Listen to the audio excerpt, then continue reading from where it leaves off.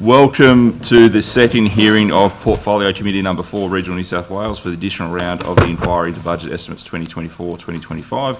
I acknowledge the Gadigal people of the Eora Nation and traditional custodians of the lands on which we are meeting today. I pay respects to elders past and present, celebrate the diversity of Aboriginal peoples and their ongoing cultures and connections to the lands and waters of New South Wales. I also acknowledge and pay my respects to any Aboriginal and Torres Strait Islander people joining us today.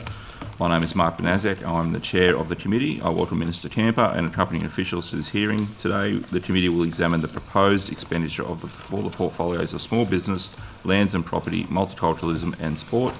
I ask everyone in the room to please turn their mobile phones to silent. Parliamentary privilege applies to witnesses in relation to the evidence they give today. However, it does not apply to what witnesses say outside the hearing, so I urge witnesses to be careful about making comments to the media or to others after completing their evidence.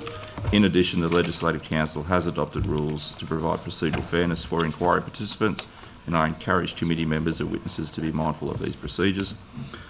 To the witnesses, I welcome and thank you for making the time to give evidence. All witnesses will be sworn prior to giving evidence. Minister Kamper, I remind you that you do not need to be sworn, as you've already sworn an oath to your office as a Member of Parliament.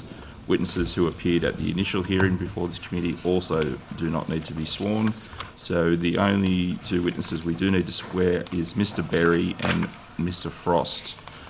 So starting with you, Mr Berry, can you come up and obviously bring up your name tag as well? And swear either an oath or affirmation.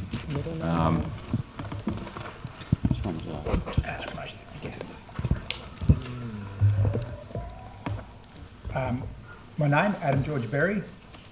I solemnly, sincerely and truly declare and affirm that the evidence now about to be given by me shall be the truth, the whole truth, and nothing but the truth. And just your title for the record? I'm the Acting Chief Executive at the New South Wales Office of Sport. Thank you. Mr Frost?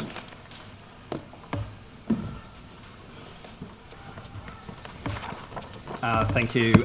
Mark Frost, Acting New South Wales Small Business Commissioner. I solemnly, sincerely and truly declare and affirm that the evidence now about to be given by me shall be the truth, the whole truth and nothing but the truth. Thank you. And just as we progress through the hearing, as witnesses that are in the overflow seats, if you are called to come up and give evidence, can you just bring your name tag up? That just helps with Hansard and making sure the correct witnesses are identified in the transcript. So today's hearing will be conducted from 9:15am to 5:30pm. We are joined by the Minister for the morning session from 9:15 to 1, with a 15-minute break at 11 this afternoon. In the afternoon, we'll hear from departmental witnesses from 2 to 5:30, with a 15-minute break at 3:30. During these sessions, there'll be questions from opposition crossbench members only, and then 15 minutes allocated for government questions at 10:45, 12:45 and 5:15. And we will begin with questions from the crossbench. I'll throw to Ms Hurst. Good morning, Minister. How are you? Morning, Deputy Chair. I just want to start with some questions about Wentworth Park, which I'm sure will come as no surprise. According to your ministerial diary disclosures, on the 18th of October last year, you met with New South Wales Greyhound Breeders, Owners and Trainers Association with a lobbyist, the former Labor member, Mr Walt Secord. Was this meeting about the lease of Wentworth Park Greyhound Racing Track?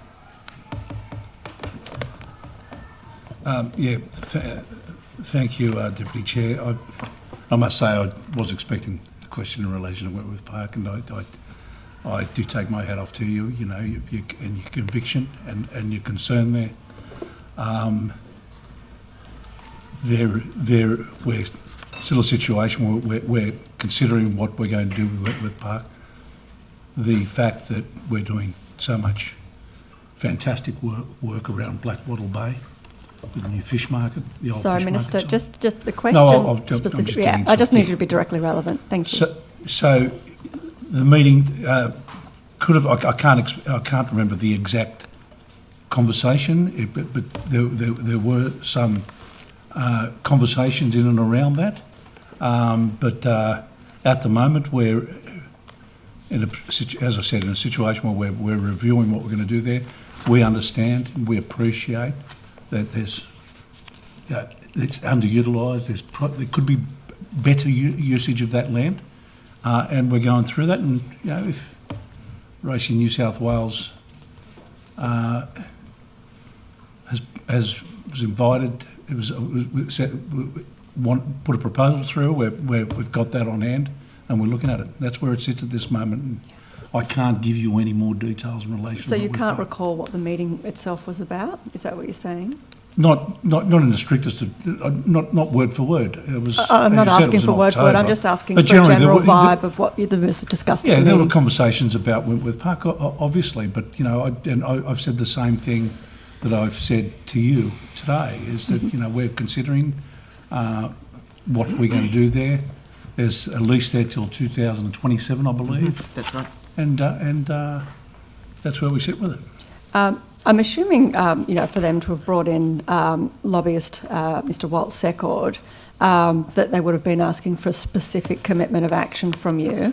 What were they seeking from you? What sort of commitment were they seeking from you in that meeting? Yeah, look, it doesn't. I mean, who was representing them is not really relevant at the end of the day. I'm saying Yeah. because they had a lobbyist with them, obviously they were seeking some kind of a commitment. It wasn't just a general chat. Obviously, when you're paying for a lobbyist, you go into a meeting with an idea to try to get the minister to agree to some sort of action. And so I'm just wondering what they were calling on you for in that It meeting. doesn't matter who their lobbyist is at the end of the day. We're going to. I haven't said anything about that. I just said that they had a lobbyist. Yep. If they're paying for a lobbyist, clearly they're going to that meeting. It's not just a chat. They're asking the minister for a particular action, and so I'm asking you what that action was. Well, there's no action from. So they didn't ask for any. They didn't call. They There's didn't no- ask there's- you for anything.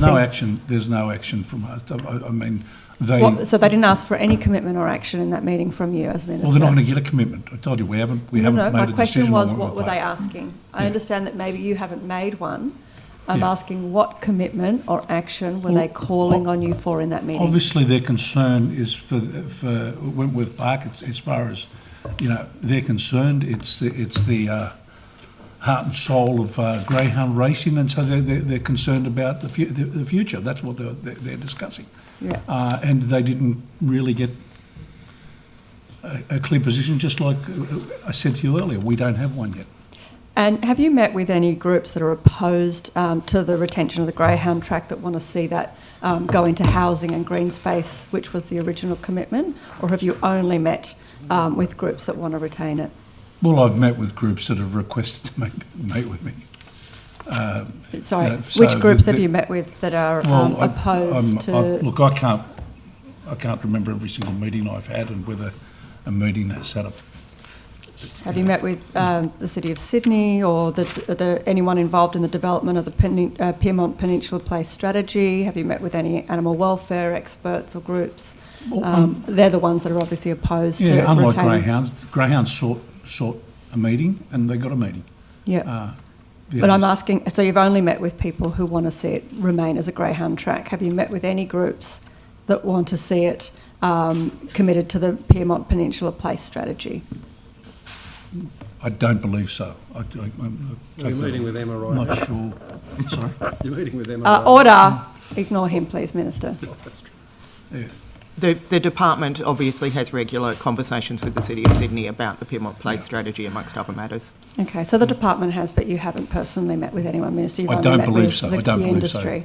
Deputy Chair. Are you willing to commit with at least one organisation, yourself, Minister, rather than just the department, that's opposed to the greyhound racing track remaining in place? Yeah, look, I'm not in the business of rejecting any meetings as stakeholders or people that have an interest in a particular matter. So, of course. Great. Are you able to provide a timeline on the government's decision? I know we've got until 2027, but that's obviously the licence expiry. Yeah. Can we expect a decision this year, or are we going to defer that decision much closer Well, to 2027? I'm not going to make an announcement today on I'm not on asking the for an announcement. I'm timeline, just or wondering. I'm not if- going to describe. We're not really certain with the timeline yet. Okay, so it could be any time between now and 2027 that a decision is made. And the proposal from the industry, as I understand it, is that Greyhound Racing New South Wales would be appointed as Crown Land Manager if the lease was extended beyond 2027. I'm sure you're aware that that this is an industry that currently is subject to a special commission of inquiry. That inquiry recently expanded its terms of reference because of a significant amount of evidence that came forward in regards to issues of financial mismanagement and other integrity issues. Will you be taking the findings and recommendations from the Drake inquiry into account when deciding whether Greyhound Racing New South Wales would actually be suitable to become Crown land managers in relation to Wentworth Park? Well, definitely, but I mean, the question about inquiry into greyhound racing should be directed to the Minister for Game and I'm not Racing. asking about the Drake inquiry, I'm just asking yeah, you if we'll you'll consider- be taking that into account in regards to them becoming Crown land managers. All matters will be taken into consideration. Thank you. Obviously, you would understand that many people in the community would have concerns about an organisation with this reputation being given the privilege and power to operate as a Crown land manager. What are those factors that you will use to determine whether they would be suitable to be a Crown land manager? Because they're in the racing industry, is that what you're saying? That because they're in the racing industry, a lot of community has concern? Because there's been many exposés around animal cruelty, there's been exposés about financial mismanagement, there's been exposés about integrity issues. As I mentioned, it's currently under a special inquiry. This is the second special inquiry for some time. So there are community concerns about an organisation that continues to have special inquiries and media exposés with concerns of corruption and illegal conduct. What factors will you use to determine whether Greyhound Racing New South Wales would be suitable to be a Crown land manager given their dark history? Well, look, I mean, you're just assuming, you're assuming that... Assuming that you would put any, you would consider any factors? That there's a lease already been signed up or agreed to, or... Oh, no. Yeah, My question, sorry, Minister, my question there's is... so many My factors question, that you Minister, consider is what when you're looking at- criteria? If, I'll hear the point of order. Interrupt the flow of questioning, but we know this is question, answer, not to speak over the Minister. So I'd ask that to be drawn to the attention of the member. To the point of order, the Minister was not being directly relevant. My question was very clear. It was about what criteria he'll be using. And the Minister started to answer a completely different question that I didn't ask. I'll give a point of order. The Minister was formulating his answer, he was delivering his answer, and the Minister, and indeed all witnesses, are entitled to be able to answer the question posed to them and not be spoken over. But the question posed to them. Not spoken over. Let me just rule in the 30 seconds. So, a couple of things to consider here. Just like yesterday, we can't have people talking over the top of each other, regardless of who the witness is. It's not good for Hansard. The second point I would make is if there's a question of direct relevance, then the appropriate way to handle that would be to call a point of order. That way the Chair or the Deputy Chair could intervene and rule on the order of direct relevance, which we did yesterday. So going forward, let's try and follow those guidelines. thank you, Mr Chair. Mr Latham? Thank you. Thank you, Minister, and all the officials attending today. Minister, you've seen the letter from Scott Kennedy, this very senior official at Racing New South Wales, dated the 23rd of April last year. Do you feel duped in your dealings with Racing New South Wales, given that you gave them the Crown Land Management Category 1 status? But Kennedy here, writing to the Queanbeyan Race Club, has said that that's only a first step to owning the land in the hands of Racing New South Wales, and furthermore, basically, you know, we're agreeing to go to market rent. That's what we're telling the Minister and the government, but we're never going to do that. So how do you look at this letter, and do you feel like you were led down the garden path by an organisation using you to have Crown land management as a first step to then having freehold title? Yeah, thanks, Mr Latham. I mean, it's that letter or that email that you're referring to, you know, was within the industry. It wasn't emailed to me, or I mean, I had no knowledge of that up until you brought it to our attention. But this is what they're saying behind your back, and this is what they intend. Yeah, and it's quite fanciful conversation, really. I mean, essentially, that very rarely is Crown land transferred out unless there's a real major benefit to the state. So I really discount that as I said, fanciful conversation. Look, just in relation to the appointment of Race in New South Wales as Crown Land Manager, it aligns with the priorities of the Crown Land Strategic Plan by securing the sustainable management of Crown assets for local communities. Now, Race in New South Wales brings experience and capabilities in land management as well as in racecourse operations. Each of the jockey and race clubs that operate the 5 racecourses were consulted as part of the appointment process and confirmed their support for this new role for Race in New South Wales.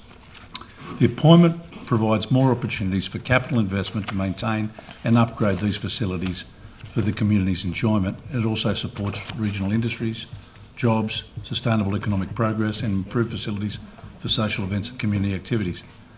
The department has recently become aware of concerns about the process of appointing Race in New South Wales as Crown Land Manager for Queanbeyan Racecourse, and in light of these concerns, Crown Lands will re-engage with Race in New South Wales and the Queanbeyan Racing Club to review this appointment. Right. Are you aware that at Queanbeyan Race Club, Racing New South Wales hasn't collected any money from anyone for 18 months? Not from advertisers, stable fees, track fees, council rates, water rates. And there's a belief among the trainers at Queanbeyan that because they're not collecting any money, like you've said, they're some professional outfit, I dispute that, they're not collecting any money from anyone at Queanbeyan as the new Crown Land Manager, and the trainers believe that they'll just say, well, the place is not financially feasible, we're closing Queanbeyan racetrack and now we want freehold title. Yeah, look, Mr. Latham, I hear all that, and I would have really liked to have known that before it was aired in the House. If we could look to address this issue. I've undertaken a review, and that review process is commencing, and any actions in relation to the appointment will be informed by the outcomes of that review. Will the review include an analysis of why Racing New South Wales, quite extraordinary, is not collecting money from anyone at Queanbeyan Race Club, not advertisers, track fees, stable fees, water, council rates? Why would they be doing that unless they've got an intention to say the place is not financially feasible? And they can close it down. This is one of the problems in what you've done. They're the regulator who can licence racetracks and close it down and then seek freehold title. Will that be reviewed? Well, it'll be reviewed, and I will work with the Minister for Gaming and Racing as well throughout that whole process, and we'll get back to you as soon as. Did David Harris approve this Category 1 Crown Land Management? In the SA 52 from Amherst, it's clear he was sent the documents. Did he ever say it was a good idea? I can't recall. There'd been conversations about approving the 5. I mean, the request had been in there for a long time, Mr. Latham, and on the face of it, you look at it and you say, well, okay, Racing New South Wales as a Crown Land Manager, it would be a safe bet on the face of it, given the fact that it's the main operator in racing and also the regulator, which I know that's an issue that you have as well. But on the face of it, it seemed like a fair arrangement. We went to we communicated and got consent from each one of the clubs, and that was, and if they're all consenting and it's the wish of those organisations, well, we've gone through the process of reviewing the whole request throughout that period and consented. Now, if there is anything nefarious or inappropriate that has occurred during the process, that'll be flushed out in the review. Okay, but do you accept now that the Queanbeyan Race Club didn't agree to this proposition, that on the 21st of March your official Victoria Arthur from Crown Lands was still seeking a signature of 2 directors or 1 director and 1 secretary, which was never delivered because it was put by Racing New South Wales to 2 of the directors and they refused to sign, and the people who you're relying on to sign it weren't involved with the Queanbeyan Race Club last year. So do you accept that they hadn't given an Look, agreement? I'd be happy to and accept that. who told Crown Lands that they had agreed? Because in the documents, clearly they hadn't. And the suspicion is that this Scott Kennedy has said that there's an agreement when clearly there wasn't. Yeah, look, Mr. Latham, I'll be happy to accept that after we've conducted a full review and fully understood what all the movements are on the boards. And as you know, with a lot of these boards, they're volunteers, they move around a lot. Whether ASIC information is updated in a timely fashion, all of these things need to be looked at. And I can assure you we'll be doing a thorough job of that. Well, there weren't mugs down there. One of them was Bernie Fraser, the former governor of the Reserve Bank. They had lawyers and other qualified people. So they knew what they were doing, and they're adamant. None of their directors ever signed this. The secretary who signed it had left the club 6 months earlier and wasn't qualified to sign. And do you also accept that they never produced any board minutes agreeing to this because the board never considered it at Queanbeyan Race Club? It would have been. I mean, from what I understand, there wasn't any notification of all of this from Bernie or any of the others. And No, because they never asked. yeah, yeah. So you can't notify what you don't know. But I can assure you that we will conduct a thorough investigation. Yeah, well, you should, into because all of this why and would we'll Crown take the Lands, appropriate action. doing due diligence, seeking board minutes to say that Queanbeyan Race Club's approved? They never existed. They never will exist. I feel sorry for you, Minister, that someone in Crown Lands has told you to gazette this off in May last year when those board minutes were never ever delivered and never could be delivered, indicating an approval by the Queanbeyan Race Club. How did that happen? Yeah, look, and to be honest with you, the consent from Crown Lands could have made the decision to move it without the consent. It was something that we asked for, and if there's been any misconduct or anything inappropriate there, we'll uncover it. And it's like anything, Mr. Latham. There's always issues that come up within ministries, and you address them, and that's what we're going to do. Well, there's the odd problem, and then there's organisations that couldn't run a chook raffle. The papers to this indicate that 6 different people at different times were involved at Crown Lands. It's chaotic, it's confusing, they confused themselves, people went on leave, people didn't return phone calls. In your review, are you conducting a review of the general efficiency of Crown Lands? Because honestly, they're an embarrassment to you, Minister, on the papers that were produced, and obviously need some form of administrative overhaul to handle these types of matters so much better in the future.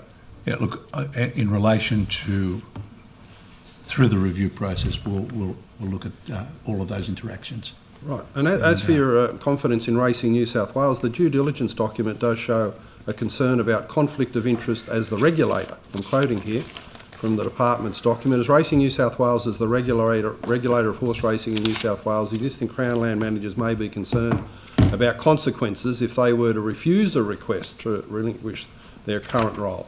Racing New South Wales could deregister all these clubs if they refuse to hand over the racetrack. And doesn't that point to the basic wrongness in making them a Crown Land manager? Because they're the regulator of the track, and now in these 5 instances they're regulating themselves. Yeah, look, I think in terms of the way the operations of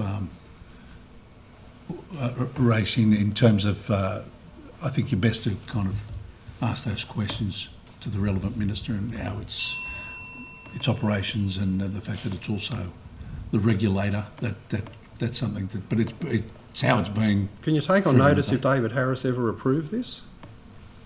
Because I think it's outside the Thoroughbred Racing Act, that the regulator is now running Order. the Time has racetrack. expired. Okay, but can you take that on notice, find out if Harris ever approved it? Thank you. Okay. Opposition? Thank you very much. Thank you, Minister. Happy anniversary. Thank you. Good to join you again on another one of your life's milestones. Minister, would you agree that the demand for 9-hole golf courses is much less than the demand for 18-hole golf courses? Oh, I really can't. That's not a position that's been put to you by Golf New South Wales or by any of the stakeholders within the golfing community? Particular golf courses, maybe. I really can't. Don't have an opinion on what the demand would be. Well, it's not an opinion, really. It's the Well, fact. there's many. There's a golf course close to my electorate that's a 9-hole golf course, and it's very, very popular. Now, I don't know what the demand would be if it was whether the demand would be greater if it was an 18. So, Minister, Generally, a lot of people are time poor these days, so a 9-hole golf course could potentially be quite popular. So I can't give you. So, Minister, with respect to the Moore Park Golf Course, you've, I think from your diary, it's been shown that you met with the Moore Park Golf Course and you've met with Golf New South Wales surrounding that proposal, is that correct?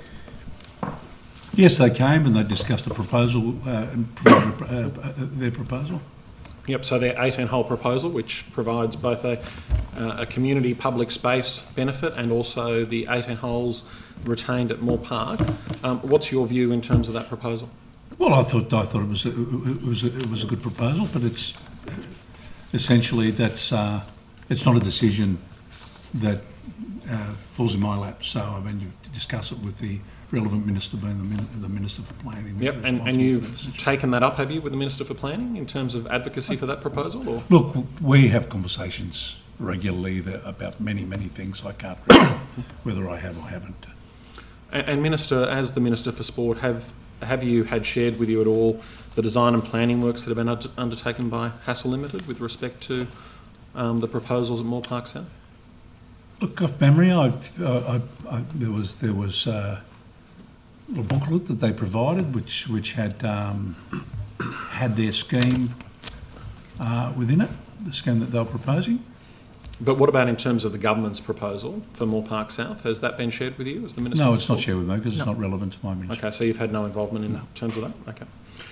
And Minister, following media reports that the Min's Labor government's repurposing the Moore Park Golf Course could cost up to $200 million, have you been asked at all in terms of any budget allocation from the Office of Sport to support this proposal? I haven't had any conversations with anyone in relation to the park. As I said, I'm not the relevant minister responsible for that part. Now, Minister, with respect to the 18-hole golf course proposal and that reduced footprint, you've said that seemed like a reasonable proposal to you, but you're not the portfolio minister.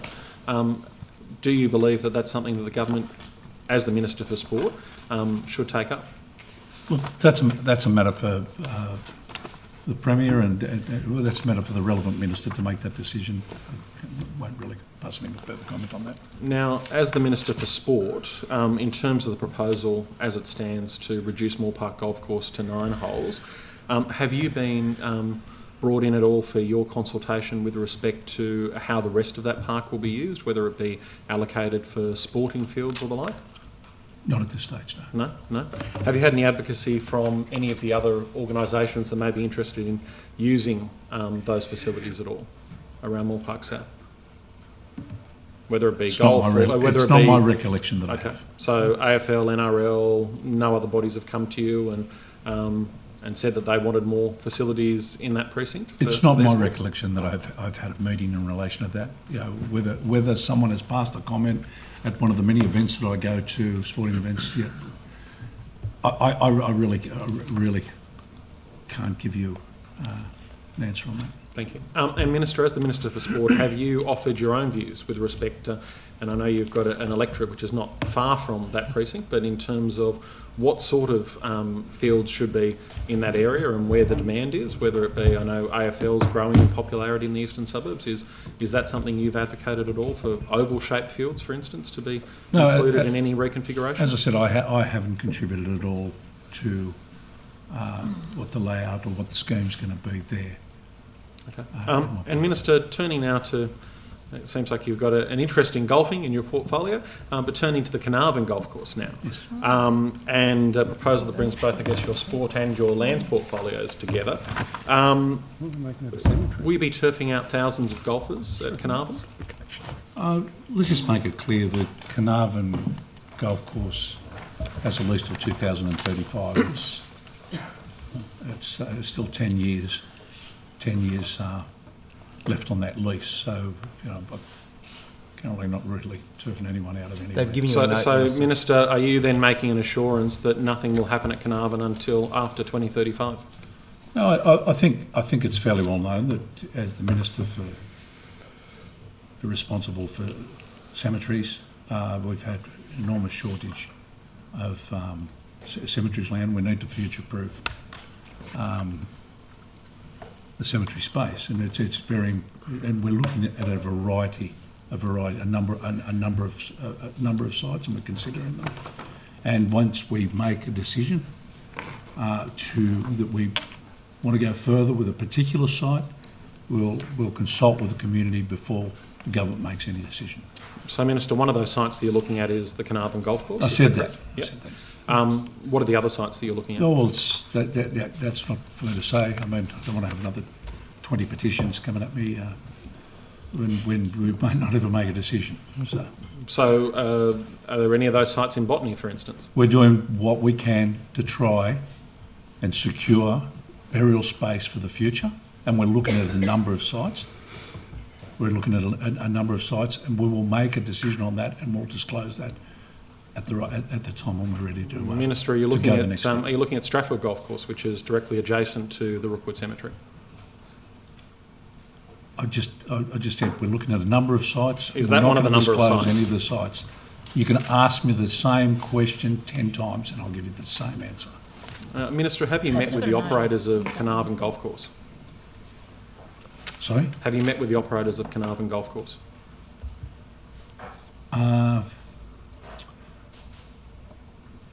I've met with Golf in New South Wales. I believe there was a.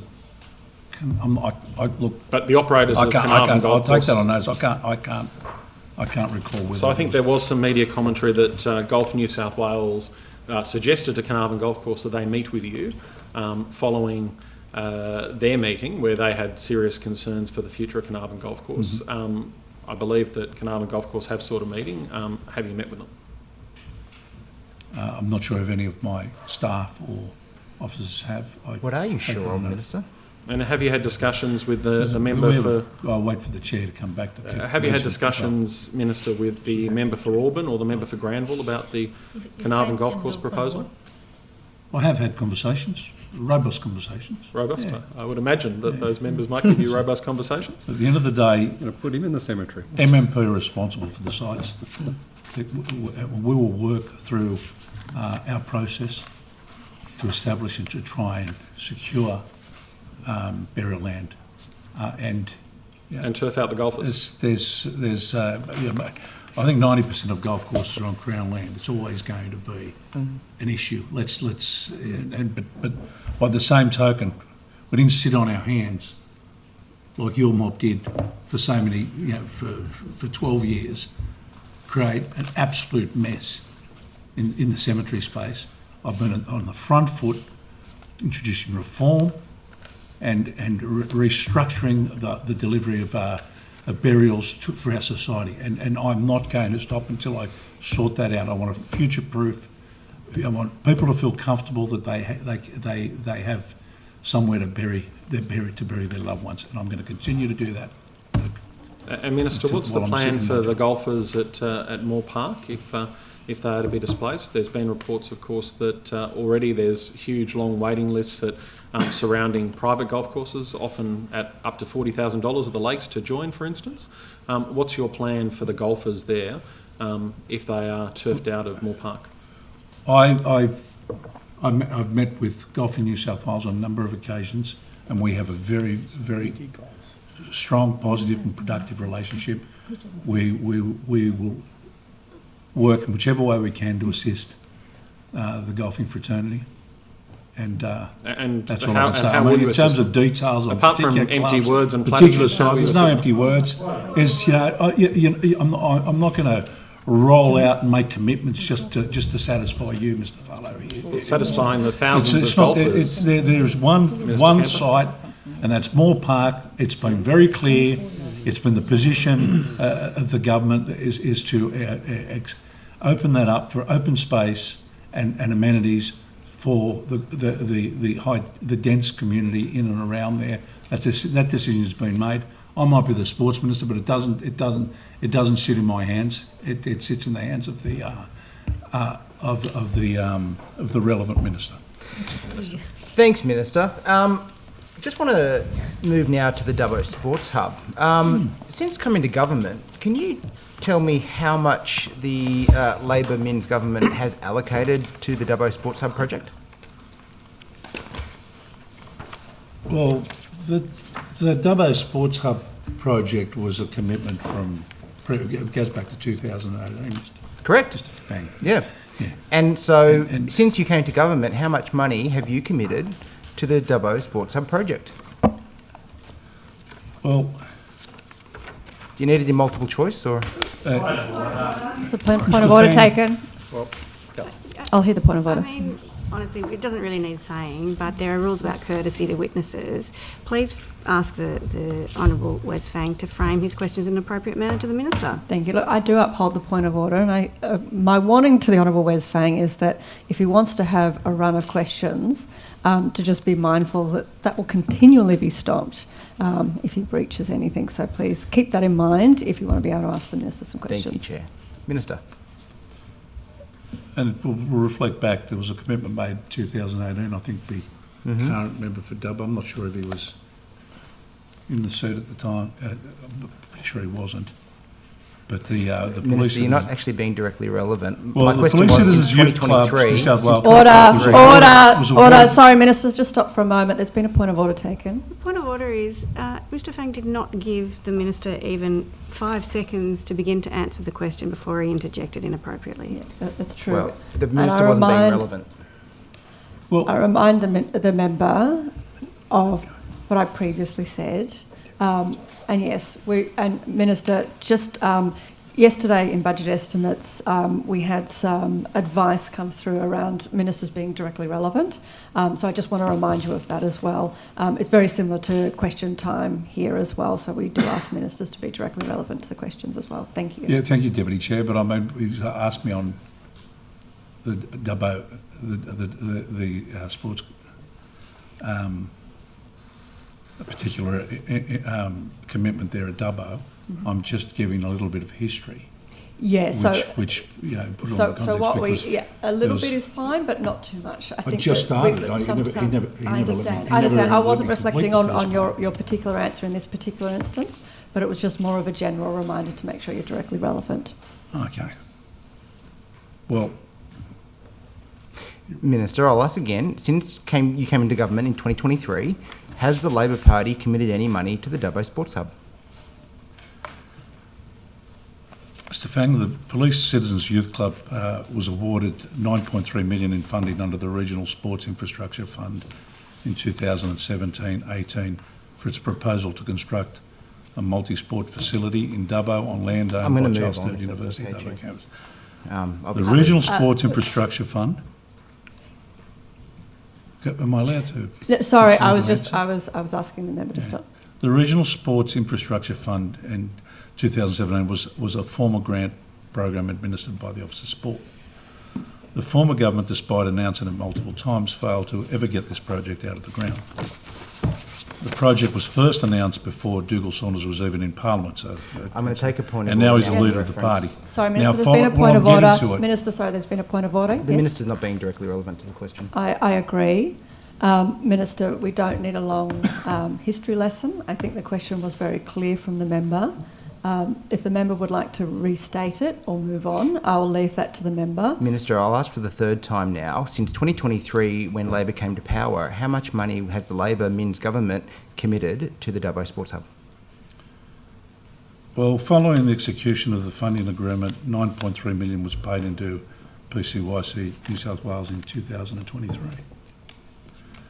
I'm advised that the original proposal to Charles Sturt... What date in 2023 was that, Minister? Well, yeah, I'm not sure. It's probably on record somewhere.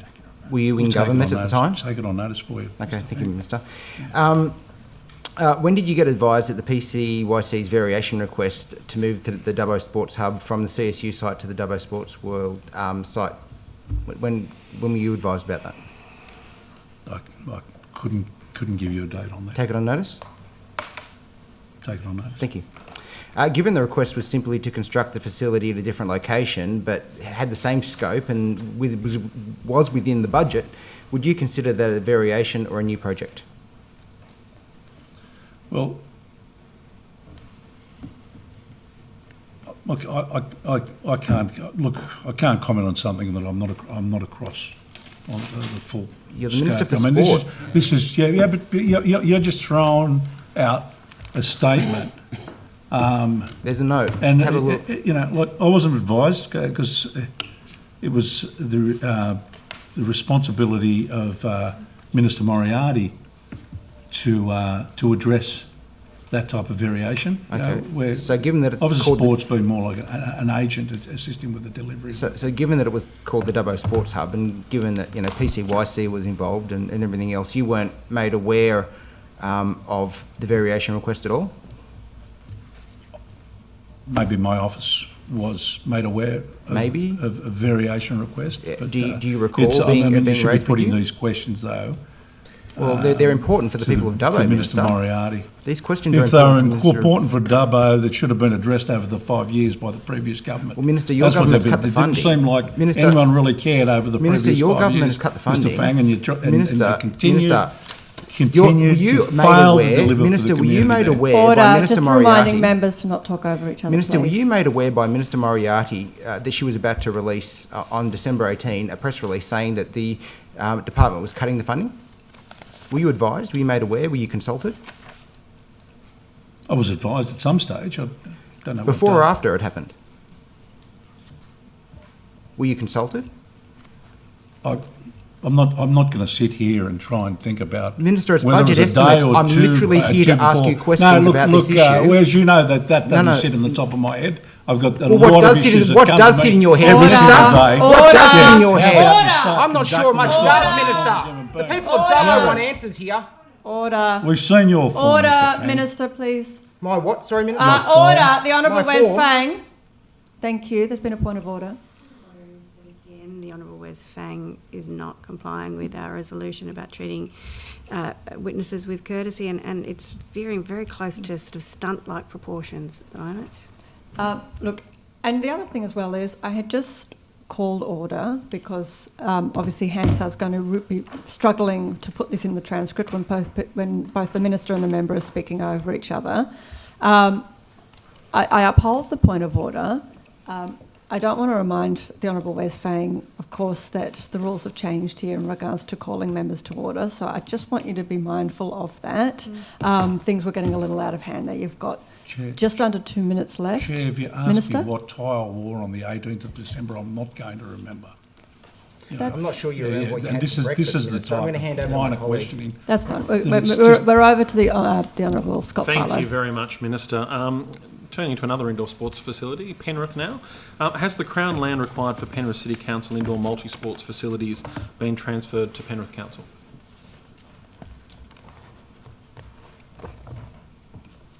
Are you referring to the stadium, or This is the multi-indoor sports facility. have they been transferred? Take that on notice, actually. I'm not. Sorry, we'll have to take that on notice. Yeah, take that on notice. So you don't know if the government's entered into any land transfer agreements with Penrith Council in relation to this project? It's not off the top of my head. No? Well, Does that okay. Well, assist you both? it's under Minister. The land is under Minister Scully, so I'll have to take that on notice and we can come back to you on Tuesday, Mr Farlow. Okay, thank you very much. Okay, so that land does not sit with you then, Minister? The land in question? no. Okay, thank you, Minister. Mr. Fang? Minister, I just wanted to touch briefly on the status of the NRL Grand Final beyond 2025. Yeah. What is the status of the NRL Grand Final beyond 2025? Have you had any discussions? Currently, well, the grand final and negotiations around the grand final are with Minister Graham, so I think you are. So you're not involved in that either? You're the Minister for Sport and you're not involved in trying to ensure that New South Wales keeps the NRL Grand Final beyond 2025? I continue to work with the ARL Commission. I do. Obviously, you know. Is it Minister Graham? Order, the Rugby member's league time is has the home. expired. New You may South finish Wales is the home the rugby. answer, Minister. Sorry? Sorry, you may finish the answer, but I'm just reminding the Honourable Wes Fang that he can't ask any further questions. We're continuing to work with the ARL Commission to secure a longer-term future for the NRL Grand Final in Sydney, where it belongs. 101 out of the 103 grand finals have been played in Sydney, and the greatest moments in grand final history have all happened here in Sydney. So it's obviously something that it's obviously something we'd like to maintain right All now. but one have been played here, and the greatest ones have been in Sydney. Billions have been That's invested on in you, new Minister. world-class Thank venues you. for We say thank you to you. Order. We are the home of the NRL, and this Only is one, exactly wasn't it, in Brisbane? where the future of the game belongs. So obviously, it's always a priority of mine to work to have the grand final Kamper was there with the sand bucket. held in Sydney. Go the Dragons. Shall I stop when he's talking so the Hansard picks up the line? That's fine. If you finish It was your a good answer, joke. Minister, It's we'll pretty be funny. moving to crossbench time. You got to get a sense of Order. Thank you. We're moving to crossbench time now. The Honourable Tanya Mihalik. Thank you. Thank you, Madam Chair.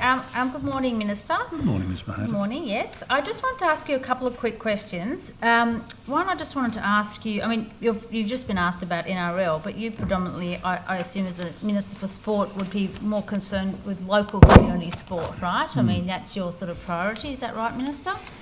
Making sure young kids get access to sport and have an opportunity Absolutely. to play sport. Grassroots, very What would important. you, grassroots sports, yes, thank you. I think grassroots sports is important. So what would you see as the biggest barrier at the moment for children and families in participating in local sport? Look, I think facilities are important. We need Yes, to I continue to invest in facilities. I can see there are great opportunities in terms of growing. What's a barrier though? women's What's another sport. barrier besides the facilities? Would you accept that costs are a barrier often for families? Cost of living is... Cost of living is a huge issue. It's no secret that that's living across So the I just board. want to ask you about football specifically. So, and I've had a long-term interest as a former member for Bankstown, and I'm sure you have as a local MP. Football would be the number one sport that most families are registering. I think it's the highest number of participants in New South Wales. And most children and their families pay a registration fee. You accept that to be a member of their local club, and those fees are then redirected to associations and to Football New South Wales.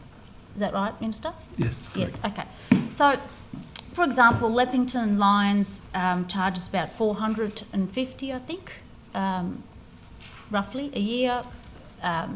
Liverpool Olympic about $400 roughly a year, and that money, a part of that proportion is then redirected to Southern Districts Association. Do you accept that's how clubs work generally? I'm just giving an example. Generally, I mean, Southwest. there's not just one code of sport that No, but we I'm deal talking about with as a football. sports So I'm minister. specifically concerned about football because that's the largest, that would be, you'd have the highest number of participants in New South Wales. So, Minister, and the reason I raise those Leppington and Liverpool and Southern Districts Association, are you aware that Southern Districts Association donated money to Sussex Street, over $5,000? No, I'm not aware of that. You're not aware of that? Are you aware that they also donated money specifically to the members of Leppington and Liverpool when they were candidates? So Nathan Haggerty received $3,300 when he was a candidate for Leppington, and Charisma Kalianda also received $3,300 when she was a candidate from the Southern Districts Football Association. Is this the first you're hearing that? Yeah, You're not aware of those two grants? Are you aware? You're not aware that Southern District Soccer Football Association gave $5,720 to New South Wales Labor? No, I don't Never heard about that? necessarily sit there and evaluate everyone's. No. Well, I would donates to you. There was only you two know, sporting groups that local sporting groups that gave money to the Labor Party. One being the Southern District Soccer Football Association, the other being Macarthur Football, that also gave $4,460 to New South Wales Labor. Did the Office of Sport give any grants to Macarthur Football Club or Southern Districts that you're aware of? We hand out so many grants. Any big we administer infrastructure so many grants announcements through for the them? Office of Any Sport. big infrastructure announcements, Minister? I'll take it on notice. Would you know that they gave in September 2023 $14.5 million to Macarthur Football Club. It's quite an investment. It's a big investment. Do you know about that? I think you were minister in September 2023. That is, with what type of grant was it? I mean, as I said, Football and schools. Football and schools. Yep. Was it all to Macarthur? I can't remember. I think it was shared between Macarthur and Western Sydney. And Western Sydney, that's right. Labor also announced the program, in the pre-election that was the that they would program. give $8 million to Macarthur. They actually announced that they would give Macarthur $8 million as a promise in its election. So I'm not sure the proportion that Macarthur got of that 14.5 million, but The 14.5. If maybe I'm- you could take that on notice for me, let me know how much I mean, Macarthur you're asking got. about specific Yeah. grants, as I said. I wouldn't mind knowing. Can you also hundreds take on and hundreds notice of how grants. much did Southern Districts Football Association receive in grant funding from the Office of Sport? Can you, if you can't answer that, can you let me know how much funding they might Yeah, have I'm not going to received? have any of these on my head. No, I know they're not in your head, I but know they Mr. might. You can Fang take it on would expect notice. me to, Yes. but- What do I you think expect you to about? do a lot, What do you Mr. You're a think? minister. What do you thanks? What do you think, Minister, about the fact that you've got sporting associations like this soccer association and a local soccer club giving funding to that degree to the Labor Party? Have you got a directive out of the Office of Sport about giving advice, perhaps to sporting organisations, whether it's appropriate to give that type of political funding? Yeah, look, I don't know. I can't pass comment on that at the. But you have a view on it, I've don't never you? received any. I've never received any. No, I know, donations but from these are parents are sort of paying clubs. $450 In to fact, I donate a register lot, their yeah. child. They're paying about $400 to register their kid at their local club. That club then pays a large proportion of that fee to the sporting association, to the soccer association. Did you have a view on whether that's appropriate? Well, I don't know. I don't know how it's funded. Whether there's others that donate to the club. Well, I To the checked. association There and were then no other and then funds to paid. the I Liberal mean, Party. There were no other funds to any other party. Yeah. For some reason, that local Southern Districts Football Association gave more than $5,700 to Sussex Street. Why? Yeah, I don't know the circumstances You don't know the around it. I circumstances. don't You don't know anything whether about the it. association was independently funded from some other individual or what it was. Yes. I can't comment because I don't have any What I'm any asking, information in is front there of a me, Mrs. Mahaley. directive that you have or your Office of Sport has about whether the type of, whether it's appropriate for football clubs and these football associations to actually donate, to make political donations? Is there a view? Would you give a directive, Well, I think, look, Minister, that any perhaps grants, it's not appropriate that they use probity, parents' registration fees? there's always probity and due diligence done with whatever grants, what is specific Did the Office of within that. Sport, did they do their due diligence when they gave the $14.5 million to Macarthur Football Club and Western Sydney Wanderers and double-checked whether they... Yeah, we'll check the circumstances around They that would have commitment. checked that Sussex Street also received, I think, $4,000 from Macarthur Football Club. Do they check? I'm not asking you. Well, I know for Macarthur Football Club, is it So an when you, association? if this is the first, Is it a private? Macarthur is a it's football club. It's not private. It's just it's a football club that parents have to pay a registration fee to join. They have to pay a registration fee for their child to play. Are you talking about the Macarthur? There's two different donations. Macarthur Football Club gave a donation to the Labor Party, Yeah. and also the Southern Districts Football Association. It seems like they might share a director. I'm happy. But- I'm happy to look at what you're referring to, Ms. Mihalik. I want to know what funding Southern Districts Football Association received from your office, from the Office of Sport, and I want to know about the Macarthur Football Club, so we know they receive funding. I want to know whether you, as a minister, were notified or your office prior to actually giving that money over the 14.5 million, whether you were aware, Yeah, or whether you even asked those questions. You're, Because there should be a you're due asking me to diligence comment check. on whether a grant or whether there's been any funding to them. I mean, I'd like to establish that first, and then we can review. Well, you've got the Office of Sport representative here. Why don't they can bring it back for me in the afternoon, right? And we can get some information back today. Can you Okay. make that Take commitment, that on Minister? notice. Can you Yep. take it on notice for this afternoon? Because it is a concern to me that I could only see 2 football clubs that have done this for the Labor Party, a huge amount of money. Particularly, it's odd to give money to candidates as well. And at the same time, they're receiving this sort of level of funding. But what I want to know, Minister, apart from just taking it on notice, would you also look into whether there should be an actual directive about whether it's appropriate for not-for-profit sporting organisations? Well, they're not prohibited donors. They're not prohibited because they're not prohibited donors, but I'm asking you to consider looking at that, whether it's appropriate, because the parents are paying predominantly the full cost of how these clubs are run. They rely on council-run facilities, but you and I know that they basically exist because of the registration fees, the admin levy or fee, whatever you want to call, is how these clubs and associations survive. Would you accept that? Yeah, I accept the clubs. I'd rather have a look at the detail that you're presenting to me and then go through that. All right, well, do you want me to table the donations from the late party? Have you got a list of that? It might be in your suitcase, or do you want me to hand it over? I think that's all right. It's in his outing bag. Yeah. Suitcase. I know. I don't carry a suitcase, Ms. Mahalik. Oh, no. You're smarter than that, I guess. It's lovely. Is he really? I've missed you, Mrs. Mahalik. I'd like you to look into that, and I'll wait in the afternoon for your representative to respond. Well done. That's good. Thank you. Minister, when I was speaking with you before, you made a comment when I asked you what the criteria would be in regards to whether you would determine whether Greyhound Racing New South Wales would be a suitable Crown land manager, and your response was that I have assumed that you would consider making them the Crown land manager. So are you not giving consideration to that proposal? Look, I'm not ruling anything out at this stage. I'm not going to make the announcement today, Deputy Chair. I said that earlier. Nothing's been struck off at this stage, but we'll provide clarity on the decision-making process in due course. And I assure you, you're going to be one of the first, I tell. Wonderful, that's good news. Do you know if Greyhound Racing New South Wales is currently the Crown land manager in respect to any other land in New South Wales? Or perhaps you can take that on notice. I'll take that on notice, not something you've got front of mind. I've got about 3,000. That's fine.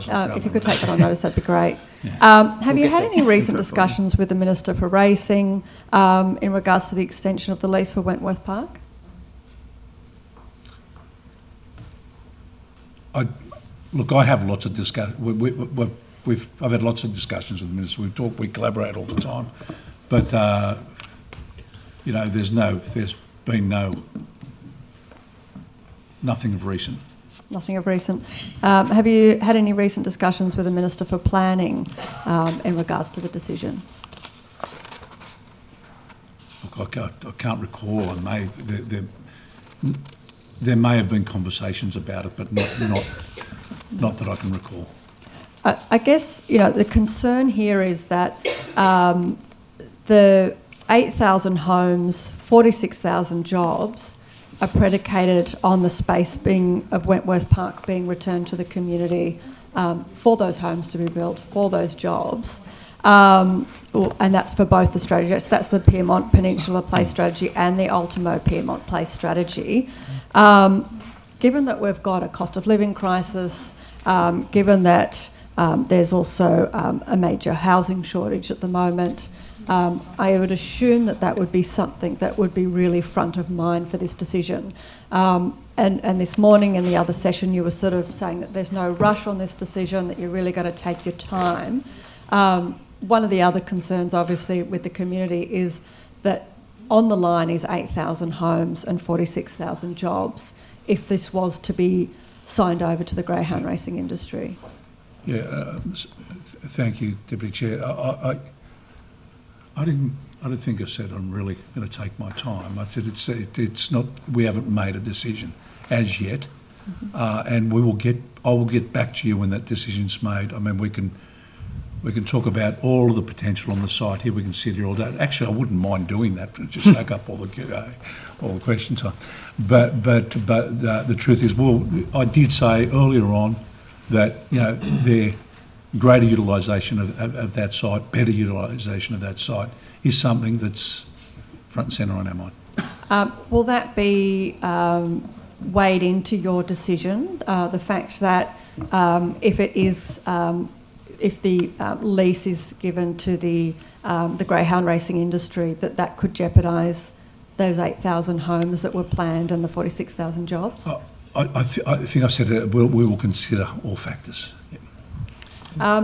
I also wanted to get from you what the most recent advice is that you've received in regards to the $6 million disputed loan between Wentworth Park Sporting Complex Trust and the Greyhound Breeders, Owners and Trainers Association.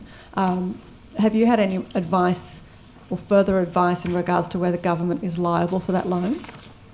I haven't had any further advice. I think you asked me about this. It was unclear at the time. It was unclear, and I think the situation. The advice that the department has received is that we're not a direct party to any of the loan agreement. So the government would not be liable for the loan? No. Yep. Thank you. Minister, according to your diary disclosures, you also met with the National Rugby League twice in the second half of 2024, on the 19th of September and the 6th of December 2024. Can I ask what the purpose of those meetings were? Whatever's on my disclosure there. As I said, I can't recall every conversation. Sometimes there's multiple issues that you may discuss. Thank you.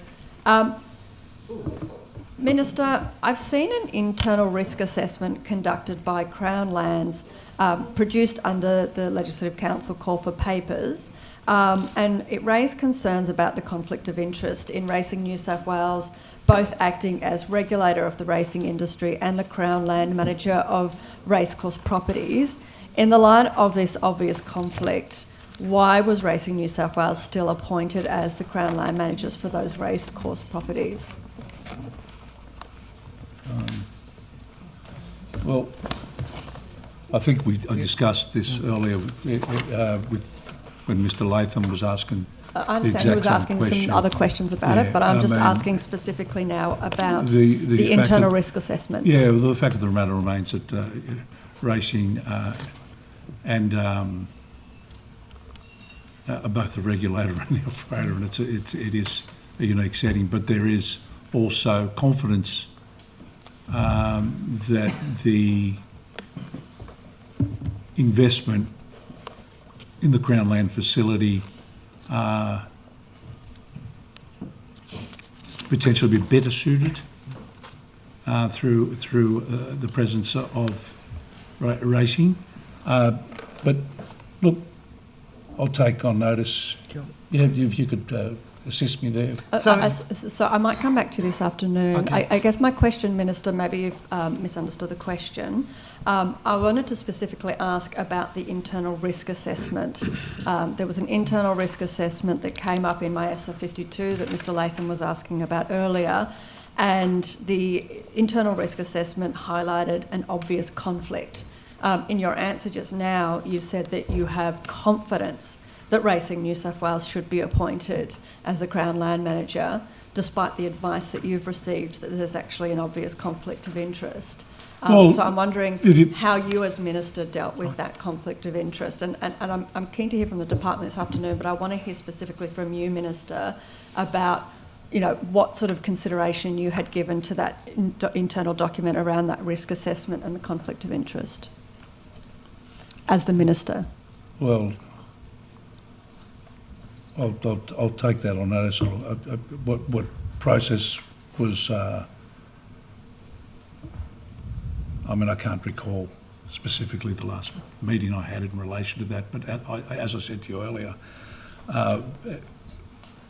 we manage thousands and thousands of Crown. There's thousands and thousands of managers out there, and a lot of times, we struggle with their ability to manage particular facilities, and obviously with the presence of racing and their balance sheet and their ability to maintain a facility would definitely be relevant to this. The fact that there was both parties were consenting to that management arrangement. It sat within Crown Lands for Minister, sorry, the concern that Yes. has come up obviously is that both parties weren't necessarily consenting, and that's one of the huge Well, problems there. that's under investigation. Yeah. Yeah, that's under investigation. But on the face of it, and the inquiries that Crown Lands had made, it was. So, Minister, it are you appeared saying, that they were. are you saying that you don't recall seeing that internal risk assessment that said that there was a conflict of interest with Racing New South Wales? I'm not sure. Yeah, look, I just want to get some information to check whether that would have been part of the information that was provided to the Minister. Okay, so maybe it wasn't actually put in front of you. Yep. Maybe It would be part of Crown Lands due diligence, as you've obviously identified from the SO52, but I don't have the briefing note in front of me, so I can't advise whether the Minister was advised on that or not. Thank you. Minister, has Racing New South Wales expressed to you or your department an intention or ambition to become the Crown Land Manager for further racecourses or other Crown lands? I'm not familiar with any other requests. So there's no other proposals in There's front of nothing. you? No, I'm not familiar with any other proposals, whether there's something in the system that hasn't got to me yet. Has Racing New South Wales expressed to you or your department a desire to purchase or take private ownership of the Crown lands that they currently manage? Not to me, no. To anyone else, to your I don't awareness? believe so. To your knowledge? Not to the department in this term of government. Minister, did you consult with the Minister for Racing in making your decision, given that he has responsibility for the Thoroughbred Racing Act that regulates Racing New South Wales in regards to making Racing New South Wales Crown Land Manager? I'm quite sure that I had a conversation with him in terms of the details of that conversation, but this request was sitting in the system, as I said, before we were even in government. So it didn't seem like there was anything controversial about it. It seemed to make sense, and we moved forward and completed the process. Thank you. Over to the opposition. Thank you, Minister. Minister, now to Parramatta North. I note you were in Parramatta yesterday at the pool, but Parramatta North a little bit further afield, and you're on a collision course with the Albanese government here. Just interested in terms of the federal member, Andrew Charlton. He's launched a petition entitled Press Pause on the rezoning to Parramatta North. Just wanted to give you the opportunity to respond to Mr Charlton's calls on Parramatta North. Yeah, look, I love talking about Parramatta North. Quite excited about completing the puzzle, the Parramatta puzzle there. It's been on the cards for over a decade again. It was, and it's been on pause for a long, long time. We had to move forward and complete work towards completing the rezoning process. The beauty of this site is that the beauty of our proposal is that we've really considered all the interest of the community, the heritage, open space, and our proposal there will be to deliver 2,500 quality homes. There, 21 hectares of open space, appropriate setbacks from the heritage parts of the precinct, and also setbacks from the waterways. There'll be 12,000 high-value jobs through the Westmead Health and Innovation District. It's only positive. It's only positive for Parramatta, and it's not time to pause on this. It's time to press the accelerator. So Mr Charlton's wrong. And I think, look, I get to. I'm not sure whether you're supporting. Minister, that I'm position. asking you in the positions. I asked the questions today. I remember you might get the opportunity in a couple of years' you time. and the deputy leader were holding hands and walking and cuddling up to Mr Minns about moving forward and some positive stuff about delivering housing. I think this is a perfect example of where we can get the balance right.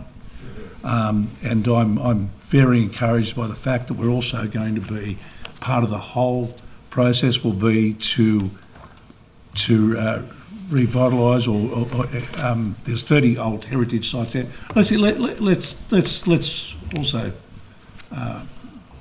remember there's a large amount of just derelict land just sitting there doing nothing, and it's time to move forward and get this thing done. So it won't be present pause, only no play or fast forward.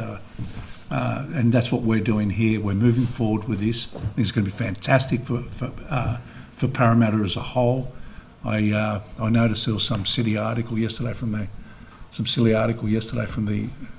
I hope it's not the mayor. Where was the silly article from? I thought there's the general manager of Parramatta Council was talking about we don't want homes. We want more employment space. Really crazy. They should be focusing on.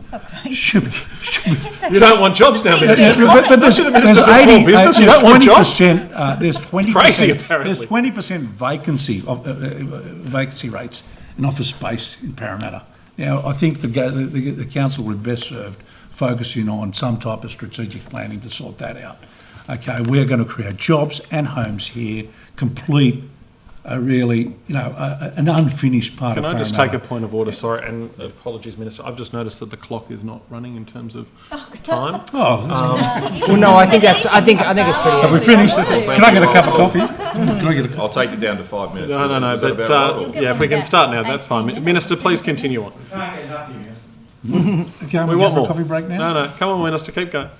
Oh, well, Did your good service. Just I play think the I've whistle. told you I'm not into pause, I'm into play. Okay, you're here to play. That's good to hear, Minister. Now, Minister, with respect, Dr. Charlton said that he was blindsided by the decision. Did you have any conversations with Dr. Charlton before commencing the Parramatta North rezoning? His office was emailed for a briefing. Yep. Did Unfortunately, they take that up or not? Part of it fell well, eventually, but probably a day or two before the announcement, and that was, I think it was just, maybe it was holiday period or whatever. Okay, so you offered, what were the dates when you offered him a briefing, and when did the briefing occur? I've got that date in front of me, it's like Okay, were you taken on a notice? question, yeah. Were you taken on notice, Minister? Yeah, I'll take it on notice, Thank yeah. you. Good on the details, this one. And Minister, when did you brief the member for Parramatta on the Parramatta North rezoning? I think a week prior, Okay. Was that a similar time to Dr. Charlton, or? there and abouts. Okay. And now the federal member for Parramatta, I should say, has expressed frustration over the lack of consultation, he claims, regarding the decision, describing it as a kick in the guts after efforts to secure a World Heritage listing for the female factory. What do you say to this? Look, I'm disappointed. I think this is an opportunity to really celebrate this wonderful proposal, and I think this is great opportunity. I think it's really interesting, the feedback that we get from community is where they're saying, oh, we don't want housing, or we're upset about it. They're saying, we want more housing. Why aren't you putting more housing there? As a matter of fact, historically, there was a proposal for a greater amount of housing there, but we've considered all of the issues, and it's on public exhibition, and we're consulting.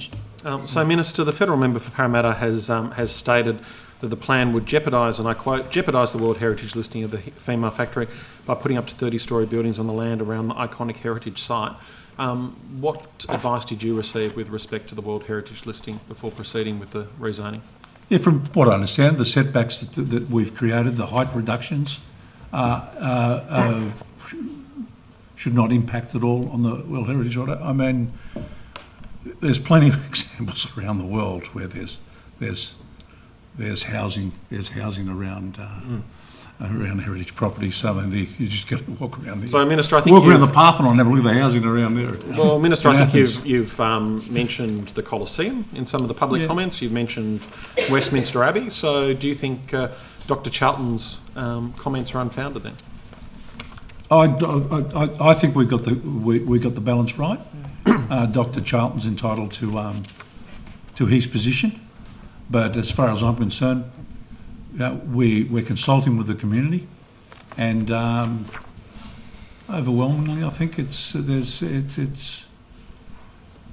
the community is quite positive about it. Okay. And Minister, with respect to the explanation of intended effect, it contains multiple MU1 mixed-use zones. Why did you choose to have MU1 zones in the area rather than dedicated commercial or residential zoning? Mixed use, why did we choose mixed use? Yeah. Rather than dedicated commercial buildings or dedicated residential buildings in that area? I might hand to Leon. Would you be able to give us some? Yeah, it's a 20 to 30 year delivery time frame for the entire precinct, so it's important that we have some flexibility in there and we're not binding future delivery pathway for the precinct. It's a very significant precinct, as you know, connecting the Parramatta CBD and Westmead Health and Innovation Precinct. So building in some flexibility for that is important. Thank you. And what assumptions has the government used in its modelling of the precinct regarding the expected ratio of homes to commercial spaces? Pass back to Leon, if that's okay. Yeah, well, a lot of the commercial is built around the future university and innovation precinct to support Westmead. So, the work is on the back of that. And Minister, what are the plans for road improvements at that site and around, particularly with congestion on Church Street? And what's the government doing to address these concerns as part of the Parramatta North proposal? Yeah, there's, as you're probably aware, a traffic study that was included within the report submitted for the consideration of the Department of Planning, Housing and Infrastructure. I'm not a traffic expert, so I can't talk to the specifics of it, but an expert has produced that report and that will be considered as part of the assessment. Now, I know that from past memory and involvement that Westmead Public School is severely overcrowded and has been a significant issue for successive governments in that area. What plans have you got for new schools in the area as a result of the increased densities of Parramatta North? It's a matter of the Education Minister. Probably a good question to ask. But there's nothing you've got proposed as part of the Parramatta North precinct at all? It's not part of my... There's no school within Parramatta North precinct. It could include childcare, but not public school, junior or senior. Thank you. University. I'll hand you over to Mr. Fang. Minister, what role did Reflections Holiday Parks CEO Nick Baker have in relation to the appointment of Holiday Parks Reserve Trust Board members?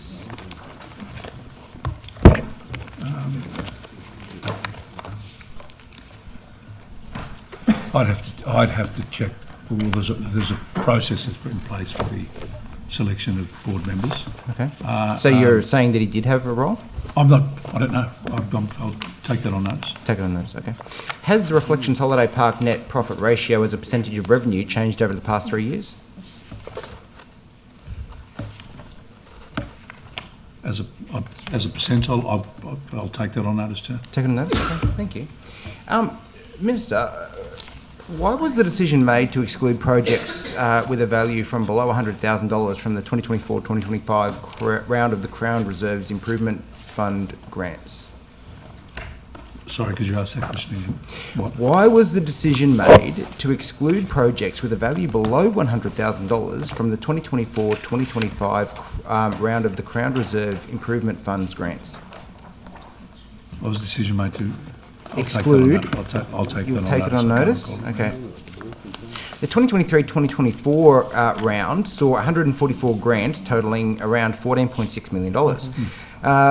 With an inability to bundle projects to meet the minimum $100,000 criteria, it excluded some of the smaller community projects. Do you anticipate that there'll be fewer grants awarded in 2024-2025 due to this?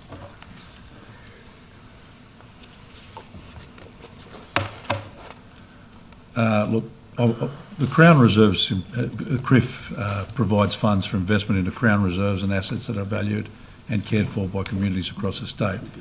In 23-24, CRIF funding delivered $14.6 million through 144 grants to improve Crown Reserves. In 24-25, funding round will offer around $10 million in grants for the highest priority projects. 4.5 million will be reserved for strategic emergency grants.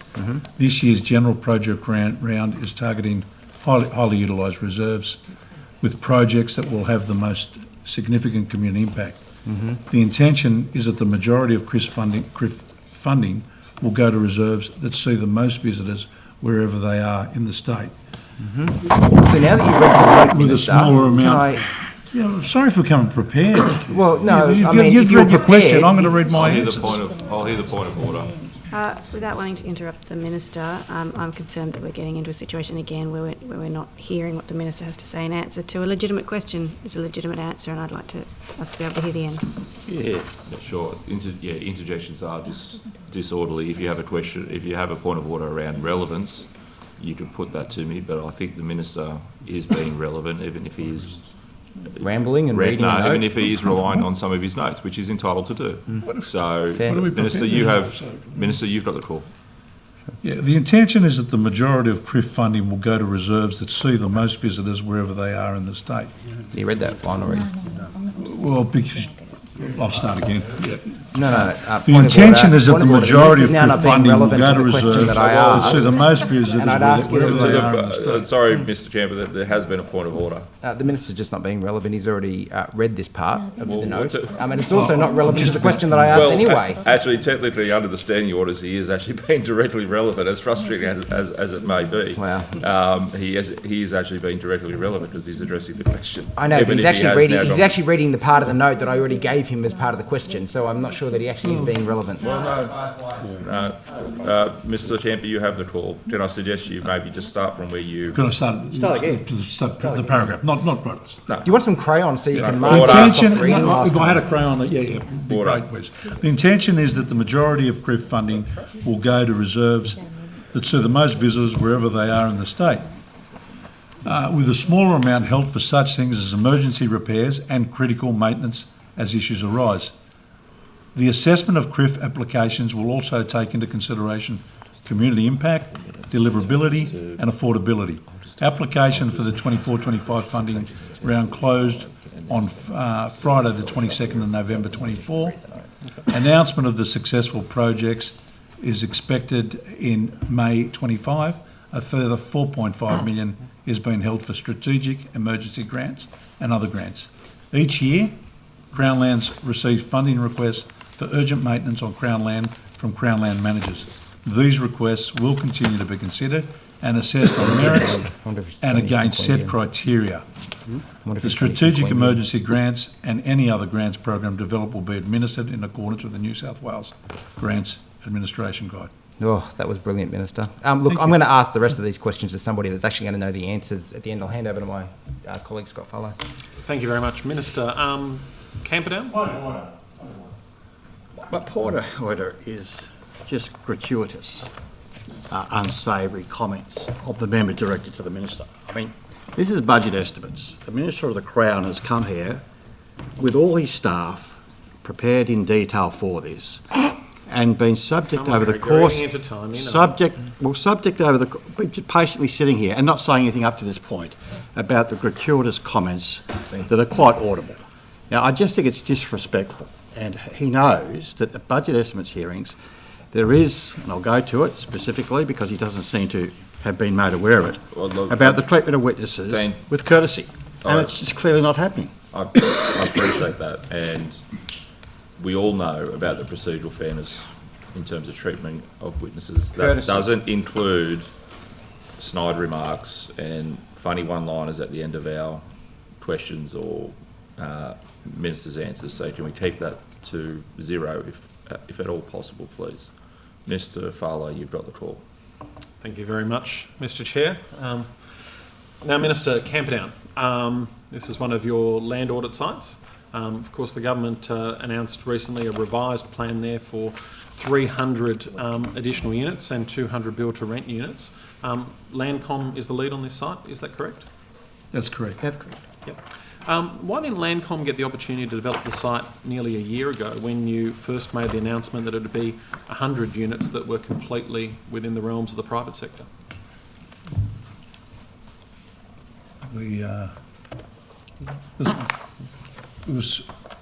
That was announced under the property order. Sorry. Yeah. So the government property framework has been developed over the course of the last 12 months. It was formalised at the end of last year. Initially, it didn't provide the framework for offering sites to Homes New South Wales and Landcom in the first instance. That's been rectified through the process of the land audit. It was then offered to Landcom, and they've identified the willingness or the desire to take it on and develop the site. You might be aware that originally that land had been identified principally for commercial use. So Landcom's come in, done a full or a thorough study of that site and has identified the opportunity to increase housing on that particular site given the housing crisis. But in the first tranche of that land order and those first sites that were offered, there were other ones that Homes New South Wales took the lead on. Were there? Why? Well, there's under the government property framework, there's an order, so Homes New South Wales gets the first dib, and second and Landcom is second. In respect to the 100 that you're referring to, the land audit, when it assesses sites, identifies potential based on existing planning controls, and so for Landcom to deliver that site, they will need to get approvals to develop the 500 odd homes they've identified as part of their master plan. So Landcom effectively will have to seek a rezoning on the site, is that correct? Or? That's correct. Thank you. And that's the process that the government will be going through for that site? Yeah, it's a site-by-site process. As you well know, every site has its unique attributes, and for this particular one, I think it's a fantastic outcome that the government, through Landcom, is able to deliver 500 sites, a mix of key worker housing and market housing. Turning to another one of those sites with its unique attributes, 301 Samantha Riley Drive at Kellyville. Are there any development constraints for the site that has been selected from the land audit at 301 Samantha Riley Drive at Kellyville? Half of which are intended to be social housing. I think we'll have to take that on notice. You're getting into planning questions, Mr. Fellow. Okay. We'll come back to that this afternoon, potentially. Now, Minister, with respect to Central Barangaroo, another grand announcement that the government has made. Minister, are you concerned at all that under your low and mid-rise plans that there'll be taller buildings in Belmont than there will be at Barangaroo? Well, yeah, it's interesting you asked the question, and considering considering what we inherited there in relation to Barangaroo, it's been sitting there for what? You got 5 stories there. 12 years. The 12 years just had it stuck, and the way the government was working through this, worked through the whole process there at Barangaroo. We've sat down from day one and worked out and said from the time I became minister, I said, okay, how do we get this happening? And that's what's important. It's about moving forward. Is that the end, is it? I'll continue later. Yeah. To be continued. All right, thank you. I'll just ask a couple of quick questions before I hand to government if they want to ask a question. Minister, Troopers Island access. I know your office has been working with mine, and I thank you on that. Just on the alternative access points, have any of them been assessed for viability beyond doing a desktop review? I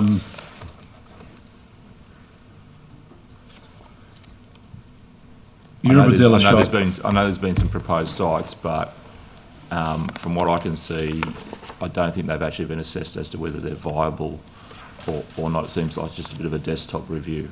I'm just wondering whether there's going to be any work done to assess their viability as legitimate alternative access points. So Eurobodie Shire Council, New South Police and Crown Lands are working together to resolve the conflict over the access and use of Coopers Island Causeway by recreational fishers and the landowner who used the causeway for vehicles and stock access. Detailed historical status investigations determine the causeway is not Crown land. Yep. Now, in September 24, Crown Lands wrote to the key stakeholders, including the landholder, Recreational Fishing Alliance New South Wales, Council and New South Wales Police, to inform them that the causeway is not Crown land. The causeway is freehold land owned by the Kiranda Pastoral Company.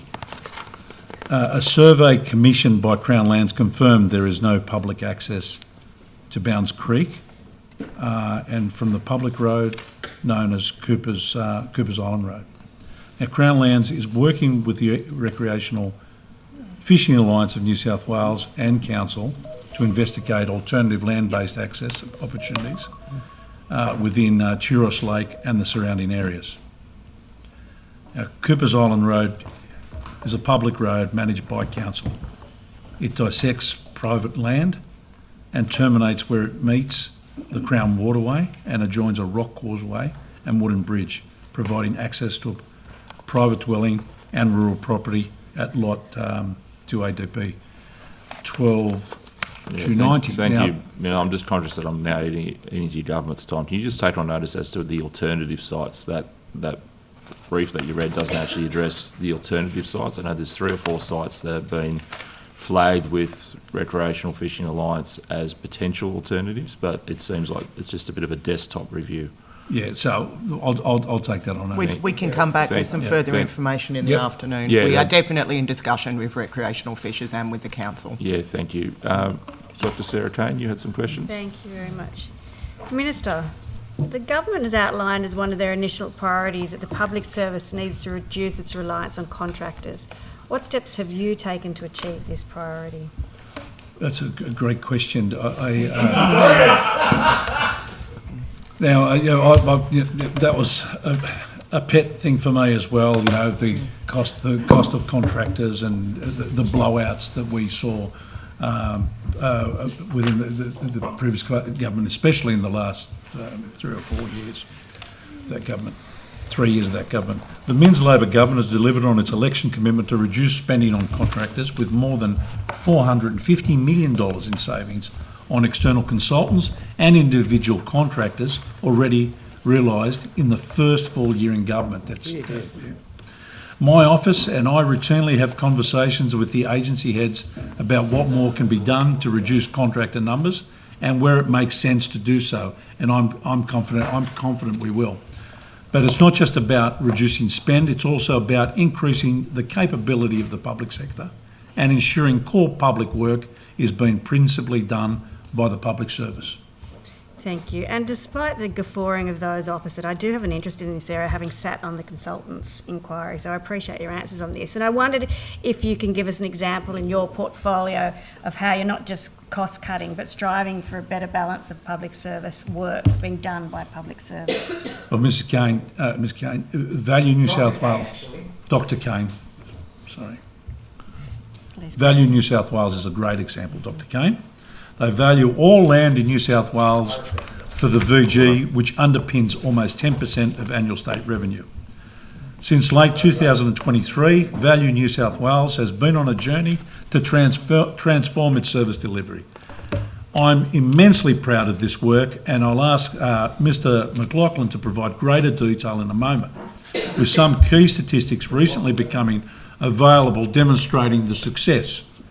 Broadly speaking, this transformation has returned around 50% of core public service work to public servants, saved money in the first full year, and forecast to avoid significantly more to 2031, Dr. Kane, to 2031. Thank you, Minister. And I wondered if you could get, you could get quite specific and let us know how much money has been saved. This is not his. Order. Absolutely, Please. Dr. Kane. And the first full year, Value New South Wales undertook almost 800,000 land valuations, saving $1.7 million with more into the future. We're doing more and we're saving more. And while we expect costs to fluctuate year on year, overall the forecasting shows that with the model expanding from next month and Value New South Wales responsible for around 1.5 million valuations annually, we expect to save up to a further 28 million to 30th of June 2031. That would have otherwise been required to be expended in an external model. whilst this is a forecast only and costs in the external market continue to fluctuate, we're confident that it's solid. And with more than 4,500 tender data points observed mostly in the last year and are now established and highly functional internal capability and capacity to do it. His confidence gives me confidence. Thank you, Minister. I appreciate you detailing that, and particularly how we're developing that internal capability. And I wondered, though, I mean, a question might be asked, have the cost savings come with a reduction in quality for the valuations being undertaken by Value New South Wales? Absolutely not, Dr. Kane. Absolutely not. And on the contrary, Valuation New South Wales has outperformed external delivery for quality and timeliness of valuations. Mr. McLaughlin, can you provide some further information around this? There he is. A bit better. Come on, back up. He's acting a little bit. Did you get a note as well, or is it like was this Order. scripted? Or? Order. Could I please have respect for my staff? Please. No, we respect Order. the staff. We do. We're just not the minister. Mr. Fang, We definitely thank you. respect the staff. Mr. McLaughlin, you've got the call, please. Thank you for the question. Thank you through you, Minister. I think it's a really great example. In regards to quality, we have the 800,000 valuations we're now performing internally have outperformed the external market when statistically checked. So we perform a variety of checks and balances with various algorithms to ensure accuracy, fairness and quality. And we've performed that to a 100% compliance rate versus a 98.6% compliance rate externally. In relation to timeliness, excluding one LGA that was delivered late via the external delivery model, internally we have, when delivering supplementary valuations, so when a property is subdivided across New South Wales or the boundary changes, a new valuation is requested. There's about 20 to 30,000 of them per year. We have delivered those through our internal model 2 days faster than the external market can deliver them. Thank you very much, Mr. McLaughlin. We appreciate that. It's some impressive figures there and some impressive results. Have you seen any other benefits into bringing back in-house? Thank you for the question. Yes, the short answer is we have, and I'm really proud of some of those benefits. In particular, we've seen significant employment benefits. So we are now the largest valuation employer in New South Wales, and we have created equal or greater jobs as a result of the move internally.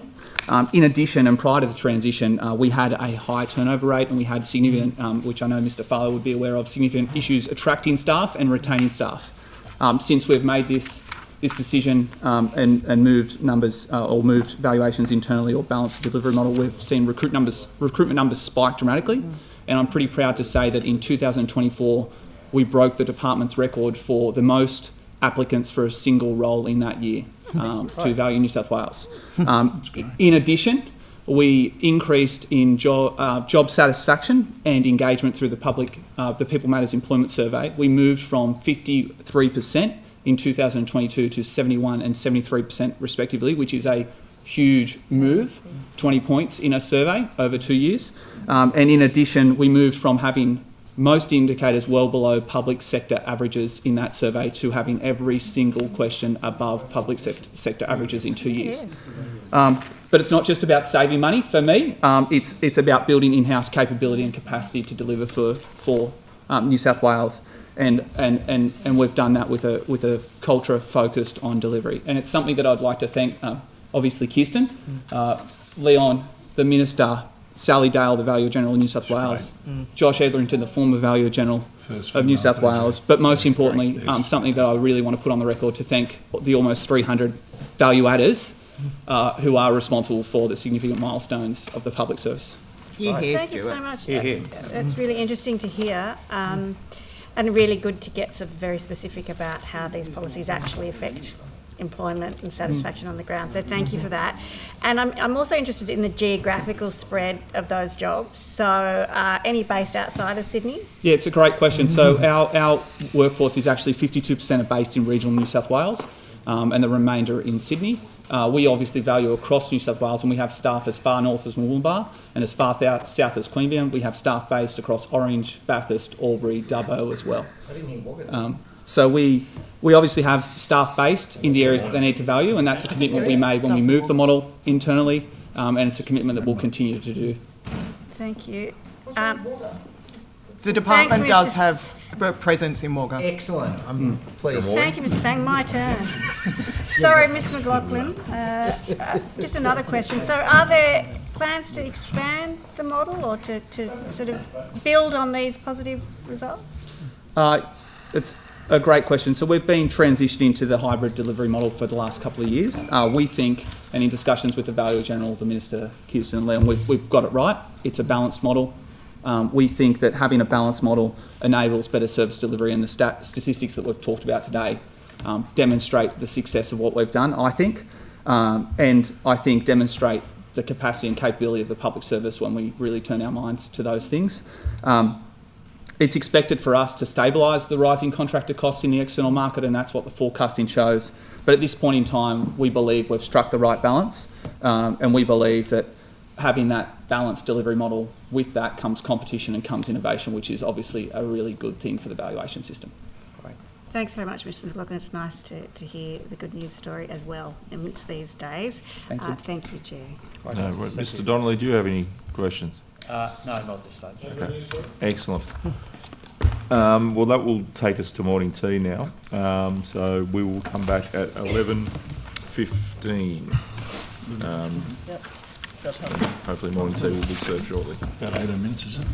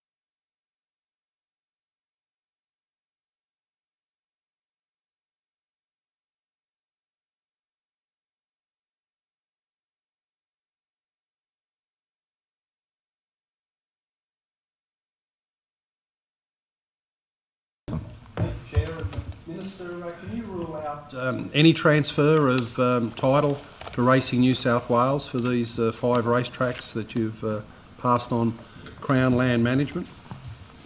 Absolutely, Mr. Latham. We're not in the business of transferring land to anyone, as I said earlier. Only when it's in the greater interest of the state, of the community, would we ever consider that. Very rare occasion.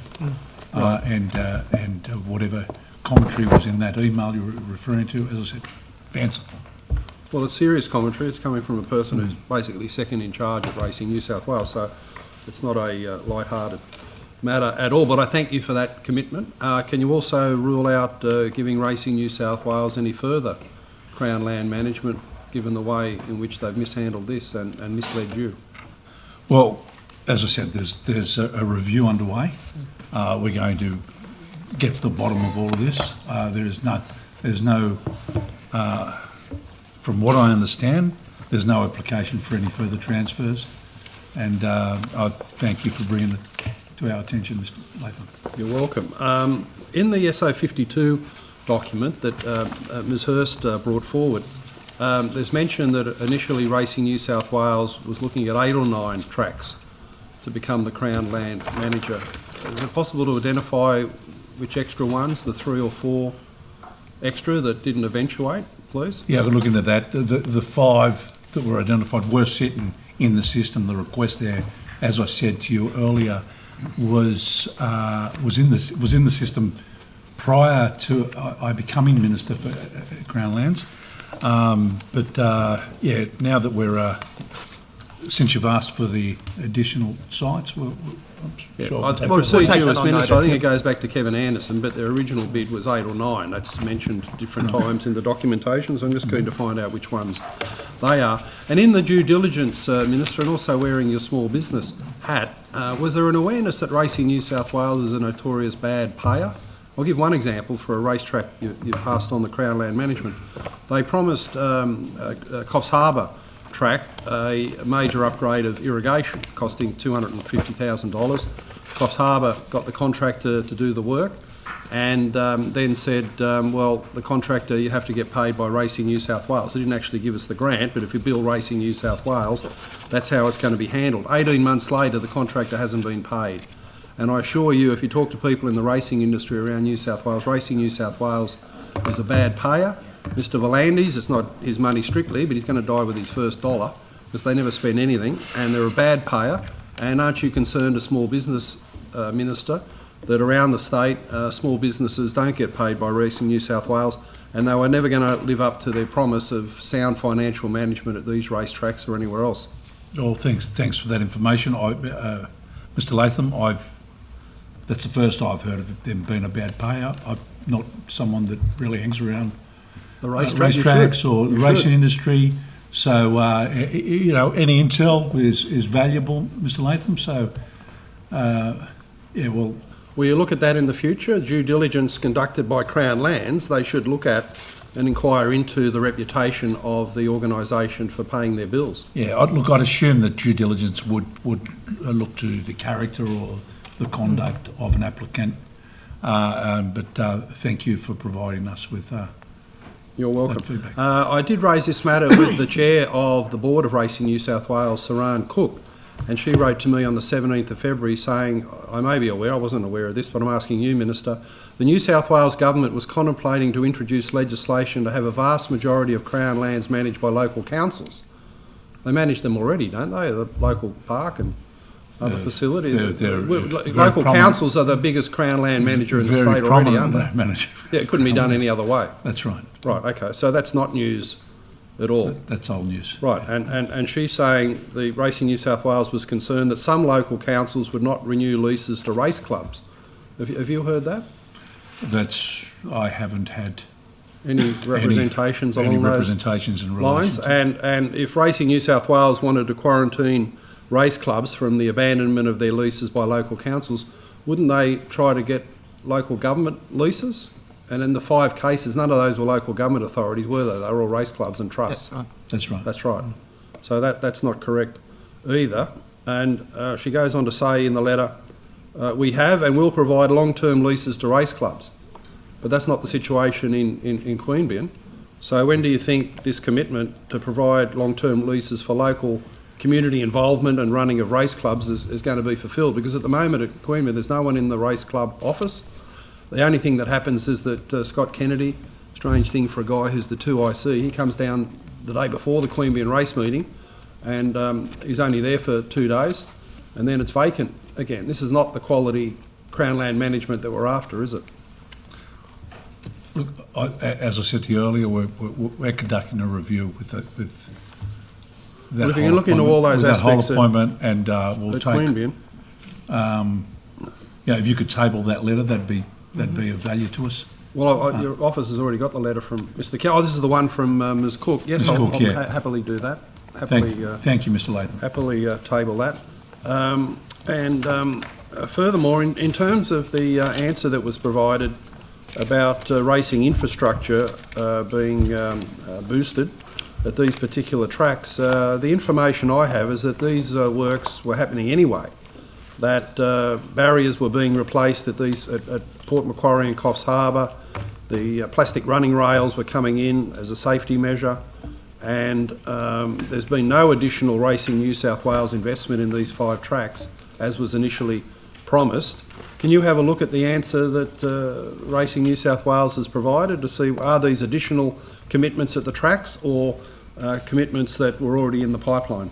I'll have a look at that, but Racing New South Wales has advised Crown Lands that since becoming a Crown Land manager in May 24, it has supported a range of capital investments in the 5 race courses it manages. These include completing a major reconstruction of the Port Macquarie course surface, providing a much improved racing and training surface for participants and stakeholders. At Port Macquarie and Coffs Harbour racecourses, installing new sim track starting barriers to increase horse and rider safety. At all 5 racecourses, rolling out upgraded PVC inside course proper running rails to be completed by June 25, which will further support the safety of riders and horses, and re-asphalting roadways in the stabling precinct and upgrading irrigation and water management at Coffs Harbour Racecourse. Right, well, the information I have is these are statewide programs and it was already in the pipeline, and at Port Macquarie they rebuilt the track. Racing New South Wales botched it, and this is the second go at it after there was litigation. But Minister, can I ask you, in the SO52 again, there's a whole series of draft press releases headed Giddy Up, that's great, Giddy Up, Racing New South Wales to manage 5 regional racecourses. Why wasn't there ever a public announcement of this rather than just the gazetting? And I know we should all be reading the gazetting to overcome our insomnia, but a public announcement should have been made surely for something this significant. Why were so many draft press releases but none issued? Well, it was essentially the transfer of management of those sites. It wasn't as if the character or the nature of the activity on the site was going to be any different. Gazettal is an announcement. Right. It's not. I'm not sure whether I'm not sure what you want to hear from me, Mr. Latham. But it's not as if there's been a massive change of use or activity at the site to say this is what we're doing. That's going to be different here. If you change the management of Crown Land in the future, would you make a public announcement rather than just the Gazettal, which is the most obscure way of doing it? Yeah, I think in terms of racing, I think we'll take that on board, Mr. Latham. Right. And I thank you, Minister, for your attention to this, because it is major concern to people in the racing industry, particularly at Queanbeyan, where they feel like they've been totally disregarded and disenfranchised. So I thank you and your staff for the prompt way, and also Treasurer Mookie, who handled the matter in the House, for the prompt way in which you've responded and undertaken the review. Is there an expectation for when the review would be finished, please? No, I've signed off the review, so number of weeks, I suppose. I don't want to give you a strict timeline because there's a lot of matters to investigate here. Thank you. Yep. Just one final thing again on racing at the Sydney International Equestrian Centre. In the proposal from the Australian Turf Club for the training facility there, Office of Sport in charge of this. Are the woodlands safe? Are the woodlands from the Western Sydney Parkland safe? Because the map I saw from the ATC indicated they were going to take and bulldoze the woodlands for that training facility at the southern end of SIAC. I'm an urban environmentalist. It's not really recognised around the place, but the Greens haven't got onto this, but I am almost single-handedly protecting the woodlands. Latham's love of woodland. Look, Compost toilet, Latham. While I'm appropriately not a party to the unsolicited proposal process He's reading a through note which now. the New South Mr. Wang, Government come on, is settle down. considering this, Continue. shall I start again?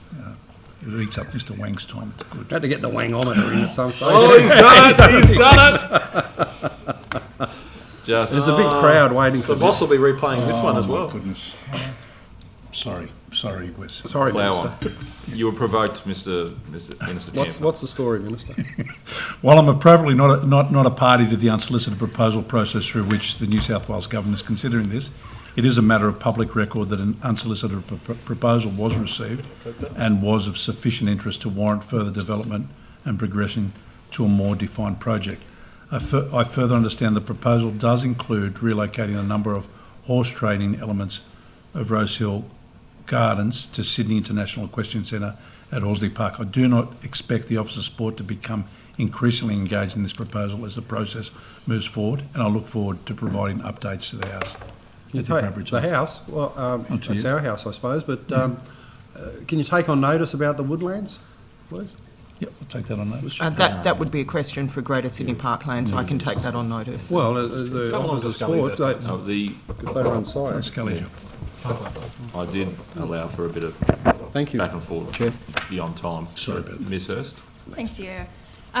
Minister, I might just give you this. This is the attachment of the risk assessment for the appointment of Racing New South Wales as Crown Land Manager that I mentioned before. And there's a range of risks here, but one of the risks, as I mentioned, was the conflict of interest that was indicated. Just given that you weren't sure if you'd seen this document before you made a decision, I just thought I'd provide you a copy with Yeah, it so that'd you be can lovely. have a look. Yep. But I want to talk about Valuation New South Wales. In the report published in September last year, the Joint Standing Committee on the Office of the Valuer General expressed their concern about the ongoing practice of Valuation New South Wales selling and sharing personal information from a privacy perspective. And I know I've raised that with you previously at budget estimates. The Joint Standing Committee made a recommendation to you that the Minister consult with relevant stakeholders regarding the appropriateness of Valuation New South Wales providing and selling data on property sales to organisations through licence agreements. Minister, have you acted on that recommendation from the committee?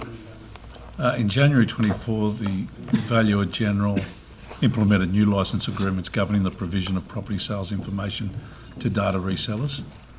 These licences were enacted following concerns raised by the New South Wales Privacy Commissioner and a subsequent Sorry, review. Minister, could you just speak up? I'm just struggling to hear you. The review identified opportunities to improve property sales related services through improvements to data governance and quality and enhanced privacy protections for New South Wales landholders. Revenue generated from these agreements is being used to cover costs associated with the provision of the data and to fund the data and privacy team within Value New South Wales to monitor licence compliance and ensure data quality and privacy protections are maintained. The Value New South Wales data and privacy team was established in 2024 and has since created an audit framework.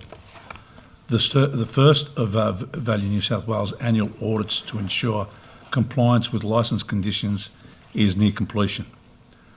Charging data resellers for property sales information broadly brings New South Wales into alignment with other jurisdictions across Australia. De-identified property sales information remains accessible on the VG's website with restricted usage provisions. The licence agreements approved by the VG in 23 include stringent privacy protections in response to concerns from the Privacy Commissioner about the misuse of personal information. The licences with data resellers have a duration of 3 years, after which New South Wales will conduct a review to ensure the data provisions and licences remain appropriate. Terms have been established with data resellers for full data supply agreement, providing comprehensive property sales information to data suppliers, contingent upon compliance with licence agreement terms, with a flat rate administration fee of $750,000 per annum for Tier 1. Limited data supply agreement offers a restricted subset of property sales information to data suppliers, including vendor purchasers' surnames, with a flat rate admission fee of $100,000 per annum. Out of the 5 engaged data resellers, 3 opted for comprehensive property sales information, while 2 selected agreements for restricted data access. Thank you. So, I mean, that gives me a bit of an overview about what Valuation New South Wales is doing in this space. But if I take you back to the question, Minister, was have you taken any action on the Joint Standing Committee's recommendation that the Minister consult with relevant stakeholders regarding the appropriateness of Valuation New South Wales providing and selling the data? Stuart, if you could get us on the consultation process, please. Yeah, so the recommendation, I think from memory, was supported in principle, and obviously we'll have ongoing conversations and update the Upper House Committee on, I think it's scheduled for 5 May, but I can say that the Valuer General routinely meets with stakeholders. We had a meeting just yesterday with a key stakeholder in the data supply space, and this licence agreements were raised in that meeting, discussing that, and we obviously routinely have conversations with the Minister's office about those things as well. Thank you. And Minister, are you taking any action in this space yourself?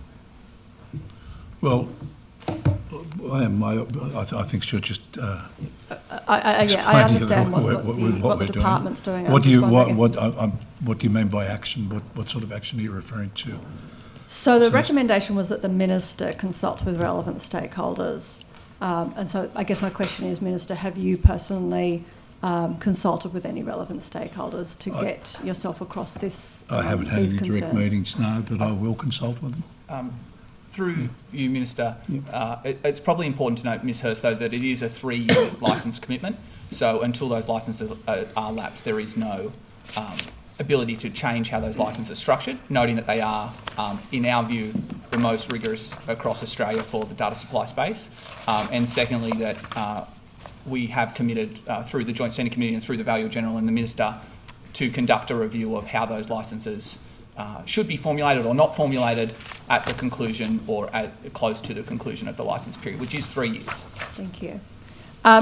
Minister, in November, the Australian Information Commission found 2 companies were in breach of that Privacy Act. So these companies were Master Wealth Control and Property Lovers. Despite these findings, Property Lovers are still advertising a platform for finding distressed homeowners.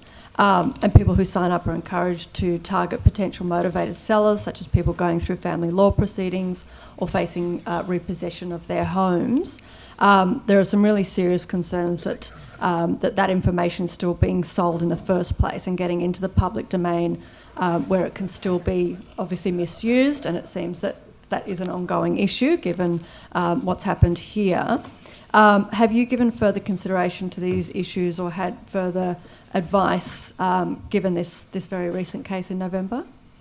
I agree with you in relation to the seriousness of those situations with those 2 companies. I'll take it on notice in terms of what further work is being done within my department in relation to it. Thank you. Just going back to your diary disclosures, on the 28th of August last year, you met with the Honourable Robert Borzak and the Sporting Shooters Association of Australia. Do you recall what that meeting was about? Not off my head. I'll take that on notice. Okay. Just over a month after that meeting, the Office of Sport opened its 800,000 safe shooting program for applications. And this is noteworthy given that the Sporting Shooters Association have received grants from this program in the past. Do you recall discussing any funding being given to the Sporting Shooters Association in that meeting? I don't recall any funding. You don't recall discussing funding with them? No. I'd also like to ask you about a meeting you had on the 28th of November with the New South Wales Farmers Association together with the Department of Planning. Do you recall what that meeting was about? It's a Crown land issue in terms of licensing or renewable. Got a vague memory of that. There could have been a number of issues though, so I can't give you those details. Could I get some more details on that on notice, please? Yep. Thank you. And on the 1st of July, you had a meeting with the Honourable Mark Banasiak and the Recreational Fishing Alliance in New South Wales. Do you recall what that meeting was about and which portfolio of yours it related to? Most likely Crown lands. Most likely the issue that he asked me questions about earlier in relation to the recreational So most fishermen. likely, or you don't? Well, I can't be recall? certain. I mean, I'll take it on notice. If you could take that on notice, thank you. Keep silent, Causeway. Maybe. Causeway, yeah. Minister, it's now been over 20 months since the final report of the New South Wales Chief Scientist on synthetic turf was published. Are we still waiting on the whole of government response to be able to provide an update on that? It's Minister Scully's. It's Minister Scully's, and we're waiting on guidelines response from the Minister. Well, the New South Wales Planning website states that the response to the report will be coming to Cabinet sometime. Are you able to give us any indication when you're expecting to see it? Obviously, because there is some cross-portfolio I can't give you a date or a timeline on that.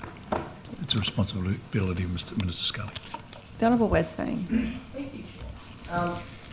Minister, what do you view as your role as the Minister for Multiculturalism in maintaining social cohesion in New South Wales? Well, that's a really good question, Mr. Fang. I thought so. And social cohesion has been under pressure of recent times. There's no doubt about that. But it's not failing. It's not failing. And that's the note. That's the one you want. Yeah, that one. I'll start again. Yep. I mean, you've got the note now, so you can. Yeah. Social cohesion. We can have everything perfect in our society, but if we don't have social cohesion, we've got nothing, and it all falls apart. It's very important that we focus on maintaining social cohesion within our community. Thank you, Minister. And the last... I was just going to ask you, would you say that you have a good relationship with all of the cultural communities that you represent? I think I've got a good professional working relationship with most of the multicultural communities, yes. Okay. Since the start of 2025, could I ask, how many times have you personally spoken with the Jewish community leaders? I couldn't give you a number. I speak to community leaders all the time, Mr. Fang, especially over the recent year. Okay. So, an estimate would do, Minister. Since the start of 2025, and we're not even at the end of February yet, so we're talking about 7 or 8 weeks. How many times have you personally spoken with the Jewish community leaders? It is so regular. It's a regular occurrence. So I'm communicating with all community leaders on a regular basis. So would and you there has estimate been. Look, can I just finish once a week? one answer? Oh, I'm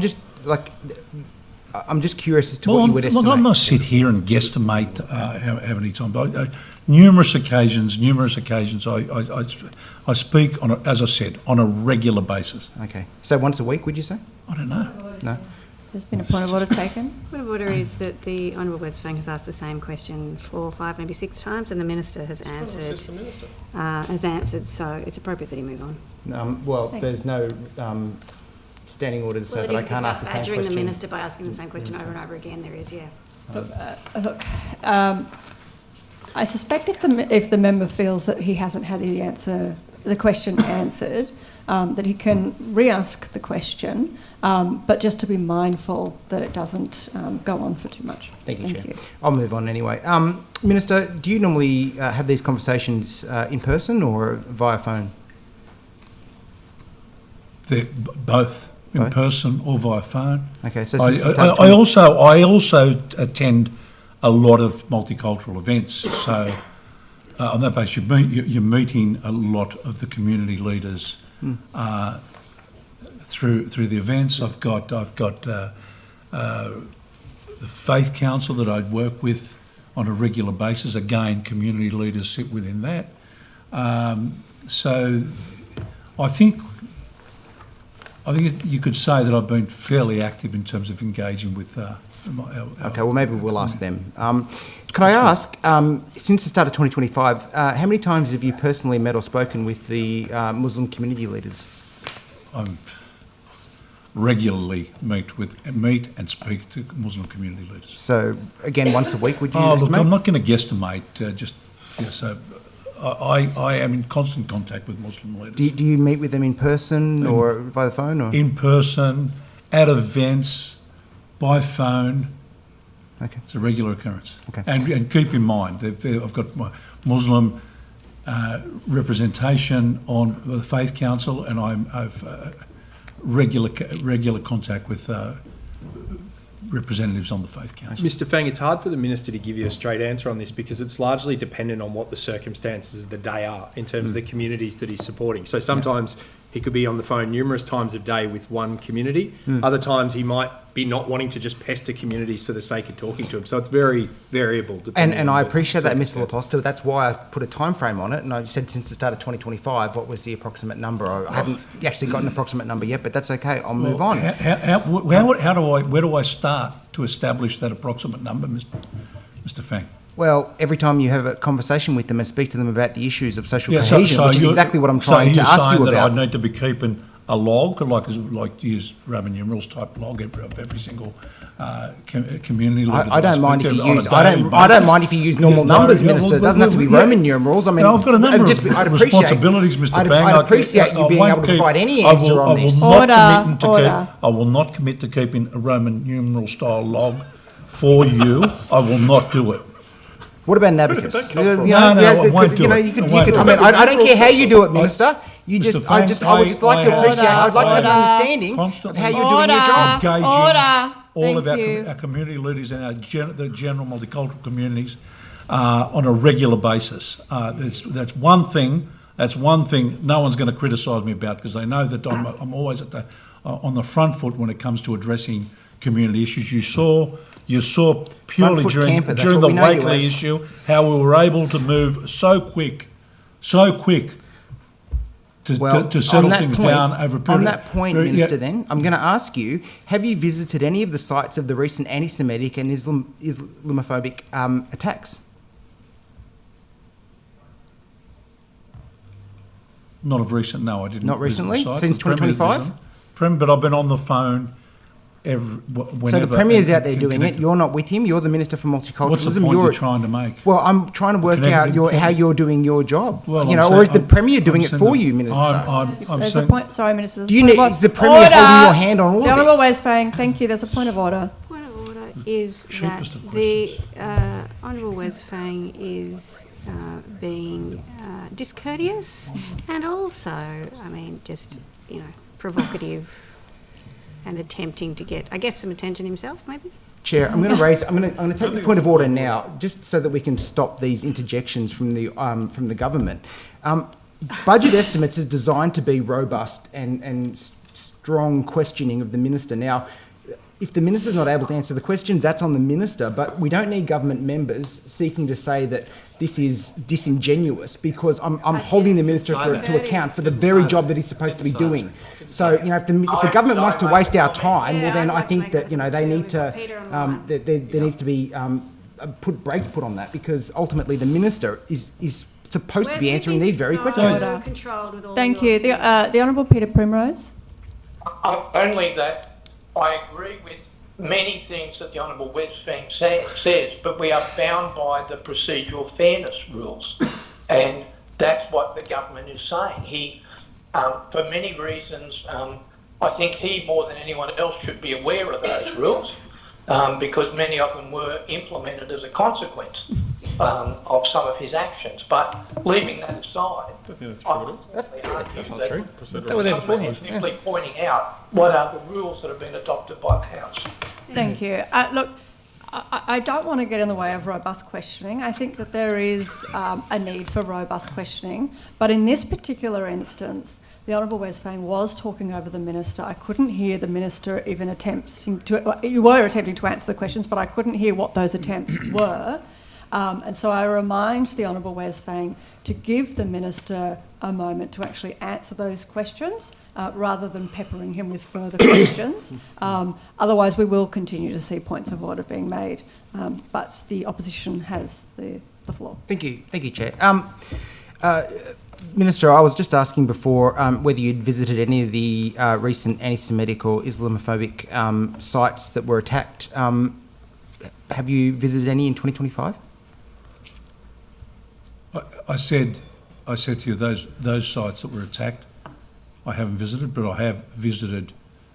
Look, I can't recall what visits I've made, when I've made them. I'm in constant contact and having meetings with whether they're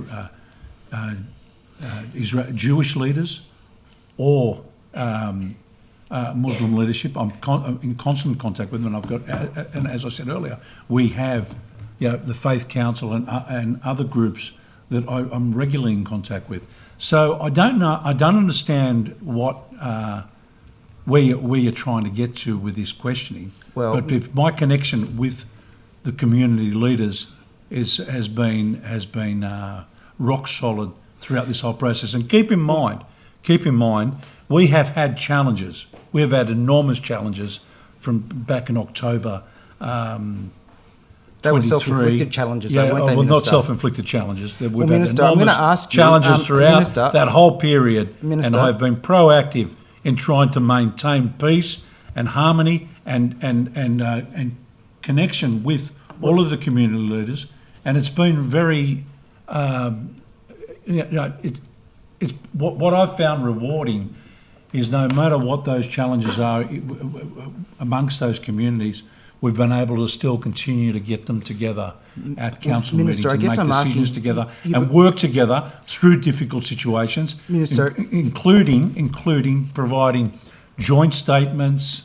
Statements make the world go round, Minister, but I'm just... And common positions. Order, sorry, Minister, I'm interrupting you for a point of order. Listen, we have endeavoured, used best endeavours this morning to be patient with the Honourable Wes Fang.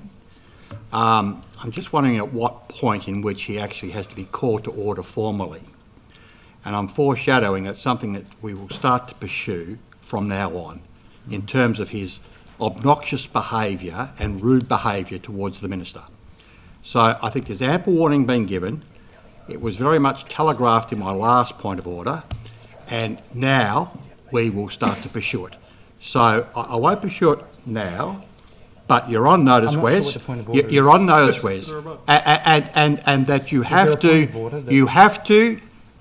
to demonstrate courtesy and respect to the Minister.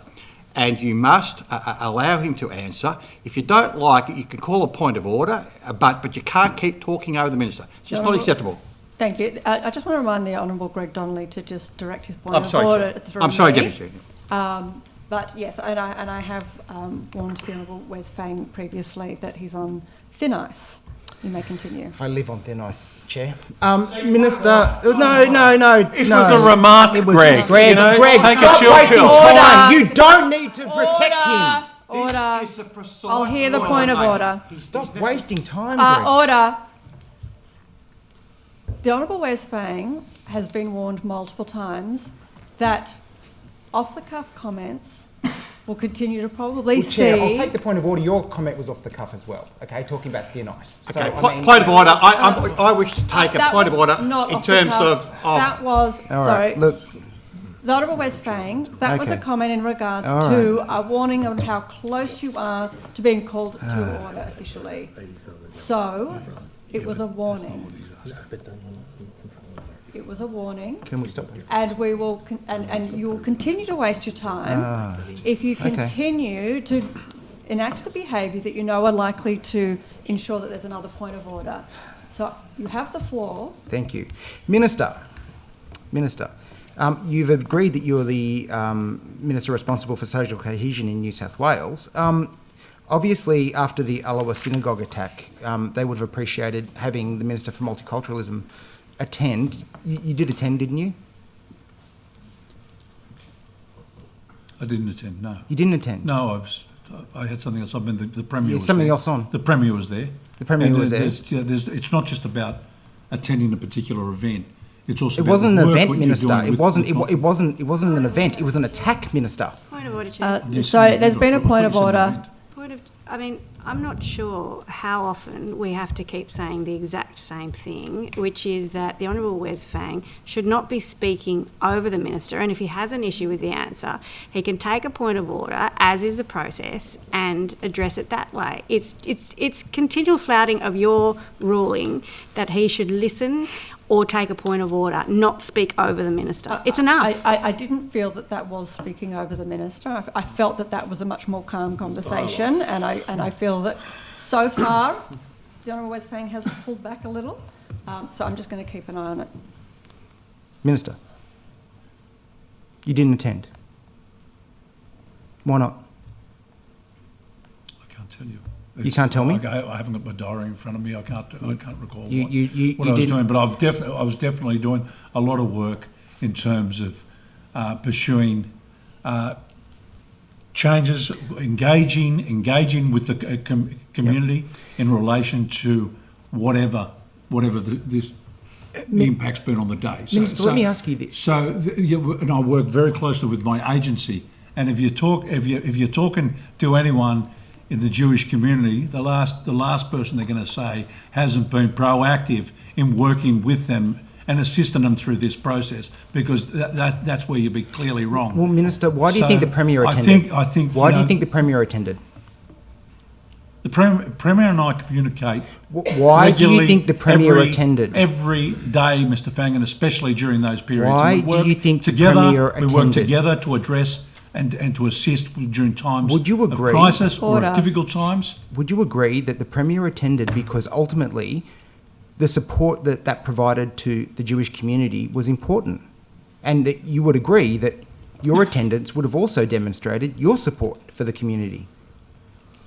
The Premier's attendance is extremely important, and it's very important that the community is aware that our Premier of this state is attending the meeting. But by the same token, during those times, I'm at the forefront of doing whatever we need to be doing to keep harmony and to keep control of the situation. I work very closely with my agency. We've been proactive on every occasion. Whenever there's been an incident, I've always communicated my position as a minister. And as I said earlier, constant conversations and connection with the Jewish community. Through you, Minister. Mr. Fang, you've been a member of the House for a long time. You know the complementary roles that government needs to play on this. The Minister and the Premier have worked. The Premier is the head of the government. If he's positioning himself at these things, that's a good message to send to the community. The Minister's working behind the scenes, complementing the message of the Premier. They don't need to be in the same place at the same time to send a strong message to the community, because the soft diplomacy of the Minister through these difficult times, I cannot question. As an agency, any time we've deployed the Minister to make a phone call or to call any group, he has been there. And we need to acknowledge that in the last 12 months, there have been 79 global elections that have had a destabilising impact on New South Wales, whilst also... Thank you, Mr. conflict in Laposta. the Middle I East. do, of course, respect and appreciate you. Yeah. and your answers to this inquiry, but we do have limited time with the Minister, and I'm sure we'll come back to you this afternoon and can get some of your insights on that. Minister, just, of course, it is a concern to all of us in terms of the attacks on places of worship. Now, in November of last year, there was an announcement from your government and from yourself with respect to the Safe Places of Worship grants. It was a $5 million announcement. Just seeking clarification as to whether that $5 million is in addition to the $15 million you previously announced, or is it part of that $15 million announcement that you'd previously announced? It's a part of the $15 million. Okay, so it isn't an additional $5 million, so that's not a $20 million program. Now that's still a $15 million program? No, but there's an additional amount that we're releasing. And Mr. Farley, we brought forward some of those funds to this year to help with the current tensions that are there. So they were phased over the estimates, but we've brought forward, I think, an additional $2 million to supplement the program. So that funding round that ran from November to December last year, how much was available in that funding round? Was it the full $5 million or? Correct. Okay, thank you. And which organisations received funding in that round? We can give you the full list on notice. On notice? Thank Sure. you. And how many applications were received in that round? Well, we funded, through you, No, Minister. yes. We funded 103 different religious organisations with the $5 million. As you said before the program opened, I think the latest round of the program opened on the 7th of November, and we're intending to close applications just before Christmas. Because of the continued escalations of tensions, we kept the applications open for this round of funding until the 9th of January. Again, same parameters as the original program, between $5,000 and $250,000 per application. Thank you. Now, of course, the spate of attacks on Jewish synagogues has been very concerning, including the one at Alawa that Mr. Fang referred to. Now, as we know, with Jewish synagogues in particular, they utilise the services of armed and unarmed security guards to protect their religious sites, which obviously comes at a significant personal cost to each synagogue and the community security group throughout the Jewish community. However, this grant program specifically excludes security personnel or guards as items eligible to receive funding. Why is this the case, and do you think that this should be revised in future funding rounds? Well, it's something we could consider. Look, during this period, there's been greater police presence and support throughout this whole period, and that's. But yes, definitely moving forward, we're doing whatever we can to try and. So, Minister, you will look at expanding that to security? We'll look at whatever we have to do to protect our places of worship and to protect the Jewish community during this, especially during these times. I'm hoping and I'm trusting that a lot of the initiatives and legislation that we've introduced to the House will work. And we need to continue to communicate how important it is out there. I mean, I'm 60 years of age, and I can't remember a time when we had this type of open anti-Semitism in our community, and and that's why we're on the front foot and we're serious about stamping this out. It's one thing people saying these things out loud, but even the fact that they're being thought in people's heads, I mean, that's the part that really concerns me, and I think we need to continue to engage and communicate. I put, always calling upon my agency to assist in whatever way to try and work. He has to, because he doesn't do it himself. Order. Yes. I'll hear the point of order. It's my order. anniversary today. Yeah, Minister. I'll hear the point of order. Deputy Chair. Yep. He's not your wife, don't worry. Order. We'll hear the point of order from the Honourable Greg Donnelly. Deputy Chair, I submit, Deputy Chair, and you've sat through all this morning, and I foreshadow this, that a formal point of order should be taken in terms of a point of order, but the formal warning given to the Honourable Wes Fang for his last comment. He did it deliberately. It's the normal slap in the face after he's finished his question, or someone else has finished the question. And he really needs to be sort of formally warned. I think we've come to the end of our tether. It's now midday. To be perfectly frank, I've had a gutful of you, Wes, a complete gutful. I've had a gutful. You On are, the Honourable Greg, if don't want to please. and he needs to be put on a formal warning. I'm in the difficult position of walking in on on what was obviously a controversial comment. I didn't hear that. Maybe fortuitous that you went. But maybe it wasn't. I didn't hear the comment, but going back on my previous ruling where I said we shouldn't be making these comments, that was my warning to everyone. So I will uphold the point of order, and Mr. Fang, I will put you on one call. Okay, that warning was to everybody, and in fairness, everyone had it. So, who are we up to now? The Honourable Mark Latham. Honourable. No, Mr. Latham, you. Thank you. Thank you. I'm still gathering myself. Chair and Minister, can I say happy anniversary Thank you, Mr. to you? Latham. A very significant milestone. I've tried a few times to get to 41. You got absolutely nowhere near it. So I very much envy you, and I'm sure the second half of your day will be more enjoyable than the first I'm half. looking forward to it, Mr. Yeah, we wish you all the best. And can I just take you up on one of those comments you made regarding anti-Semitism? You said we haven't seen it before in New South Wales, which is very true to this extent. Why do you think it's happened this time? I don't know. Look, Mr. Latham, I think in many respects the one big pitch that the Premier and myself have been making right through is we need to be extra careful that we don't allow issues that are occurring overseas to be imported into our wonderful multicultural community here in New South Wales, in Australia actually. And the fact of the matter is that there's such a diverse representation within our community that if we allow that every single issue that's a problem overseas to infect our multicultural, I mean, it'll fall apart.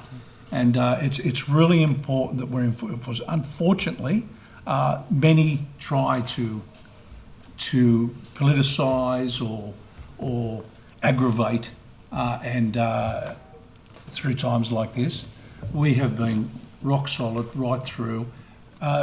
We work with all communities, right? But there's been a spate of attacks on our Jewish communities that, let's face it, we haven't seen before, trying to burn down mosque childcare centres, horrible language, all over walls, all over in Sydney especially, and we've seen other bizarre incidents like where we've had a situation with that caravan and the unfortunate stuff that we saw on that. Yeah. Do you think the government's been slow? I'm glad to hear you make those comments, but has the government been too slow in getting that message out? The message being, you've won the lottery of life to come to Australia or be born here. Don't bring the hatreds of the Middle East to our country. Enjoy the best of our culture and values and leave those hatreds and violence and resentments behind. I think we've been saying that from day dot, Mr. Latham. I've been very strong on that in every statement that I've made, every bit of communication. The Premier's expressed shame that the protest at the Opera House on the 9th of October 2023 was allowed to occur, where not only did they break the street protest laws, they were given a police escort to go down there, and we know some of the things that were chanted. Do you share the Premier's shame that that was allowed to occur? I regret that happened. I mean, it's sometimes during times like this, it's very difficult to predict predict our outcomes, or you don't expect certain things. There were people that were mourning their lost ones that were there at a vigil at the Opera House. Well, the Palestinians weren't. Yeah, well... they seem to be celebrating the terrorist attack. Unfortunately, that occurred, and I do share the Premier's sentiment there. But moving forward, we need to really reinforce how important it is that we don't allow certain sentiment to come into our communities, because it doesn't end with one situation. It doesn't end just with it's not just about the Middle East. There's problems all over the world. Yeah, sure. Do you agree with the Premier's sentiment that multiculturalism is not up for debate, can't be debated, when obviously some things have gone wrong compared to the original theory of multiculturalism that we need to confront? Well, we've got a multicultural community. I think we're invested there, Mr. Latham. I think we've got to, and I do believe, I truly believe that we as a state, we've always boasted that we've got one of the finest multicultural communities in the world. I don't give up hope, and that's why we will continue to invest and work really hard to maintain that status. Social cohesion, it's not something you take for granted. You've got to continue to work at it, and that's the hard work. Yeah, I thank you for the work you've been doing, and I know how many functions you attend, and also the protocol in government. If the Premier attends, he's the head of government, and ministers don't necessarily need to be there. They can attend to other work. So I know the work you've been doing and how busy you are. But I also know the original theory of multiculturalism. We look at Gough Whitlam and to some extent Malcolm Fraser as the fathers of multiculturalism. The Whitlam vision of multiculturalism was a blended society. You could look down any street and you'd see different races, religious groups, all taking the best of everyone's culture and ideas, including, of course, Australian culture and values. But don't you think that original theory, which was fantastic, hasn't been realised in practice when you look at some of the ethnic enclaves in Lakemba, Harris Park, Chatswood, Cabramatta? I know Mrs Whitlam was upset about what happened in Cabramatta. So I'm not saying these are necessarily bad places, but they don't match the original theory of multiculturalism, and they run the risk that if you've got an enclave and it's inward looking and perhaps hate is allowed to fester as people talk about another group, it would be a lot better if we did have that blended society and better settlement and dispersion patterns of migration instead of what's emerged in Sydney now. Where I've got to say, in the current environment, I live southwest Sydney, we don't have any of this anti-Semitism stuff, but to me it looks like Lakemba versus Dover Heights. Well, we've got the recent issues, but it's not about giving up on the vision of multiculturalism. I think. But do you think that original vision was a lot better than what we've actually now got in practice? I don't believe that it's really that bad in practice, Mr. Latham. No? I go to I attend so many ethnic multicultural events, and everyone celebrating each other's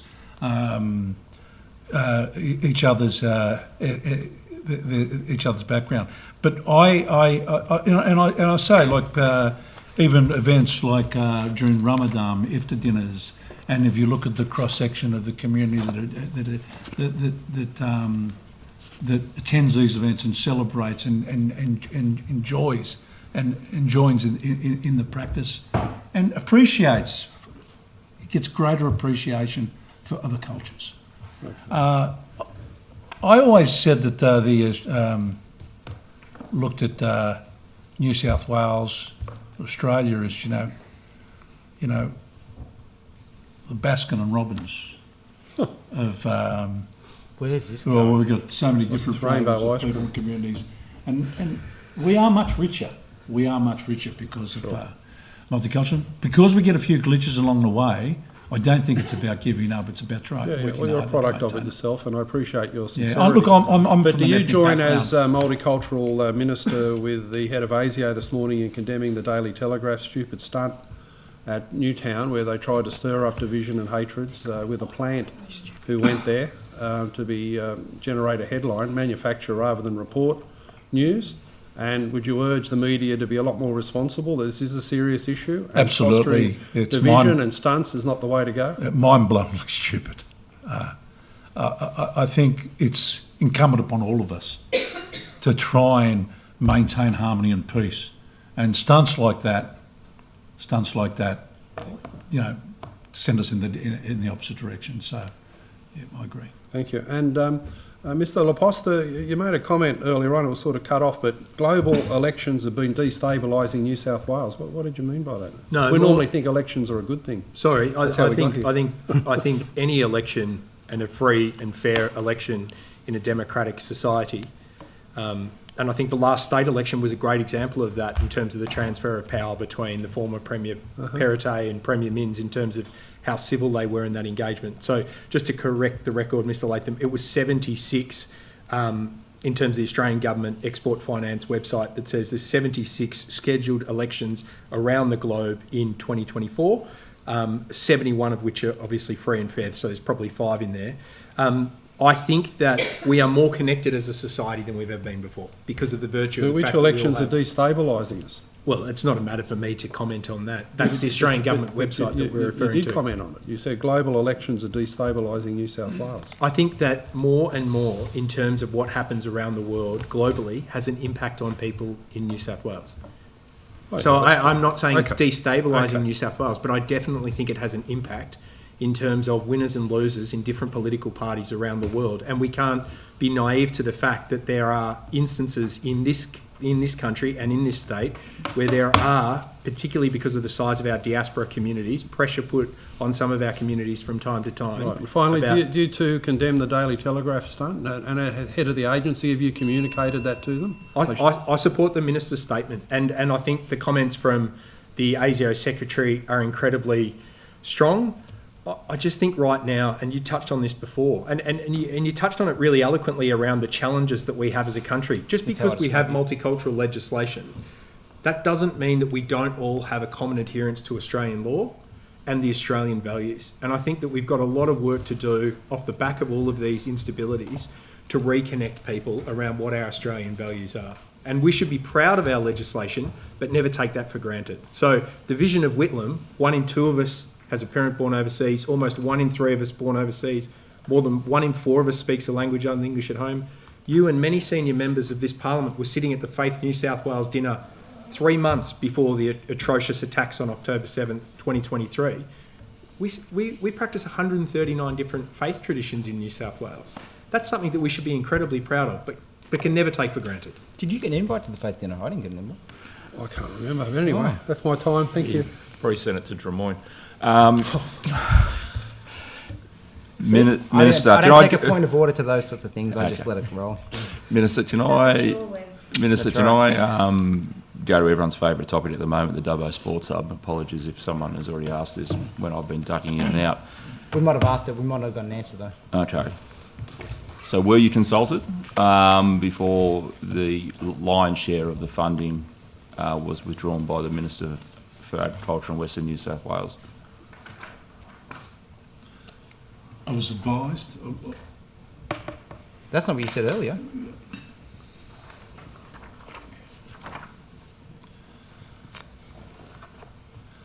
I was not advised. I was advised that that was going to occur. Yes. Okay.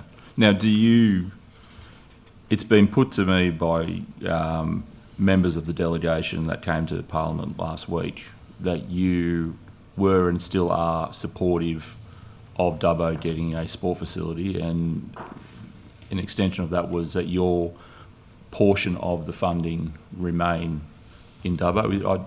I want to give you the opportunity to either correct or confirm that, because obviously your name has been used. Any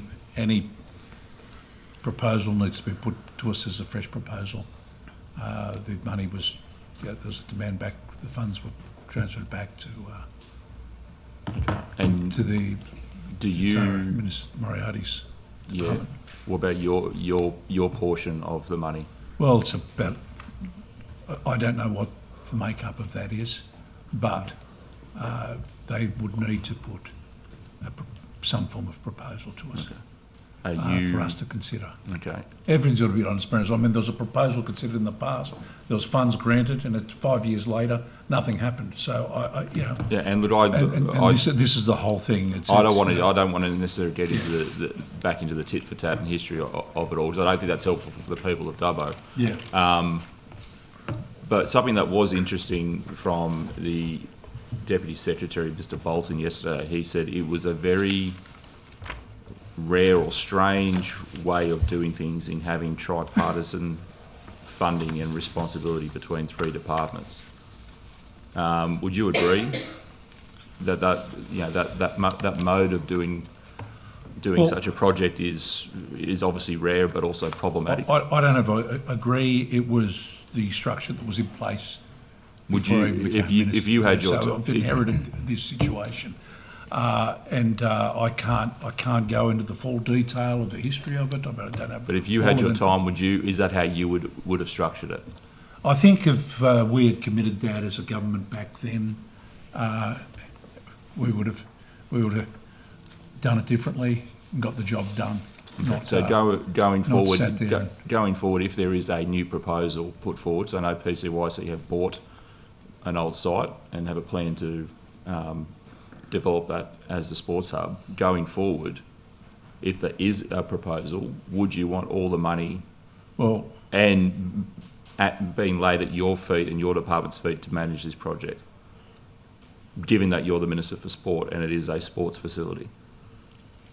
I really haven't really thought about it that much, but I mean, it sounds like a sensible way to approach it. But I don't know the history, how it evolved. So that was a structure that was in place at the time. Generally speaking, it's handled by the one agency. Okay. Yeah. Are you able to give any guarantees that the portion of the money that was coming from Office of Sport will be quarantined and remain in Dubbo for sporting facilities? I can't give any guarantees. There's a component that was already exhausted within the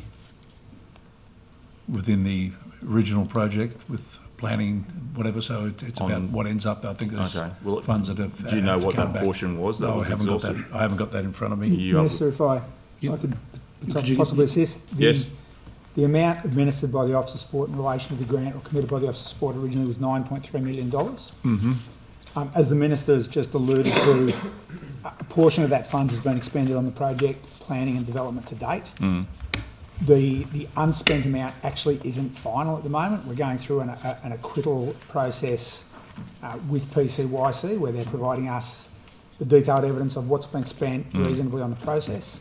Once we get to the end of that process, then we will actually know what the balance of the funds is, and ultimately how that gets spent becomes a matter for government. Yeah, sure. And obviously, if I know this is a bit of a hypothetical, Minister, but if that portion is significant as a percentage of the total funds, wouldn't it make sense that we proceed with a project regarding some sort of sporting facility, so that money isn't actually effectively wasted? Yeah, look,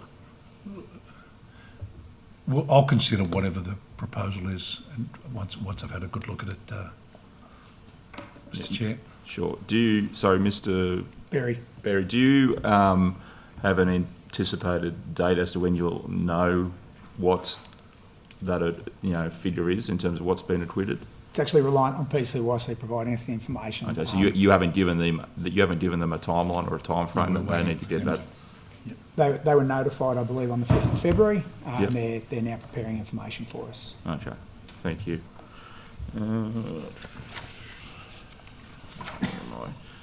Can I just go to an announcement that you made, Minister, around the Multilingual New South Wales Academy? That was back in October, so it's a while ago. It was $7.5 million for essentially a multilingual New South Wales Academy. Do you have any breakdown of what that $7.5 million was actually going to be spent on? Was it physical infrastructure? Was it staffing?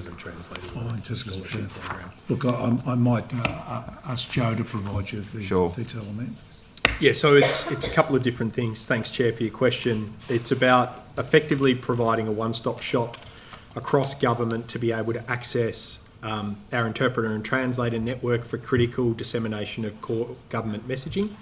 So things such as the silicosis campaign, things such as the health campaign that's being developed at the moment, things such as the learnings that came out of COVID effectively, which were we want there to be no barrier to cost around disseminating critical information in language in a timely manner. So that helps in supporting the dissemination of that information within hours of a media release or a statement going out in English. It can then go out in different languages. The second part to all of that is the scholarship program or the academy component, which is upskilling our existing interpreters and recruiting new interpreters and translators. We have a number of interpreters and translators that are getting on in age. They're older members of our community. So we're looking to create the next generation of interpreters and translators that can undertake that work. And also a bit to some of the points that Mr. McLaughlin was talking about before, rather than that work going to private providers, looking to bring that back into house from a government perspective in an efficient manner. So, Okay. Yeah, that was going to be my next question. Is this the ultimate aim, to bring it back in-house? Because, obviously what I've heard back from communities is that it's a bit of a, not necessarily a race to the bottom, but the first that thing that people consider is cost. And they go to the cheapest option, which might not be the best quality option. Yeah. And when we're talking about translation of important information, it should be about the quality of the translation, not what is the cheapest. Yeah, spot on. And the reality is all of our interpreters and translators are NATI accredited. You can't always get that through private providers as well. And the intention of that work is to help in upskilling them, Chair, so that you might have an interpreter and translator right now that might be helpful to do a driver's licence translation in the Department of Customer Service, but we need them to be able to do medical or court work, and so they need to do further studies and accelerate their learning and get higher levels of qualifications to be able to undertake that work. So it's about upskilling our existing interpreters and translators, and also recruiting the next generation of interpreters and translators. And because of the work of the former government, and I do want to acknowledge them, and that continuation into the current government, we've been able to see us to be able to grow our interpreters and translators. We got down to under 600 interpreters and translators. That wasn't enough to undertake the critical work. We now sit at about 1,000 interpreters and translators to be able to do that work. And similar to the story that Mr. McLaughlin shared earlier, our intention is to grow our government business. We've brought on 2 or 3 new clients across government this year. And similar to the Minister's sentiments before, there's only one way forward, and that's put the foot down and keep growing our government business. And I do want to acknowledge and thank the Minister for his leadership in working with other ministers, housing and others, to help support us in getting that work going forward. It doesn't come without challenges, and I mean building that capacity and the systems that are required to actually deliver this and coordinate, such a breadth of translators throughout. So I think the important thing is that we're gradually even embracing a greater amount of work as we build that capacity. And I must say, very impressed with the work from the agency in relation to this space. Thank you. I might pass to the opposition. Thank you very much. Minister, on the 19th of November 2024, during question time, in answer to a question about business insolvencies, you raised toll relief and energy relief for small businesses. There's no toll relief for small business under your government's policy, and there's no evidence of any energy relief in sight. What cost relief of any kind has your government got for small business in New South Wales? The main focus was for small business, in terms of small business in this state, has been the support they've required during the very difficult, you mentioned difficult period, during the difficult. Our main focus has been to deliver services to small business to help them through the challenges in running their business. Many times, costs are associated with not having direction and being held up when it comes to working through business challenges, red tape, or having access to the appropriate agencies that can assist a business moving forward. That's why our focus has been the Business Bureau, and our commitment was to deliver a unit within government that supports business on an ongoing basis. Now, that wasn't there before. There may have been some business services, but our Business Bureau has been of enormous assistance. Might be the Business Bureau on the line. It probably is. I don't think they keep you waiting too long. Yeah. But currently the New South Wales government provides financial relief to ease the cost of living through its toll relief. It does. People that are in business, do travel, and there is toll relief to it. The toll relief rebate scheme, which commenced in January 23, enables eligible sole traders with a personal and or business toll account to a 40% rebate. Now, you just said that that's not the case. Not for small businesses, though. Sorry? That's a sole trader, not for a small A business. sole trader is a small business. That's not every small business. That's I mean, a small I'd like subset. to That's tell a every sole trader. out That's there a that they're not a small individual business. defined. So there is toll class. relief. So that wasn't. Maybe it doesn't result in An eligible small business will receive also an energy relief of up to $325,000 in the financial year 24-25. That is relief.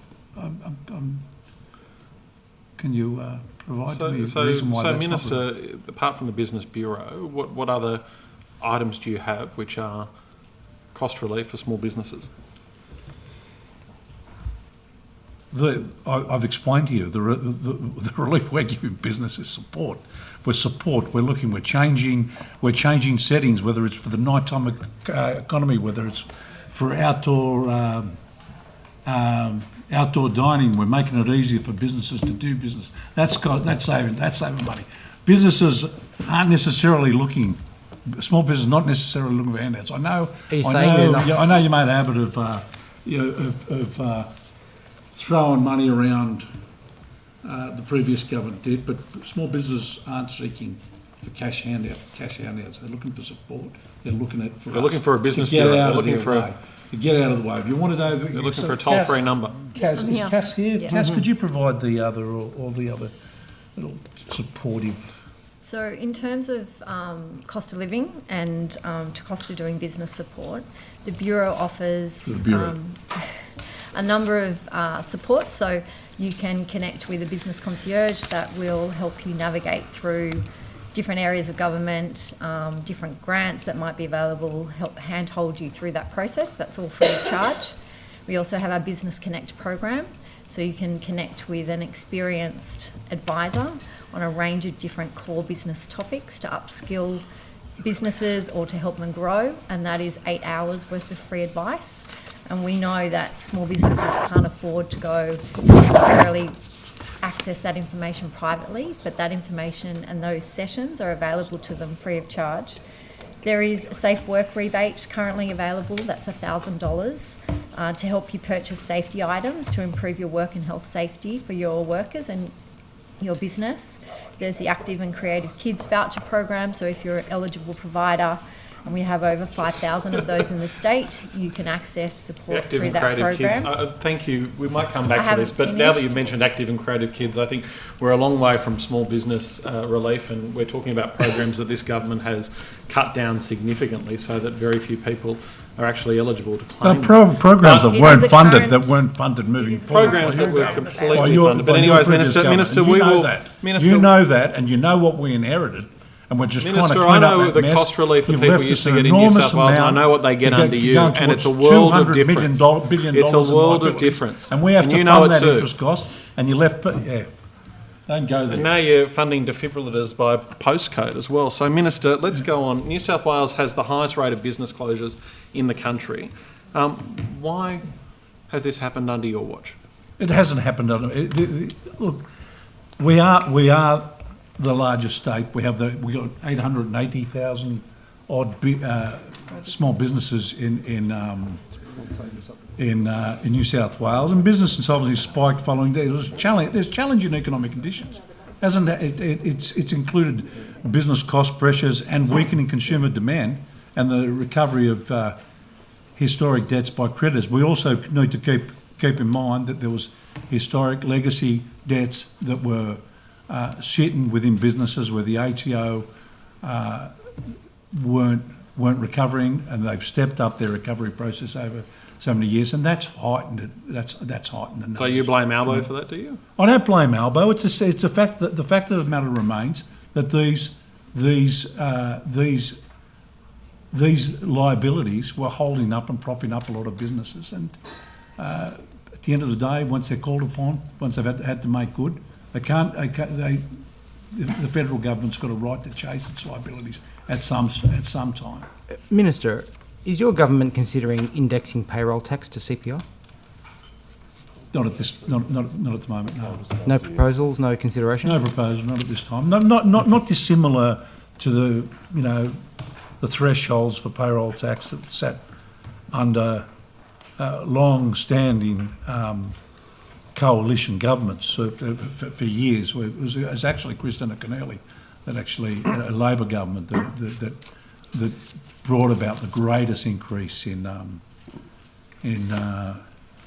threshold. So, Minister, you realise that raising the payroll tax threshold or indexing it to inflation could save struggling small businesses at least $64,000 a year annually. Why have you not provided relief so far? Look, in terms of small businesses, around 90% of small businesses don't pay payroll tax. So these dramatic numbers are so the 10% that do aren't characterise that. The 10% that do aren't worthy of. As you say, we payroll tax is a big. Look, I've spoken about payroll tax. I spoke about it in my inaugural speech. I detest it. I hate it. It should have been gone when the tax reform was introduced back by the Howard government. He promised us that payroll tax would be gone, and but unfortunately that didn't occur, and we're stuck with it. And it does form a very large part of our revenue. I mean, if you want to go into the what's charged, whatever you speak, you talk to the Minister for Finance about that. If you're allowed to, so Minister, if you're allowed to ask questions at that. Who knows? Have you spoken to the Minister for Finance about that? I have spoken to the Minister for Finance. I talk about payroll tax all the time. I hate it. I hate payroll tax. I've said that from day one. I've said it in my inaugural speech. What do you say about? And unfortunately, it forms a large part of the state's revenue stream, and we wouldn't be able to manage a state without it. Well, Minister, what do you say to those small businesses that consider that you've prioritised public sector wage increases over prioritising them by reducing the payroll tax payable? I think that's a really disgraceful question. I think the fact that the public sector was sat there in negative wages growth for so many years, and it's not good for business either if people haven't got money to spend on consumption. So let's put that into perspective. So that's your answer to the small businesses. So what I say is that we, as a government, essentially, we're running a workforce, and we had problems retaining frontline employees because of negative wages growth. And just like every employer out there, it's hard to maintain workers or to gain new workers. Instead of rejecting the proposition, you've effectively just said that yes. No. You've said yes, that's right. We're prioritising. Government. They do fantastic work. Everyone around me. We're prioritising our public sector workers over the absolutely magnificent. Order. We've said. I get it. All you're looking to do is degrade working people. Minister, order. Well, you gave me the answer. I can't. Minister, I'm still completing my answer. I know, but your colleague has actually called a point of order, and neither of you have actually been able to hear it over your bickering at each other. Thank you, Chair. My point was that we couldn't hear because there was discussion over the top of each other. And if Mr. Fang could restrain his comments to let the Minister answer his question and then pose another question, that would be helpful. Yeah, it's not helpful for Hansard if we get into this shouting match at each other. I'm not going to get into who started or who provoked who, but it ended up being quite ridiculous on both sides. So can we go back to question, answer? Mr. Kamper, have you finished your answer and we can go to the next question? Is that? We'll go to your next question. Okay, thank you. Minister, you outlined before about the toll relief that was available. Just having a look at your $60 toll cap, and explicitly on the Service New South Wales website, toll spend that is not eligible on vehicles registered for business use, for business trips in vehicles registered for private use. So what are you saying to small businesses when it comes to your toll cap? You said here before that there was toll relief, but explicitly on the Service New South Wales website, both for business trips for in private vehicles, they're not included, and for businesses registered for vehicles registered for business use, they're not included either. Yeah. Well, so what's the option for businesses? My understanding is it is available for sole traders. Correct. Is that correct? What if it's for business use? This is on the $60 toll cap. This is for the 40% cash back for sole traders, and when they spend $402 a year. So that's the former government's policy that's ending this year. It ends on the 30th of June, yes. Yes. So what's going to be available for small businesses after the 30th of June? Oh, we'll work through that. We're working through that. Are you committing that there's something for small So there will be businesses? something for small businesses? Yeah, well, look, it's a matter for the Transport Minister, for the government to make a decision on that, but we're working through. Okay, well, watch this space. Minister, brokers in Queensland and Victoria do not pay payroll tax on commissions. Why is New South Wales making it harder for brokers and for home buyers as well? Well, brokers were levied payroll tax in arrears under the previous government, and there has been subsequently, since we formed government, we've performed a review in terms of the arrangements for brokers and created guidelines on what constitutes labour costs for the purpose of payroll tax. There are some legacy issues, and from it's my understanding that there's an appeal to a court outcome that didn't work for the brokers at the time. It didn't work to their. The outcome wasn't to their advantage. I think most brokering. You're talking mortgage broking. Yeah. Most mortgage broking operators now with the guidelines will probably be okay moving forward. But the greatest issue is the legacy cost, the arrears that they've been lumbered with. That's what I've had a substantial amount of representation from the broking industry. So, Minister, the government had, of course, policies for GPs with similar problems. Will you endeavour to create a policy for the brokers? Absolutely, they had situation? similar policies, but any legacy, any previous payroll tax wasn't refunded, and this is the situation predominantly with the mortgage brokers situation is the arrears of the past years, the liability that was established prior to the new guidelines and moving forward. Now they've all kind of restructured the way they operate to no longer be liable. Some of the it's quite a complicated area, but the main issue is that I've had to deal with speaking with the industry has been the arrears, and it's generally the much larger operators too. Minister, since you've become Minister, you've done 131 speeches in the House. Only 5 of them have been about small business. Is small business a priority of yours? Of course it is. Of course it is. And as I said earlier, I spent my life in small business and representing small business, Mr. Fang. And that's why I went about setting up. I understand what small business needs. It needs to be able to interact with government. It needs support from government, and a lot of times you can't actually define what that support looks like. Government needs to be able to manage a variety of issues when small when you look at challenges. So when you look at that's why. And when it comes to speaking to the House, I've probably had about 2 questions from the opposition on small business in the House in that 2 years. I'm not talking about questions. I'm talking about I've spoken 5 times, and I only had 2 questions. Just shows you the concern from that side. I'm asking you now, Minister. I'm asking you now.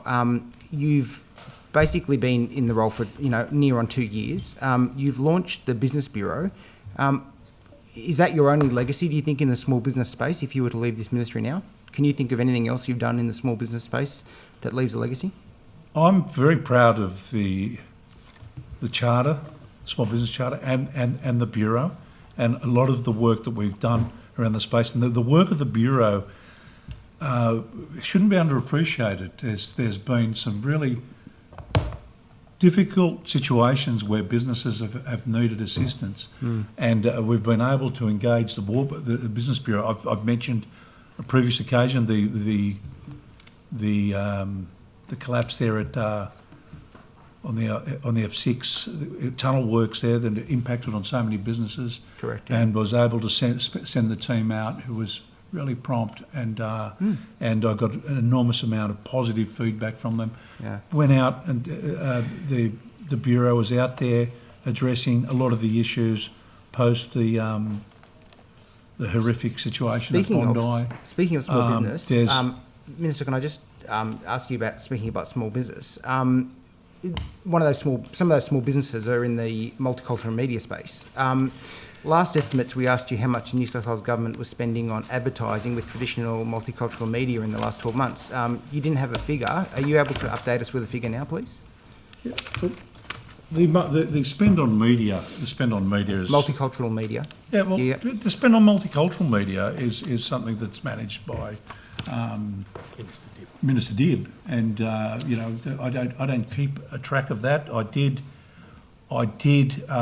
make a commitment to review how funds were being spent, whether a lot of the multicultural media units have been getting a fair share, where the government has been neglected to potentially utilise their platforms. Do you have a So breakdown I've created there? a review, and that's been conducted.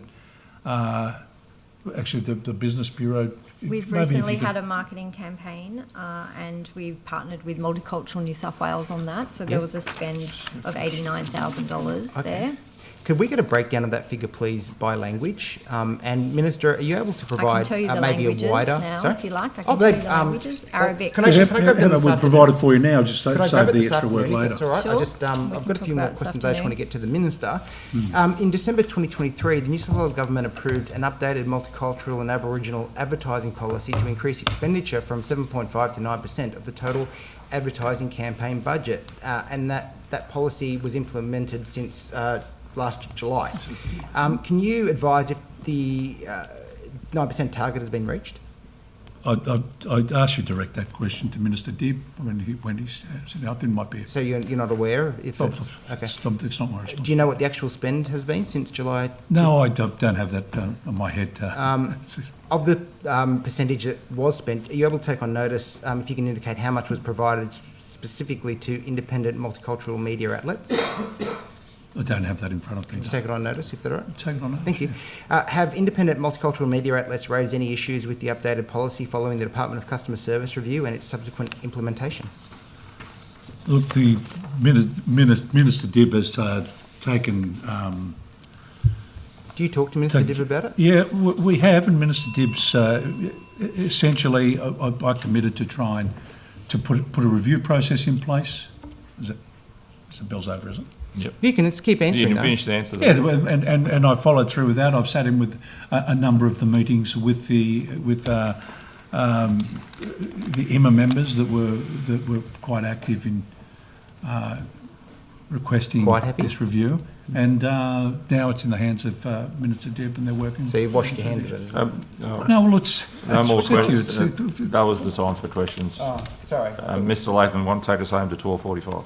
Thank you, Chair. Minister, I very much support your statement for small business. Government should just get out of the way. That is a universal feedback that you get from small business in New South Wales. Will you undertake to commission the Productivity Commission to look at all the red tape and regulation affecting small business in our state to see what can be eliminated with a strong target of minimising that burden?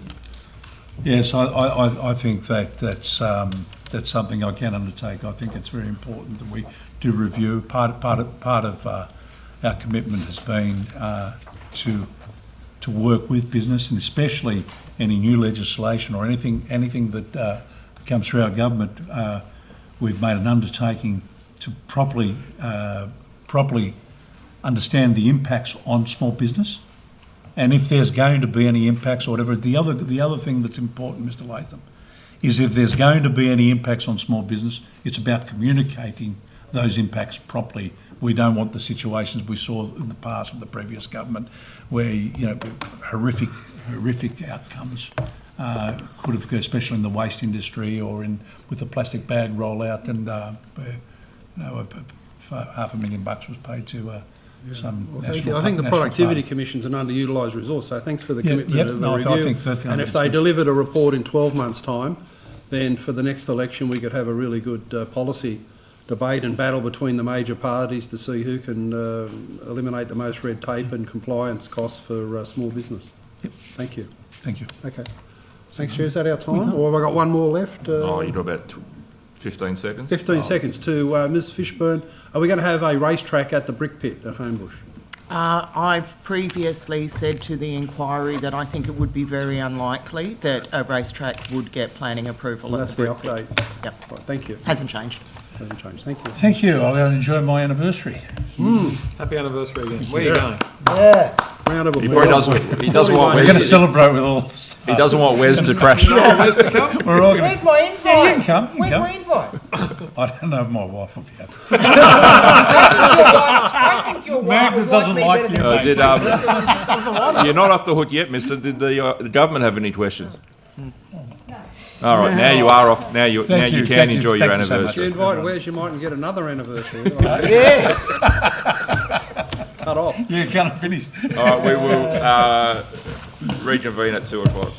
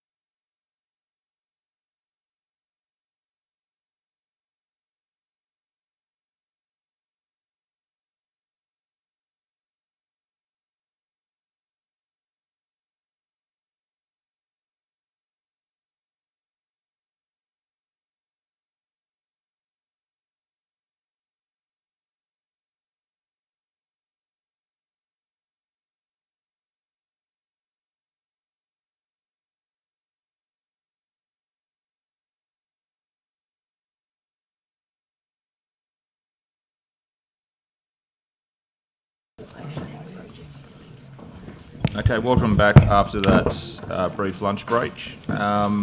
Before I invite one of the crossbench members to take some questions, I just might invite Ms Fishburn to come back with some of the items that might have been taken on notice this morning. Thank you very much, Chair. We had a question about Reflections, which was what involvement did Reflections CEO Nick Baker have with the process for recruiting board members for New South Wales Crown Holiday Parks land manager? And the answer is that Nick Baker had no role in the recruitment process other than providing input into proposed questions for candidates at the panel's request. So just to clear up that question.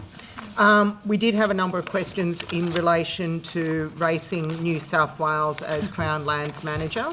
The question that came up a number of times was around the Minister's awareness of the risk assessment that contained information about potential conflict of interest relating to Racing New South Wales' role as regulator.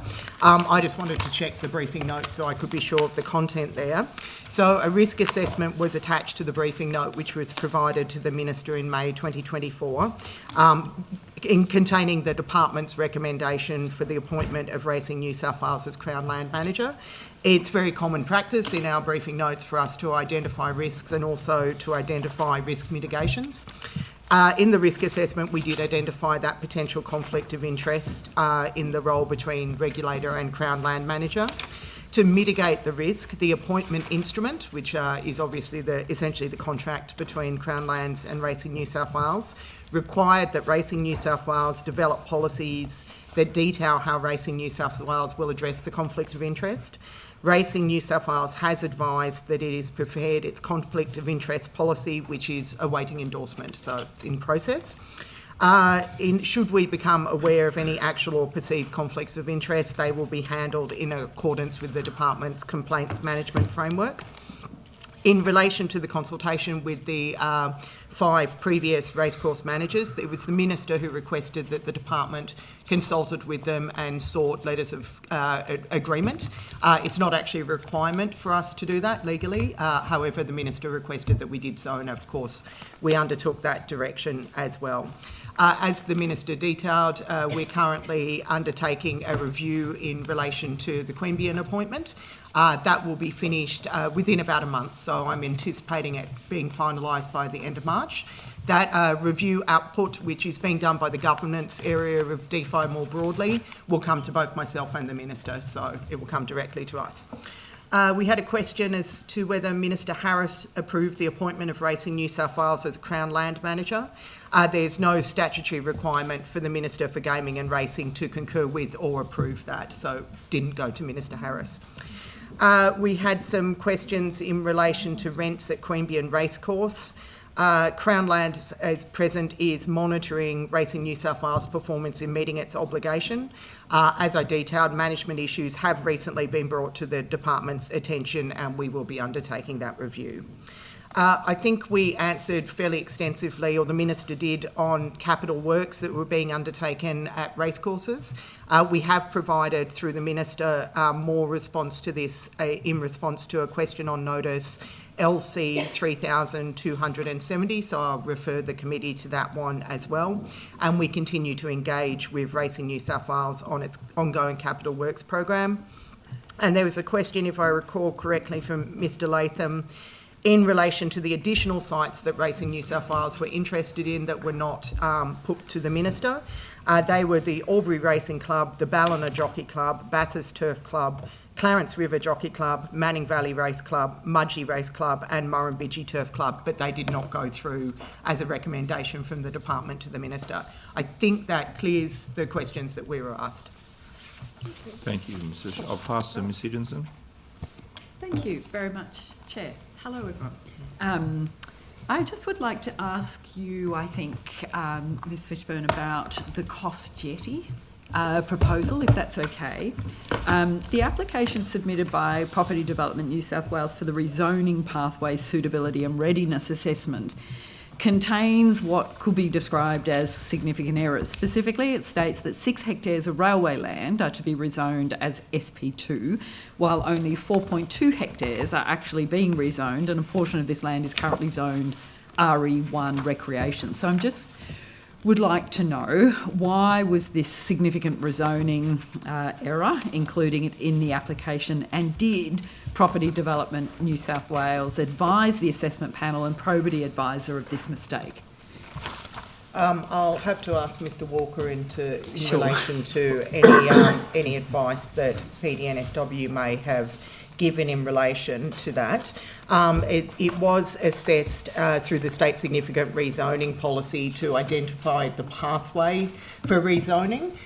That doesn't actually undertake a merit assessment on the rezoning itself. It simply assesses whether it would meet the threshold as a state significant rezoning, as opposed to going through a council pathway. Once it is approved or otherwise to come into the state, if it's coming into the state, there is still the work that is undertaken to develop the planning proposal, which will go out to public exhibition.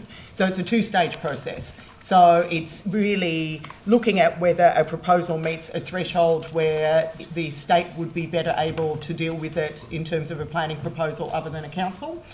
In this instance, considering the scale, somewhat of the complexity and the level of community interest, it was determined that this would be better undertaken by the state.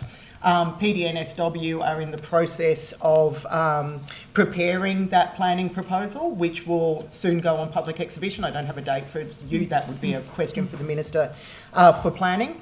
And that proposal will be the one that will go to public exhibition, that will require a response to submissions, and that will be part of the consideration for a final rezoning. So what is the, in that, what is the threshold for a sort of public interest concern or further examination of the idea of rezoning public recreational land to allow for private development? Like where in the mix, and what is the threshold, what is the cut-off, or what pathway does that happen?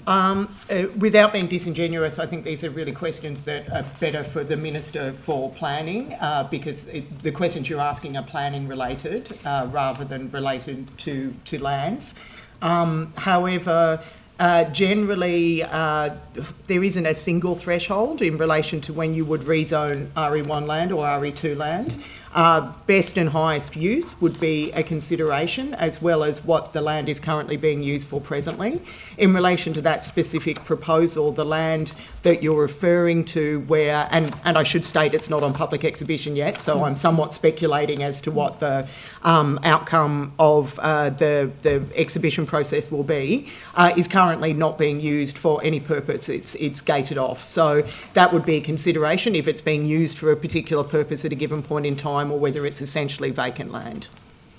But is that, and you know, without using your phrase, without trying to be disingenuous here, and I mean it as well, but you know, it's so clearly, the Coffs Jetty land is so clearly a contentious project. I'm very aware of that, yes, thank you. And the referendum question that was asked, I think, has been potentially interpreted very narrowly, particularly by Minister Kamper. I got a response in writing to him sort of saying, look, that question was a very specific question about private, you know, housing, etc. We're now looking at different, and we're going back to public exhibition. Correct. Yep. But so to suggest that it's because the land, you know, if the land is sitting there not utilised, when you've got a council that's trying very, very hard, because the land is Crown land and they want to be able to access it. Where does not all of the land's Crown land. I think the parcel of land that you're referring to is not actually Crown land. It's the land that is the old ARTC. The land. ARTC. Yeah, that's right. Yeah. Yep. But that's what I mean. So to suggest that because it's not currently being used is a Property Development New South Wales or a Crown Lands consideration in that? No, sorry, I just want to make sure I characterise that correctly. When you asked me the question, it was in relation to what type of considerations would make a change to RE1 land. So I was giving a general answer, not a specific answer. However, as you're aware, that parcel of land is not Crown lands and currently is gated off and not being used. I mean, but it's adjacent to, I mean, it's adjacent with the Crown land, and that's correct. The proposition. There's multiple landowners in the area that is encompassed by the Coffs Jetty proposal. And so what does, so in terms of Crown Lands and the whole proposal at the moment, what is the plan of the department and Property Development New South Wales? What is the proposition at the moment? So it's going back to some public process? Correct. So the planning work is being finalised. It will then, when the Minister for Planning deems it appropriate, will be put on public exhibition. And so has there been further input from agencies about the different proposal? Yep. So since the last round of public consultation, which I think was in late 2022, that generated the version of the master plan that remains publicly accessible on the website. We've been working to finalise the planning proposal that involves extensive expert advice that the reports that have been produced from that have then been through circulation, as is the ordinary course for the planning proposal. That's received feedback, that's being updated, the responses to that are being updated, and then we'll put forward a proposal that it goes on public exhibition, which of course is subject to the Minister for Planning and Public Spaces approval. And Ms Higginson as well, just to add to that, earlier this year Mr Walker and myself both met with the council to discuss where the process was and to provide them with some of the assurance that I'm providing you that it will go back on public exhibition. We also met with the local Aboriginal Land Council who have land interests in that area. It was a very productive meeting, I think it's fair to say, Leon. And we really want to work collaboratively to understand what their particular interest is, with ideally our aspiration is to enter into an MOU so that they're able to utilise their land as effectively as they wish to and get economic outcome from it. And has there been a whole of Aboriginal cultural heritage assessment done now? I'll take the notice in terms of what was your particular it's an ACAR. Yeah. An ACAR, so an Aboriginal cultural heritage assessment of that site and area. So there's a report that has been distributed, prepared on our behalf by Merwin, that goes through the consultation that's been undertaken. I'll just take it on notice in respect to that specific report. It obviously is a planning consideration. Yeah, it is, and I get that, but I'm just, Oh, no, I wasn't trying not to answer your question. I'm saying, of course, it will be picked up in the assessment when it's within the planning department. But, we obviously, want to make sure that the significant meaning for the local Aboriginal community is reflected in both the development outcomes and in opportunities for that community to get economic benefit and to make sure that cultural significance is represented. So this land is obviously bookended by Happy Valley and Ferguson's Cottage. You've got, whilst they're not actually in the area subject to the proposal, got Currumbira Point and Muttonbird Island, which are very significant to the local Aboriginal people. We see there being a fantastic opportunity to work with that community and to, I guess, I don't know what the right words are, solidify and promote Aboriginal outcomes that, give them more certainty over that land going forward, and as Kirsten said, is just improve the outcomes for that community. And do you think that improving the outcomes for all community, including the Aboriginal community, would involve and any intention to on-sell any of the rezone land to the private sector? Well, the current proposal is only in respect to land use. There's no government decision in terms of future land ownership or tenure.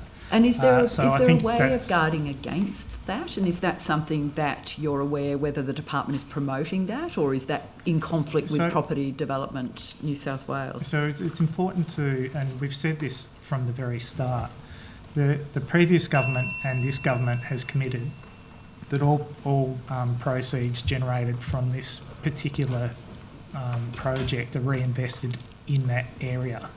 It's not in costs, it's not in the state, it's reinvested in that area. And so we're very focused on, and it's exhibited in the master plan that's been produced, improving the public spaces, so boardwalks, sporting facilities, amphitheatres. There's a whole range of things that are included in that master plan that come from the proceeds that may be raised in the future. But we're getting ahead of ourselves because at the moment we don't have an approval for future land uses. So that's the intent, but we're not there yet. Thank you. I'm just seeing whether Ms Mahaley is seeking yes, any please. time at all. Yeah, Yes, I will. Thank you. I'll throw to you, Ms Mahaley. Thank you very much, Chair. I did ask a couple of questions this morning that I also put on notice for this afternoon. They may not be ready, or Mr Berry, are you intending on answering those? Yes? Yes, I can. So can I take it that your question is in relation to the $14.5 million football? Yes, I had several questions. I can go through them and remind you of them, or... Yep, I'll address that one first and then maybe perhaps prompt me on the others. Sure, yes. That $14.5 million football and schools program, that was an election commitment, is a partnership between the government and Western Sydney Wanderers and Macarthur FC, so the two clubs, to provide football education and wellbeing programs. It is, however... Sorry, can I just ask you, it was an election commitment just to have that program or specifically with Macarthur? I believe that it's to deliver the program with the two clubs, but I'll take that on notice, the details Yes, of the because there was an election announcement that Macarthur had a pre-election commitment of $8 million. There was an announcement that Macarthur would receive $8 million. I'd have to take that on Okay, notice. we'll take that on notice. The program, however, and the administration of the funding is actually managed by the Department of Education because it's a schools-based program, so it's not managed by us at the Office of Sport. So the sign-off, did the Minister sign off on this, or did the Minister of Education sign off on it? I'd have to take that on notice, I'm not aware. The second association was Southern District Soccer Football Association, and I understand we have 2 grants current with Southern Districts Soccer Football Association. One grant is for the upgrade of Ernie Smith Reserve. It was funded as a 2019 election commitment, a grant of $4.5 million. And the second, that project is still underway, significantly underway. The other project currently being funded through the Office to Southern Districts Football Association is Night Park Fairfield, a lighting upgrade. Although we understand that project was substantially completed shortly before Christmas and we're just awaiting a financial acquittal on that project. In relation to both organisations, I understand... How much was that worth, that one, the Fairfield one? Night Park Fairfield, $350,000 total project cost. In relation to... Is that a council application though? Is that council grounds? I don't have that in front of me. I have to take it on notice. I'm sorry. In relation to both grants, and there were specific questions about donations, so that the New South Wales Government Grants Guide and the Office of Sport's own grants policy both require the declaration of any conflict of interest, but they do not specifically require declarations of political donations. In terms of what funds under any of our grant programs can be spent on, there are very rigorous grant guidelines and funds are tied very, very strongly towards specific outcomes listed in the guidelines and listed in specific grant applications. When did you become acting I've been acting CE since the 17th of January. I did have a period of leave, so it's my 5th week in the... I might give you a bit of a break then, I think, Mr Berry. Why? No, go hard. No, I'll leave that for now, thanks. Okay. Is that it? I'll put more questions in supplementary. Okay. Can I just clarify, Ms Higginson, an ACAR is being prepared for Coffs Jetty? It is being It prepared. is being prepared. We'd require it for assessment anyway. And can I just ask very briefly, will that be on place? Will that be released publicly? Is that something? I just need to get that detail. Okay, thank you. Ms Hurst, do you want the last 6 minutes? Sure, I'll jump in. I've got some questions for Mr Berry about women's sports. If that's possible. Thank you. Sorry, I can't see all the name tags from where I am. I just wanted to ask you some questions about the new Play Her Way strategy for 2024-2028. Can I start by asking how much funding will be allocated to support the work outlined in the strategy over the next 4 years? Yep, thank you for the question. We've actually got allocated directly to the to the Women in Sport strategy, Play Her Way, $1 million directly to focus on leadership and culture initiatives, participation initiatives, partnerships and investment. In addition to the funding directly tied to the strategy, we also have partnership funding over 3 years in the amount of $750,000 to Sport New South Wales, and that's to support female leadership and gender equity projects, and also a fast track program for women coaches. We also fund a number of other partnership projects, the Minerva Network for Women in Governance program, and we've also got partnerships delivering specific legacy outcomes associated with the 2027 Netball World Cup program and Football New South Wales for the AFC Women's Asian Cup 2026. So there's a combination of the $1 million directly tied to the strategy and a number of other individual initiatives as well. Would also say our organisational support program changes have set specific requirements for our 96 state sporting organisations around gender equity on boards. So we are actually trying to change the gender equity or the gender balance on boards through sport from an executive level. Great, yes, and I've got some questions about that as well. But are you expecting or like waiting for more funding to potentially be allocated, or do you think that the money that's there now is what you'll be working with for the next 4 years? I expect through every budget cycle that there's initiatives considered, and at the moment we're focused on delivering those ones that we now have funded. Cool. Okay. I'm particularly interested in the part of the Play Her Way strategy around creating safe sporting environments and addressing gendered and domestic violence. Can you explain a bit further about some of the work the Office of Sport will be doing around this as part of that strategy? I would have to take most of the detail on notice. I'm sorry, Ms. Hurst. What I do know is that one of the major barriers to female participation typically is facilities. So there's a lot of focus on facilities, but also in terms of providing pathways for coaching, and so that's why that's a significant funded portion of the strategy. In terms of the specifics of that, I'm sorry, I'd have to take that on notice. That's right, and you might need to sort of take this one on notice as well, but I noticed that the strategy discusses a few of the specific initiatives around grants for sporting organisations to create those safe environments. And I was just wanting to get a bit more detail around what those grants will look like and how they'll link back to creating that safer environment. Again, if you need sort of to take that on notice, that's fine. I will have to take it on notice. Great, thank you.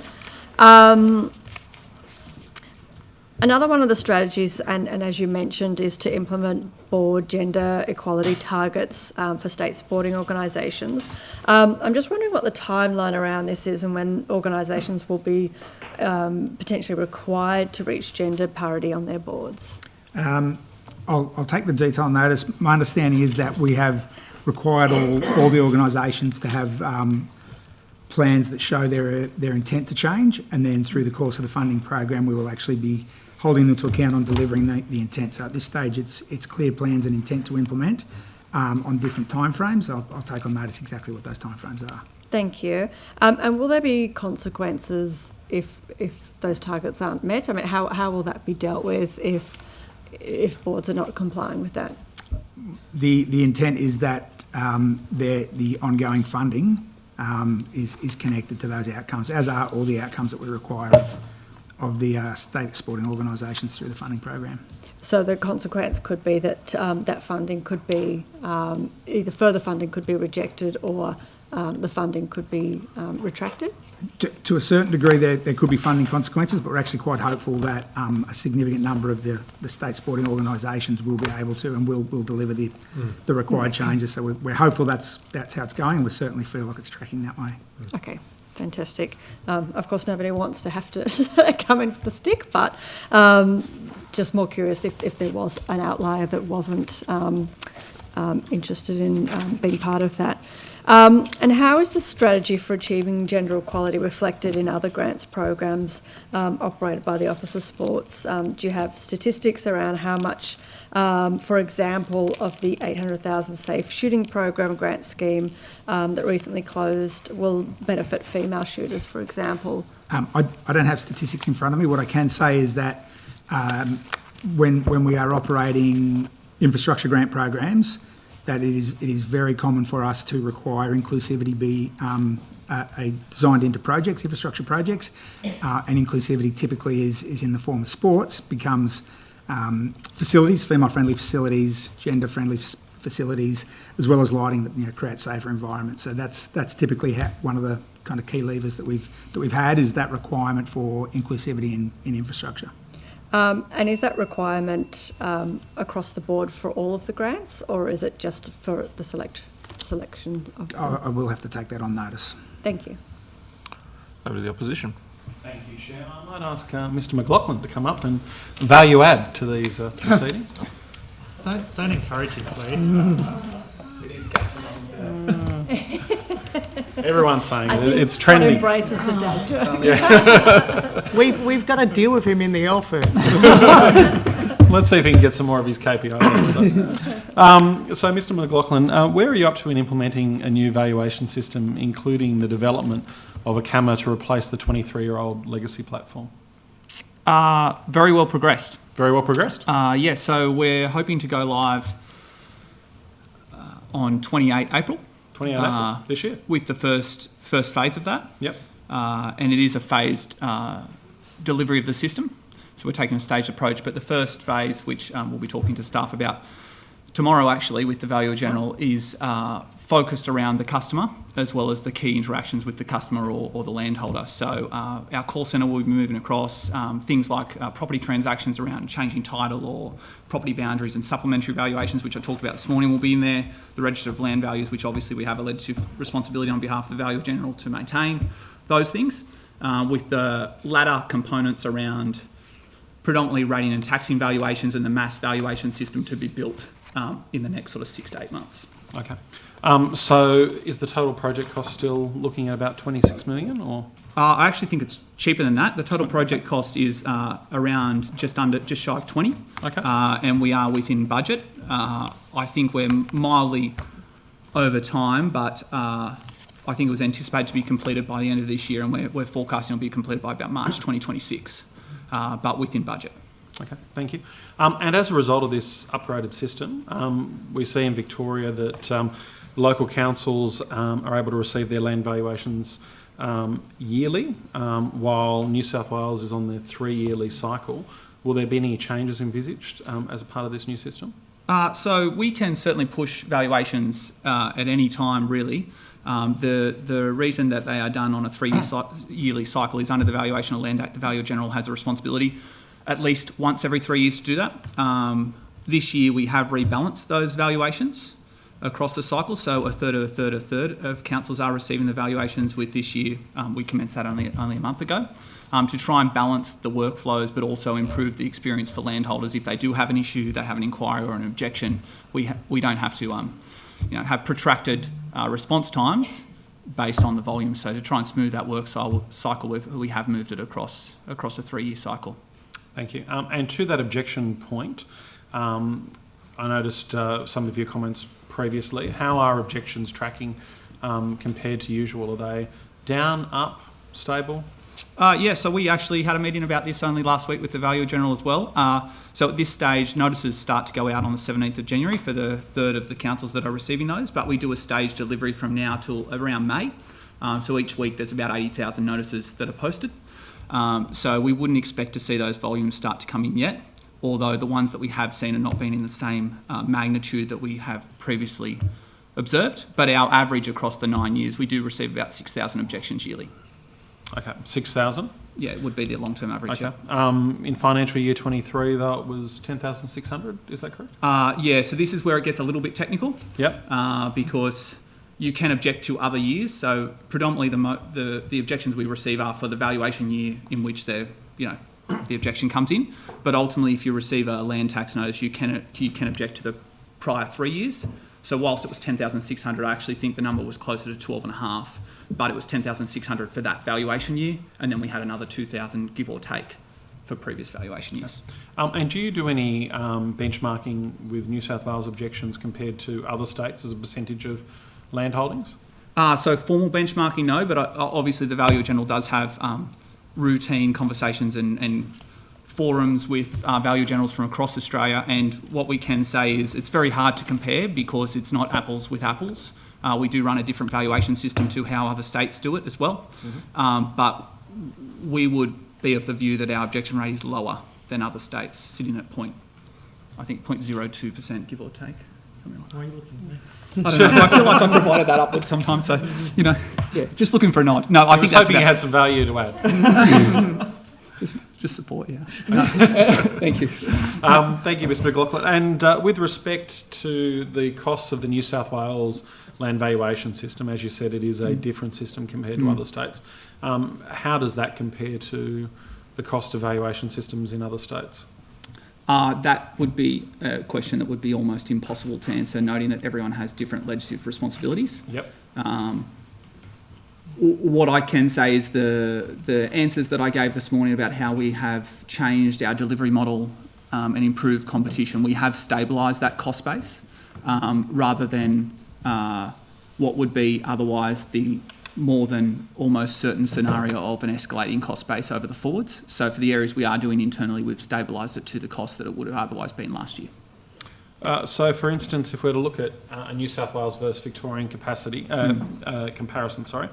New South Wales ICT costs are projected to reach $8.2 million per year, which is nearly double Victoria's at $4.5 million. What's the extra value that New South Wales ratepayers, land taxpayers, and the general community are receiving as a result of that additional cost?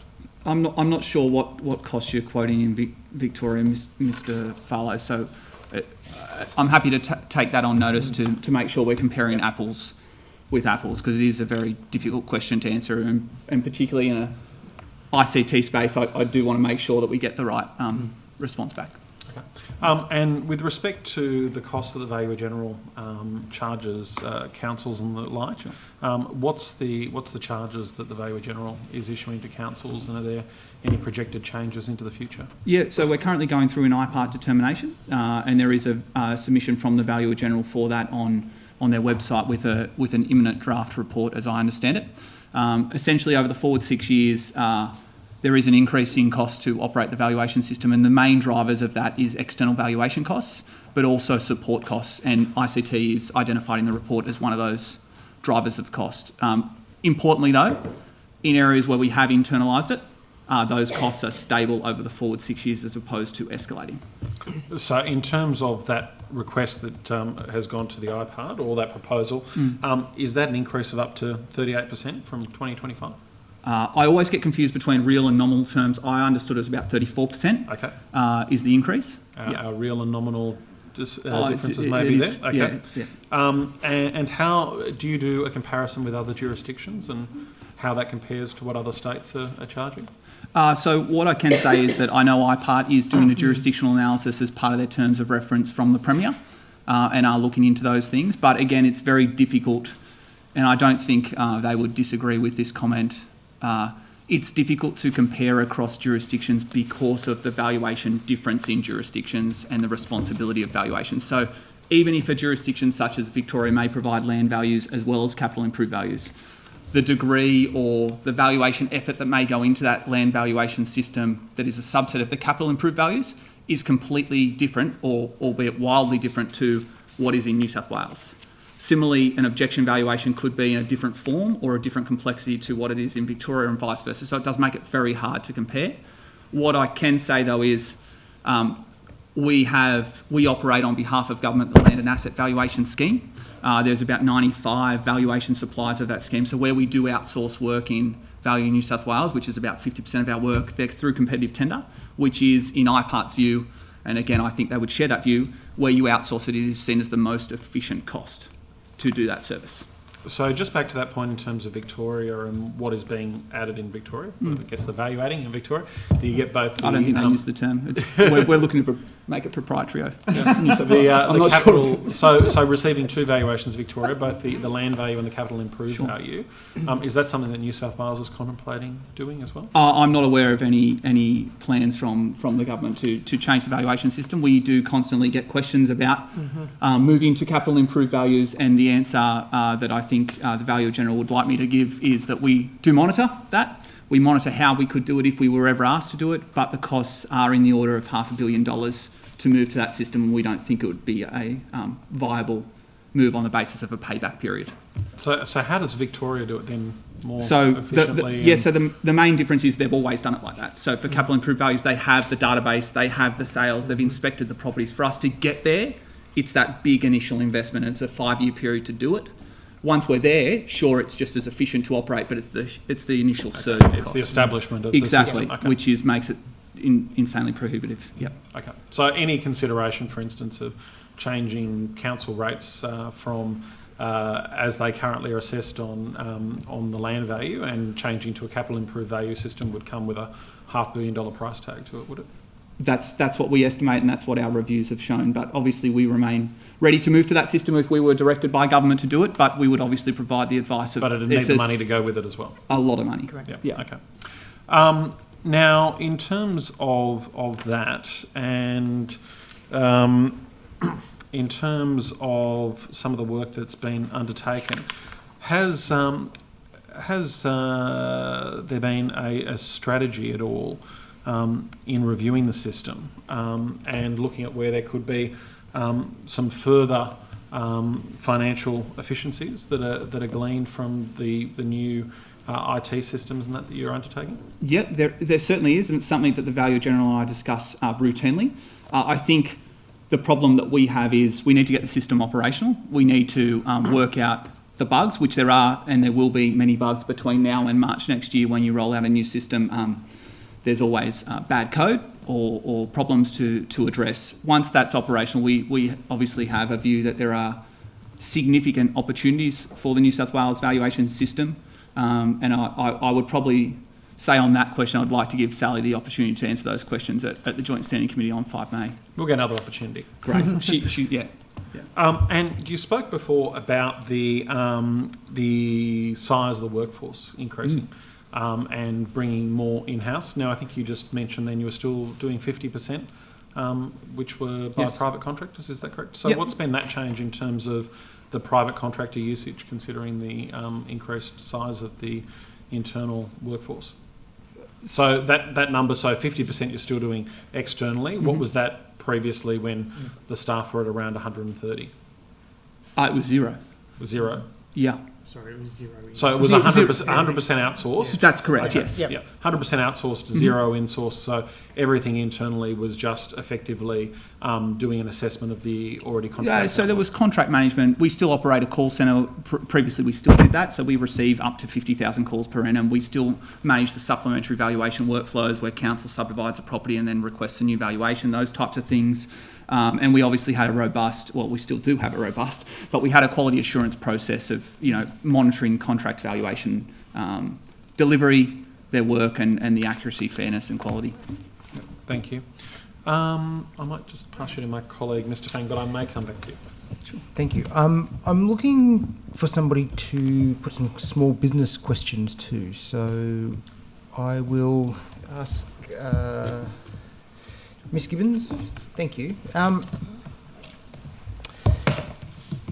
Just in relation to the government's position on mutual gains bargaining, they indicated when they came to government that mutual gains bargaining would provide, fairness to the system, but I'm yet to see a small business that's actually benefiting from the role, that system to be employed. Can you name, a small business at all, or a group of small businesses that have indicated that they're supportive of that? I think a point of order. I'm not entirely sure how this fits within the portfolio area, particularly as the mutual bargaining system applies to public sector workers. So there wouldn't be an application to business or small business in New South Wales. Well, to the point of order, I guess we're just trying to seek an idea as to how the government policy is having an impact on small businesses, and if there's been any feedback in relation to the government policy on this. Okay. I'm probably not in a position to dispute whether it is or it isn't within the remit. I imagine Ms Gibbons would be able to answer it if it is or it isn't. I think that's a matter for the Minister for Industrial Relations. Yeah. So there's been no feedback to you in relation to... No feedback. No. Do you think that the government's industrial relations policy is providing... Well, I want to say think. Do you have any evidence that the government's workplace relations policies are having a impact on the wages that small businesses are having to pay their staff in order to retain or to attract workers? Again, I think this is a matter for the Industrial Relations Commission. Minister, we hear from businesses around pain points. That is not one that we regularly hear about. So the cost of... Through the bureau, the work we do in the Bureau. So whether or not it's raised through other forums, I can't comment on that. Okay, so it hasn't been raised at all? Not through the work that we do around navigational support for small businesses. Interesting. Wages in the private sector are federal jurisdiction. So. No, but through the Business Bureau, which the Minister has championed. I think, debate for this is probably reserved for the House. If you want to continue with your questions to the witnesses. Yeah. Well, just in relation to the pinch points then, and the that you've mentioned, what are the issues that are raised? So some examples I can give around the work that we do at the Bureau around pain points. Yes. Yep. We do three things with our work in the Bureau. So we look at simplifying compliance, so working with small businesses to help them navigate through, licence requirements and regulation. We also do responding to pain points. So an example of that would be the work we've done with the Food Authority and the introduction of their new standards and regulations and education around that to help small businesses comply. And then finally, it's around maximising economic opportunities. So looking at, the Northern Rivers procurement process that we're undertaking with our Business Connect program, where we're educating businesses in that area so they're ready to comply, to attend for procurement opportunities. So when the Minister indicated in answers to questions this morning that the Bureau was one of his answers to the increasing cost of doing business in New South Wales for small businesses, what are the practical measures that you can point to say that a small business who comes to the Business Bureau seeking an understanding of what the state government can do by way of grants, assistance, cost of doing business measures, can say here's where you can start and you can apply for X, Y, and Z? I can give you a good example around the work we do in procurement support. So we've got a business from Inner West business. It's a female-owned business. They do e-learning modules. They came to the Business Bureau to ask for support around just understanding what was available to them.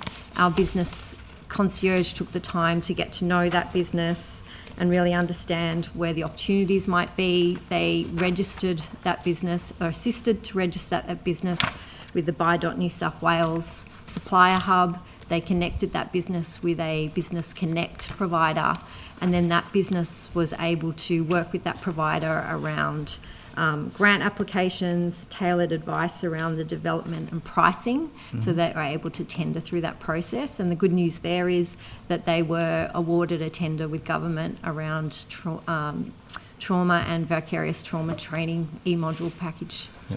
So if that business then returned in, say, 6 months and said, appreciate the help that we've received in relation to getting registered for and receiving and understanding the tender work, but now I'm trying to grow the business, and attracting extra staff is a problem because we're trying to pay workers more, and we're competing against the public sector and the mutual gains bargaining issues that are, where they can attract mutual gains bargaining, and we're seeing all these high, wage increases in the public sector.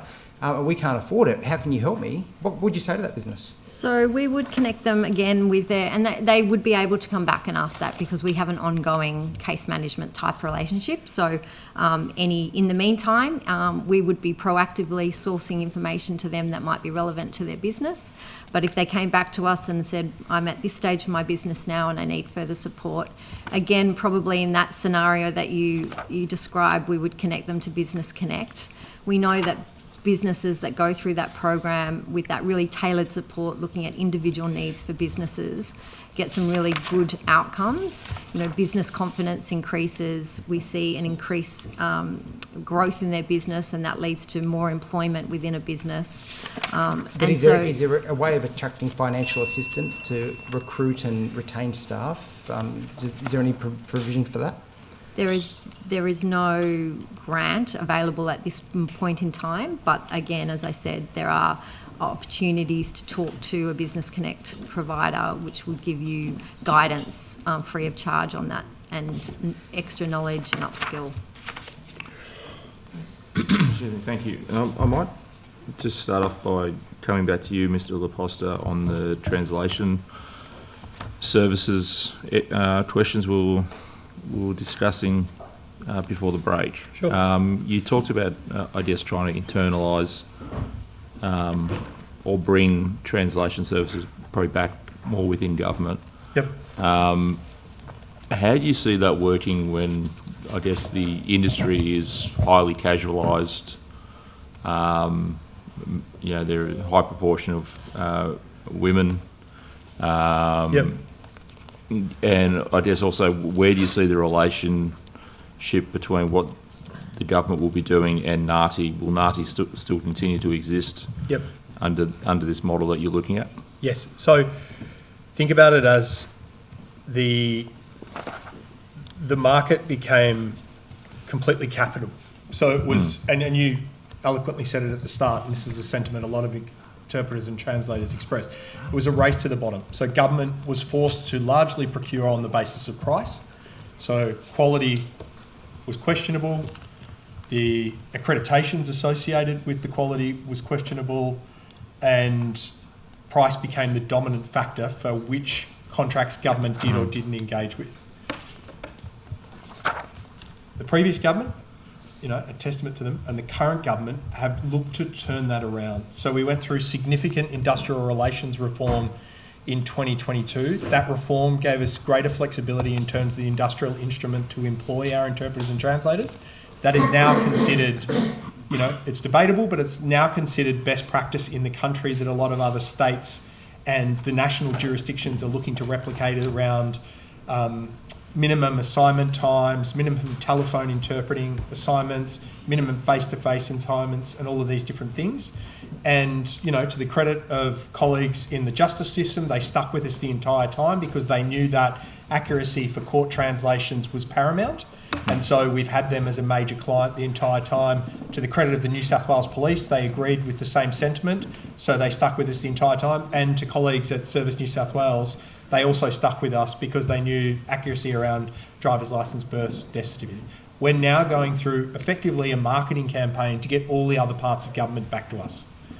That's tricky because a lot of other parts of government might have pre-existing contracts, 2 years, 3 years, 5 years with different providers. But my focus and the focus of our language services division is to bring other parts of government back to use government qualified interpreters and translators. To your points around their employability, the majority of those interpreters and translators are casual. They like the flexibility of being casual, although some of them want greater job security. So we're looking at models whereby we can have permanent part-time roles where they can do a telephone interpreting assignment for Service New South Wales and then be in an AVL court session that afternoon and give them 5 to 8 hours of employment 3, 4, 5 days a week. We're trialling that in the largest languages at the moment, particularly Mandarin, where we have 2 full-time Mandarin interpreters that work within the agency. And we're now looking at piloting programs within the court system for Arabic interpreters and potentially Vietnamese interpreters and those major languages to help in the distribution but also the regularity of work. Okay. So where will NARTI fit in all this? Because at the moment they don't register or deregister translators. Is there going to be a process where we can potentially deal with ones that aren't providing quality work? Yeah. So NARTI is the accrediting authority, separate from us. But they don't have the actual power to register or deregister. Well, they won't translators. give accreditation to those that they don't feel satisfy the requirements. And a lot of the challenges that NARTI is experiencing, particularly within new and emerging languages, isn't necessarily the grasp of their mother tongue, it's their grasp of English. That's the challenge for them. So what we're trying to work with them at the moment is supporting them, and I'm down in Melbourne in a couple of weeks sharing interjurisdictional best practice in this space with RMIT University and other partners, Language Loop, Victoria and others, to look at how we can support NARTI in not necessarily lowering their standards, but improving the pathways in the lead up to their assessments to boost the accreditation. Because you're right, there's too many failure rates, and so for a lot of people, they go through the time and the energy, and we do all of this good work through our scholarship program or the academy to get them there, and then they fail and they become despondent. Do you see AI potentially causing a risk to this provision of quality service? Given the nature of language and different dialects, and AI is probably not a place. Doesn't have a place in translation services? I think you'll find that it's like ChatGPT. I've seen plenty of council mayors and others quickly have a ChatGPT speech in whatever they're about to walk into. Like the reality is you can't ignore the technology solutions, and you can look at them as enablers, but I think that there is a significant risk to government if it is outsourcing its interpreting and translating offshore, or if it is abdicating its responsibility to have human accuracy in terms of the work that it's doing by simply using Google Translate, ChatGPT or others. And we know that is happening now at the moment, in health systems, staff using Google Translate rather than a translation service because it's quicker and cheaper. Yeah, and it's a challenge for government because right now we have finite budgets that are already in place. So let's say you're the Department of Education and you're doing parent-teacher interviews, or you're the Department of Housing and you have sizable contracts for telephone interpreting for those that don't speak English to get access to social and affordable housing. You're the Department of Planning and you've got mechanisms.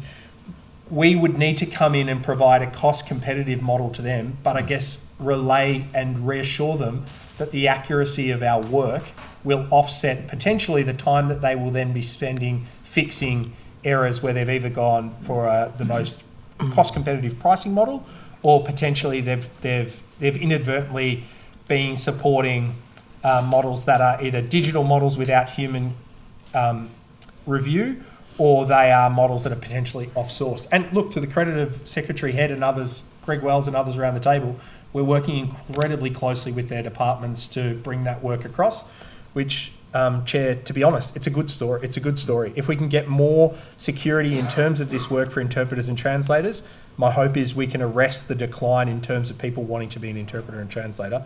And I would argue that we've got the largest possible business in terms of the New South Wales government to focus our energies on. Sure. Just quickly,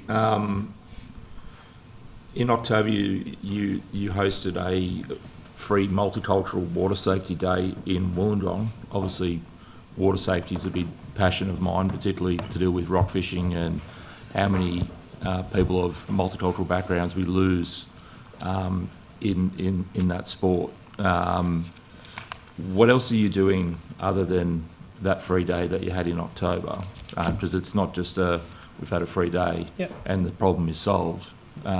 What else are you doing in this space around multicultural water safety? And feel free, anyone from the Office of Sport can come up and chime in as well. Yeah, it's a tricky one because it sits across The Rod Fishing Well, Safety you've Act is a nightmare So because if it so- sits if someone, across three. it's almost in a sense you've got Surf Life Saving New South Wales, Royal Life Saving New South Wales, depending on whether you're rivers and, if you're at Wagga Beach, that's a very different scenario than if you're at Coogee Beach. And then if you're rock fishing, that sits in a different department than where the Surf Life Saving sits, which then sits in a different department if you're in a national park. Yes. So the point that all of us are trying to do is focus on the people that are most at risk and sort of walk away from who has the direct responsibility, how are we collectively trying to work. And I think the statistics, as you said, are damning. Migrants are overrepresented in terms of our drownings. And whether that be at Penrith or whether that be at Coogee or Kiama, it's something that we need to collectively address. But I guess I give you comfort knowing that we had Surf Life Saving New South Wales come out and talk to our senior leadership team in advance of last year. We collaborate across a number of languages, a lot of their campaigns, supporting them at looking at mechanisms to create advisory groups and others to help guide and steer their work. All of their campaigns now are getting better and more evolved and more targeted in terms of exactly, like a good example is that one, free life jackets to those that register and those sorts of things as well. So as a government, we're getting better. Are we perfect? Certainly not. But is it a requirement for all parts of the government to work together on this? Yes. Okay. So what else are we like? Is this one-off day in Wollongong on October? Are we going to have more of those? Are we going to expand them, take them out elsewhere, other than Wollongong? What are we? Mr. Chair, if I could speak, I won't speak specifically to the day at Wollongong. What I can speak to actually is the commitment. We've actually just awarded a number of. We announced yesterday, in fact, a Learn to Swim program that is targeted towards exactly those most vulnerable communities, culturally, linguistically diverse communities, some of our regional communities and Indigenous communities that are all collectively overrepresented in drowning. Over the last 2 or 3 months, the Office of Sport conducted a market process, went to Learn to Swim providers, and we basically awarded contracts across 10 regions of the state where those providers will provide free 10-week programs, not just to children, to adults, people of any age. The qualification requirement is that disadvantage. It is that multicultural community background, Indigenous background, or socioeconomically disadvantaged. So it is it's a great program targeted right at the people who need it the most. It is, as Mr. Laposta said, part of a bigger problem and a bigger need, but it is designed specifically at those communities, and that will start delivering. We expect in the coming months, potentially by around about April, May. Those providers that really spread across the entire state, delivering 10-week programs over the next 2 years. Excellent. Ms. Hurst? Thank you. I have some questions for Mr. McLaughlin. Sorry. Thank you. It's better to move around a bit. So just following on from some of the questions that I've already spoken with the Minister this morning about the privacy and data team that was set up to monitor and enforce the conditions of the new licensing agreements regarding the use of property sales data. And at estimates last August, I think you said that audits had just started to get underway. And I know that this was somewhat covered already, but I just wanted to get an update from you about where those audits were up to as well. Yeah, and just building on the Minister's answer this morning, the audits are actually now complete, and we have advised the Privacy Commissioner of that. I think the important thing to note is that of the 5 companies audited, there were no non-compliances observed or found in terms of their licence conditions, which is no mean feat. Having discussions with the industry, with the Valuer General, I think the statement about the changes we brought in 18 months ago are best practice for the provision of that data across Australia, with many other jurisdictions still in the review phase of what they will or won't do. Most notably, Queensland, the Queensland Valuer General is still reviewing what that may look like in their landscape, whereas we've done that initial review, we've proposed or have implemented licence conditions that we think are strike that balance of protection of privacy, but also the provision of data to the industry that is quite important. And obviously we will review that in consultation with the Minister and the Valuer General towards the end of that 3-year period. Thank you. I'm glad to hear that there was no instances of non-compliance. I'm just wondering if there was any other trends that have come up through those audits that you're able to share, or any other findings. I don't think so. We obviously observed minor administrative things around how licences are distributed by those data resellers and whether or not it appropriately attributes the data to the Valuer General in New South Wales and those types of things, but nothing in terms of privacy protections. And just in terms of, I think the Minister took a question on notice this morning about response, if any, to the findings in the federal outcome. I think the important point there is it was a federal observation. They're looking across 7 states and territories.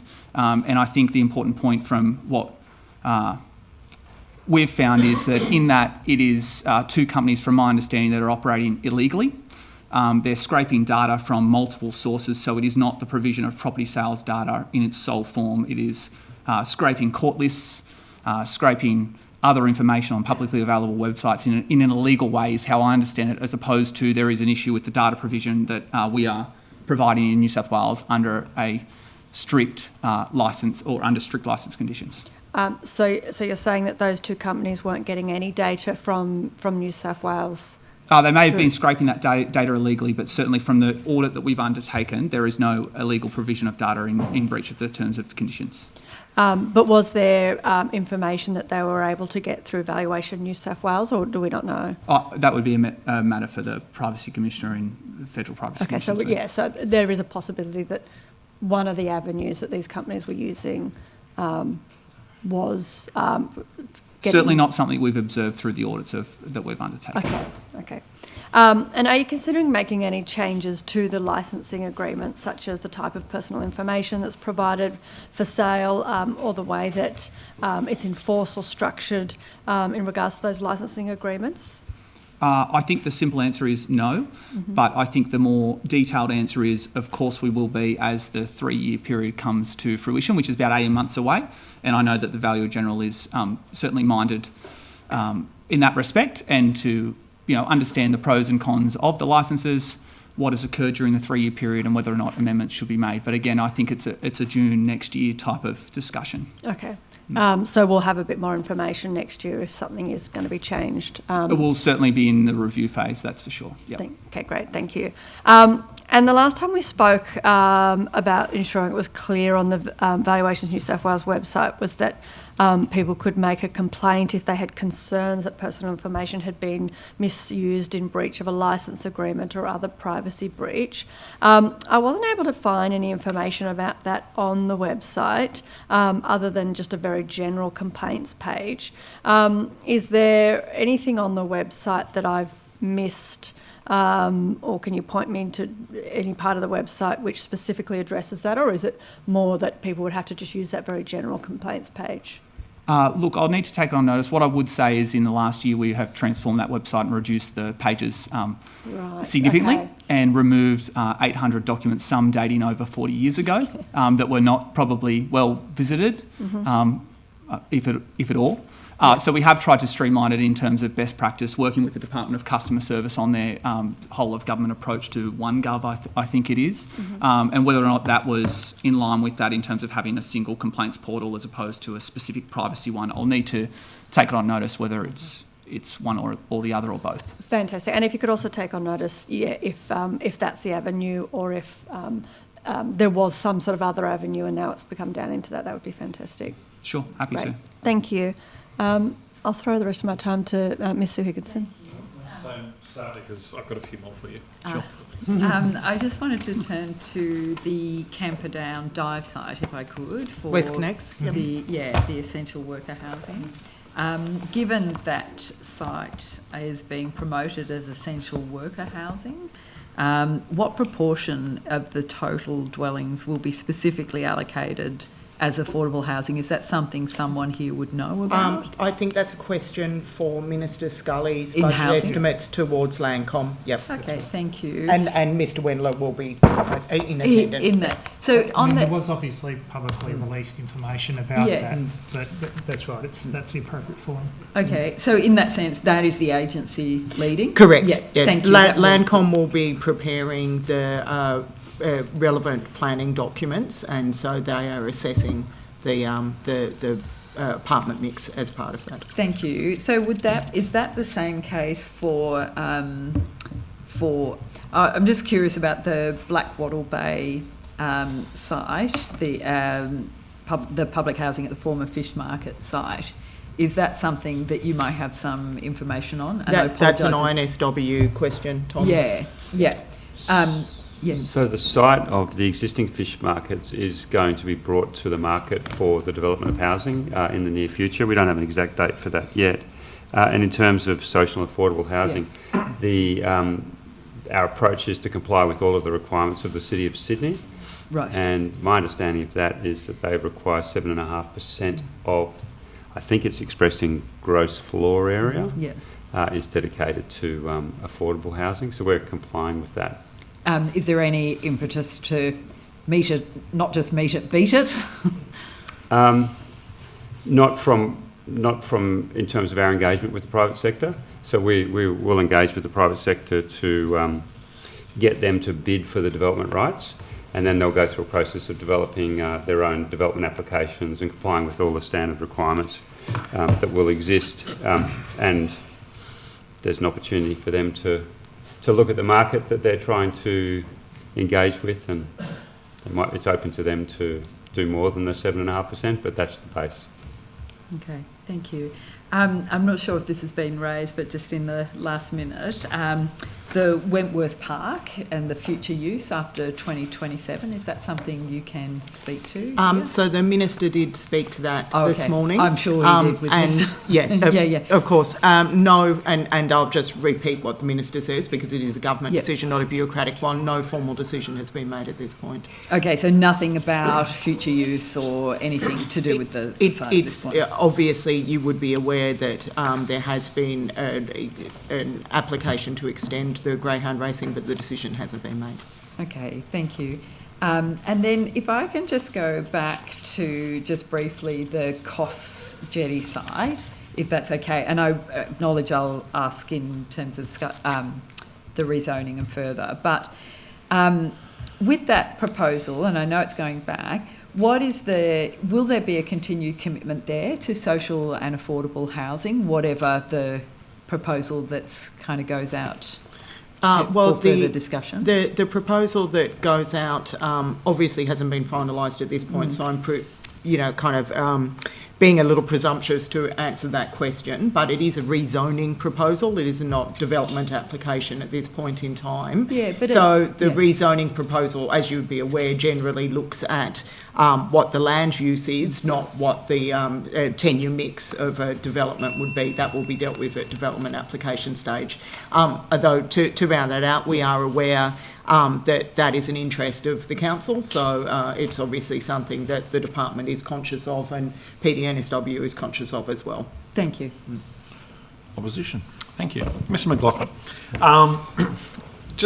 you cited the $500 million figure before in terms of the upgrade to capital improved value. In 2016, the IPART report, I think, assessed information from valuations, or whatever it was at the time, I guess, Valuations New South Wales, or the Office of Valuer General, for want of a better terminology and we found a better terminology. To, I think it was $100 million at that time. So what's been the increase since then? I think simplistically costs have gone up. So the main cost of moving to the system is not so much a system cost or ICT cost, although I'm sure that would be not insignificant. The main cost is about inspecting every property to get the attributes. But between 2016 and now, we've seen the cost of valuation increase. Well, certainly not from 2016, but we're talking in the last IPART determination, we're seeing the costs of valuation in the external market move 43, 50%, and that's on top of CPI. So are you suggesting that 2016 figure would have just been for the technology improvements, so to speak, rather than actually... I understand it was still for inspections, but I don't understand that, from what I understood, it wasn't to the same rigour that the current review that we undertook for the Value General and with the assistance of a former Value General was done. So we essentially, at a basic level, we looked at the cost per valuation of a property, and it was whatever, I don't have the figure at the top of mind, but it ranges, and you would expect it falls, say, and I can get the figure, but let's say it falls between $20 and $30. Well, the range to move to the system was around $350 or $400 million to $500 million, but that's how much it would be, and that's comparative to what the private sector would do it for. Yeah. Okay. Now, at that time, the Centre for International Economics, I think, thought it would cost less. I think I've seen subsequent that Domain has also indicated that it could cost less than that. Sure. You dispute all of those At a broad level, we would say that that's not accurate and not our view, but ultimately everyone can have their entitled to their own modelling and their own economics. But certainly in the latest review we did, it falls closer to the 500 million than it certainly does to the 100 million. Thank you. I think that's it from me for you, Mr. McLaughlin. So perfect. I'll hand over to Mr. Fang. Thank you. Just in relation to small business closures, we've seen New South Wales tourism is down from 2019 levels. We've also seen more closures in New South Wales than any other state between July and December 2024 in the hospitality region. What assistances are available to hospitality businesses in New South Wales to, I guess, try and overcome the challenges of the current market? So while we are seeing insolvency numbers increasing, we're also seeing an increase in new business. So in the same period you've just quoted from July to December, we've had 89,000 new businesses start in New South Wales, which is up from last year. I think 3,000 more than the same period last year. And so the Bureau will provide services to businesses in starting or in trouble and thinking they might need some support with insolvency coming up. So we help out all businesses. In terms of businesses that are concerned around insolvency issues, we are able to, again, provide our business concierge service, navigating through what might be available, referring them on to different programs across government. So that includes a small business debt helpline, the rural financial counselling service. Our Business Connect advisors can also sit down with those businesses and work through different areas such as managing cash flow, business planning. They can also work out and sit with them around potential new income streams in that business planning, but also help them around creative ways to exit if there's no other opportunity, because we know that is important as well, to exit with dignity. In terms of a number of free resources for all industries around podcasts and online training to learn about the different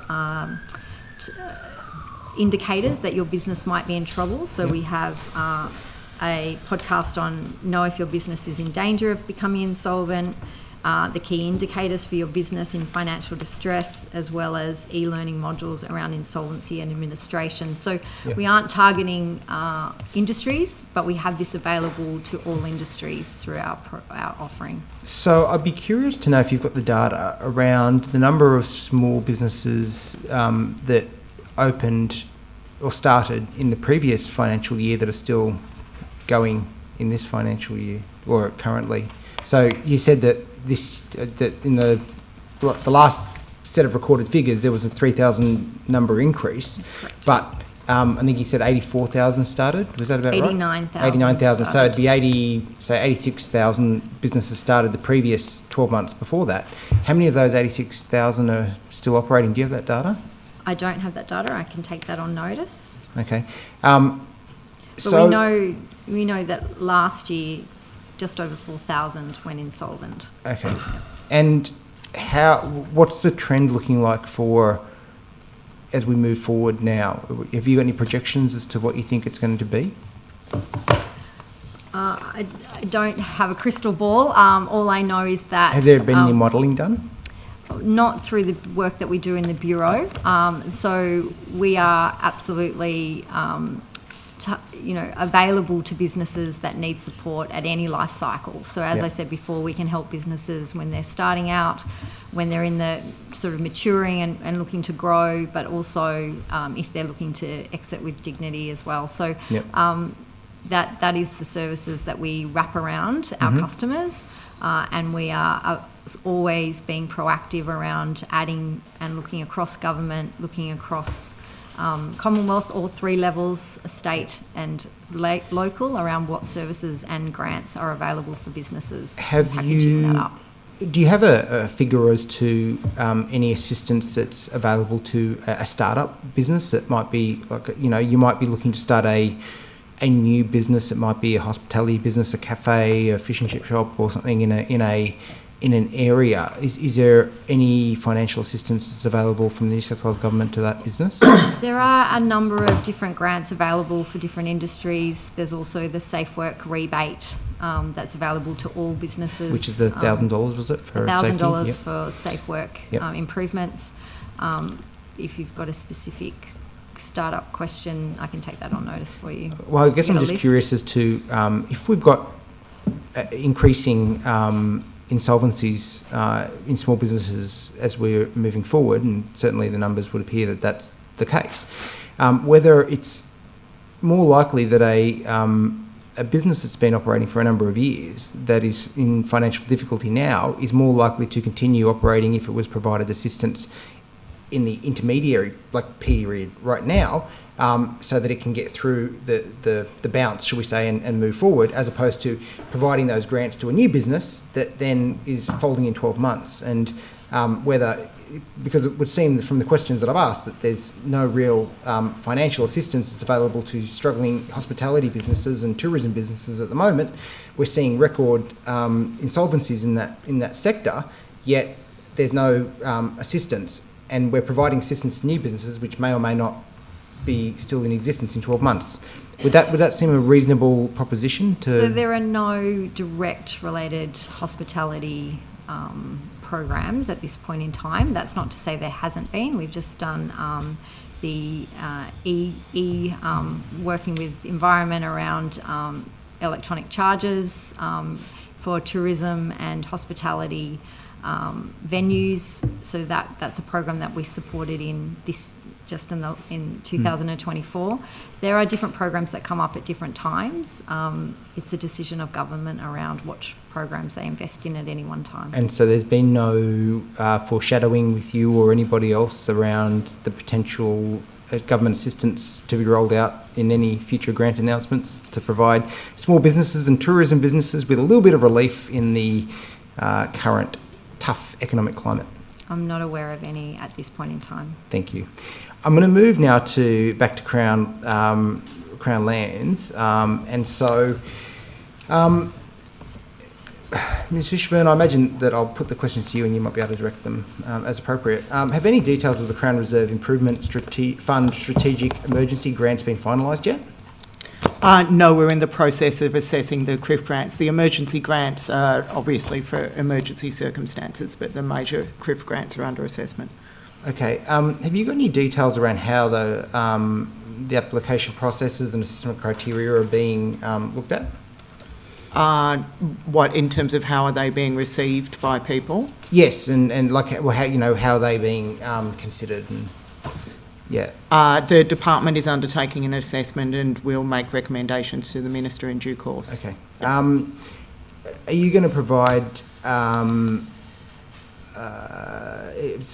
you provide some examples as to the type of project or expenditure that would be considered for a strategic emergency in the Crown Reserve space? I'll have to take that on notice and I'll come back with some examples. Okay. Do you know what the budget is for the strategic emergency grants in 24-25? I believe it's 4.5 million. If you give me a second, I can get to that page and I can tell you exactly. I can give you a few seconds. I'm very generous that way in time. Very generous of you. Yes, I was correct. It's 4.5 million. This is why you're the secretary. Thank you. Value adding. Oh wow! Oh, ceiling. It's catching on. I tell you, if you haven't value added and you're sitting at the desk today, there's going to be some real questions asked of your performance. I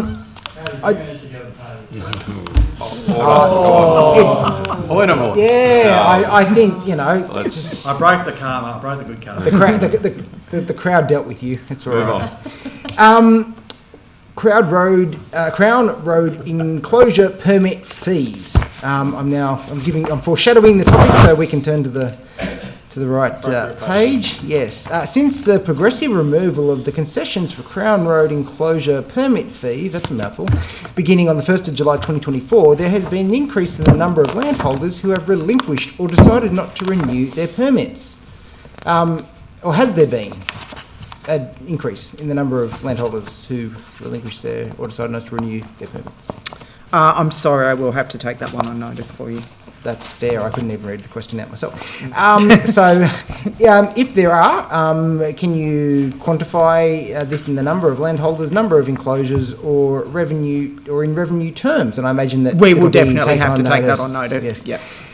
Has there been an increase in the number of landholders converting enclosure permits to freehold title since the removal of concessions began? I imagine that'll also be... Correct, thank you. And I've got two more. That's right. I imagine The numerical ones I would almost always want to take on notice because we want to make sure we give you accurate information. What additional resources and funding have been dedicated to land management activities such as bushfire mitigation or weed and feral pest management normally undertaken by the enclosure permit holders? I'll take that on notice. Thank We you. do have a general fund for bushfire management, but I don't know the quantum of that. Appreciate that. Have any additional staff been engaged regionally for land management activities in response to changes resulting from the removal of concessions? Again, we'll take that one on notice. I appreciate that. Intermittent services levy? Internment. Internment. Oh, sorry. Services levy. Yes. I'll just ask Ms Hickey to... Thank you.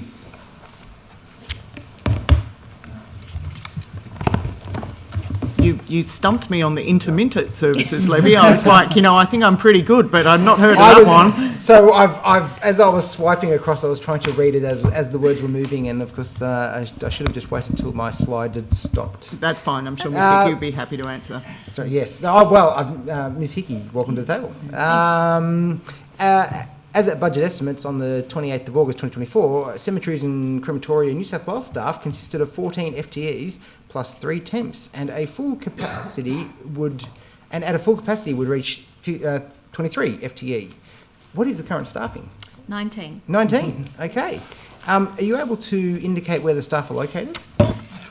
You mean if they're in regions or not? Yeah. Well, I mean just in general.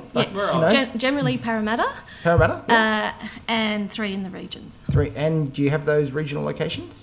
You better say Wagga. You really better say Wagga. I can't say Wagga. Oh. Dubbo. Okay. Dubbo, Orange and Foster, yeah. Okay. Well, the question's not here, but I'm going to say, should you consider Wagga as no? Sorry. From the 1st of July 2024, the intermittent service internment service levy was extended to cemetery operators outside metropolitan areas, and was anticipated this would increase cemeteries and crematoria New South Wales revenue by $5.05 million and $5.15 million in its first and second years respectively. Yeah. What additional compliance and education and training activities have occurred outside of metropolitan areas since the 1st of July 2024, and where? Okay, I might have to take some of that on notice, but I can tell you that in terms of the engagement with operators generally, we've issued 52 newsletters with information in there to operators. 52? 52. One a week? Sorry? One a week? Pretty much, yep. This is in the last year, since March last year. We've had 7 locations for our roadshow. 6 of them were in the regions. So that, just trying to remember, but Maitland, Orange, Dubbo, Wagga, and Armidale and Coffs Harbour, I think. Stopped listening after all. Yeah, sorry, okay, there you go. No. And Sydney. We've had 36 webinars for operators and invited funeral directors to that as well. We've undertaken 17 clinics with operators who've wanted to go deep dive into some of the trickier conditions that they didn't understand, a lot of them local councils. And we've undertaken 11 document reviews in terms of things that they wanted us to check for them before the compliance work started. So. Excellent, very thorough answer. Thank you. And I don't know if you're reading with your notes or not. Well, but I you had did the it numbers very here. You did it so well. It was good. Yeah. Thanks. Thank you. Ms Hickey, while you're here at the table, has your office had any role in terms of identifying new burial spaces across the Greater Sydney region? Yeah, so you might remember that last year the Minister released a strategic statement, and in that it was highlighted that CCNSW should work with the Crown operators to try and identify burial space. So we have done a few different things, including working with planning to get the state significant development pathway up and running, and our Crown Lands colleagues worked with planning to get an exempt and complying development going as well. We've also tried to look at other things with the Crown Lands and with the MMP. So they've looked at exhaustion rates, done an audit of exhaustion rates, and identified where they could put more burial space within existing cemeteries. And yes, we're aware of the proposals that they were looking at, but nothing's come to us formally yet. Okay, so it wasn't your led process, that was Metropolitan? No, there was them. And the understanding is that they need to do consultation before they come to government. Yep, okay. Thank you. Yep. Ms Fishburn, do you have any information on the independent review into statutory framework for small-scale titles? For the towers? For the small-scale titles around Lightning Ridge, in relation to, I guess, opal mining and the like? Yes, bear with me. You'll have to excuse me, I don't generally take the Crown Lands questions, so... No, I don't normally ask the Crown Lands questions, so, I mean, you know. Can I have your questions, and I'll just quickly get one of my staff to find the right page for me. Okay, so I understand there was an independent review into the statutory framework for small-scale titles in New South Wales, which was reported on in June 2024. I think he's listening, Wes. No, I know, I don't want to... Sorry, we're just trying No, you're right. We might have to take this on notice. We're just I appreciate that. Yeah. Look, maybe someone can get an answer by the end of the day. If not, then, obviously there's... But if not, yeah. In relation to recommendation 11.4 of that review, what additional work has been undertaken by the Lightning Ridge Area Opal Reserve Manager to improve safety within the preserved fields at Lightning Ridge? Even if I did have a paper on that, I would be taking that one on notice. It's quite a specific question. My wife's from Lightning Ridge. I can help. I mean, the real. Look, it doesn't mean we'll dismiss you early. It's the first time today. I mean, that'd be great. Appreciate it. Joe's always happy to help. Yeah, he's always happy to help. Yeah. Has this, usually the minister, or will this result in any increase in the environmental levy paid by mineral claims holders? I don't have a note on that, so I'm just going to have to take these questions on notice. Mr. Laposta, can you provide any? No. Okay. Just thought I'd ask. Career limiting move. In relation to recommendation 15.4 of that report, what additional income streams has or is the Lightning Ridge Area Opal Reserve Manager implementing to reduce reliance on landholder compensation payments? I'll take that one on notice. We'll try and get something in the break for you, but I literally don't have a single thing on this. Yeah, understood. I just put the question anyway. No, that's fine. It's always happy to take a question. Thank you. Thank you. Look, I've got one more question, if that I can reel it off in the minute that we got left. we don't have a time. We do, got a minute. No, that clock's wrong. I can indicate from everyone on the committee that we are happy to release Mr. McLaughlin. Your valuating days are over today. You've added more value today than ever. We can also Miss Hickey. We are finished with you. Miss, I mean that in the nicest possible way. She works in cemeteries and crematoria. There's lots of in jokes. Mr. Head, Mr. Wells, and Miss Gibbons as well, and I think Mr. Frost. I'm looking at Mr. Farlow for confirmation. I think that was right. Yeah. Yep, Mr. Frost, yep. Yeah, and I can indicate to Mr. Laposta, both me and Ms. Hurst are finished with you. Your freedom lies in the hands of the Liberal Party, unfortunately. Sorry, we're keeping it. So you haven't had one multicultural question from us in the afternoon session. So.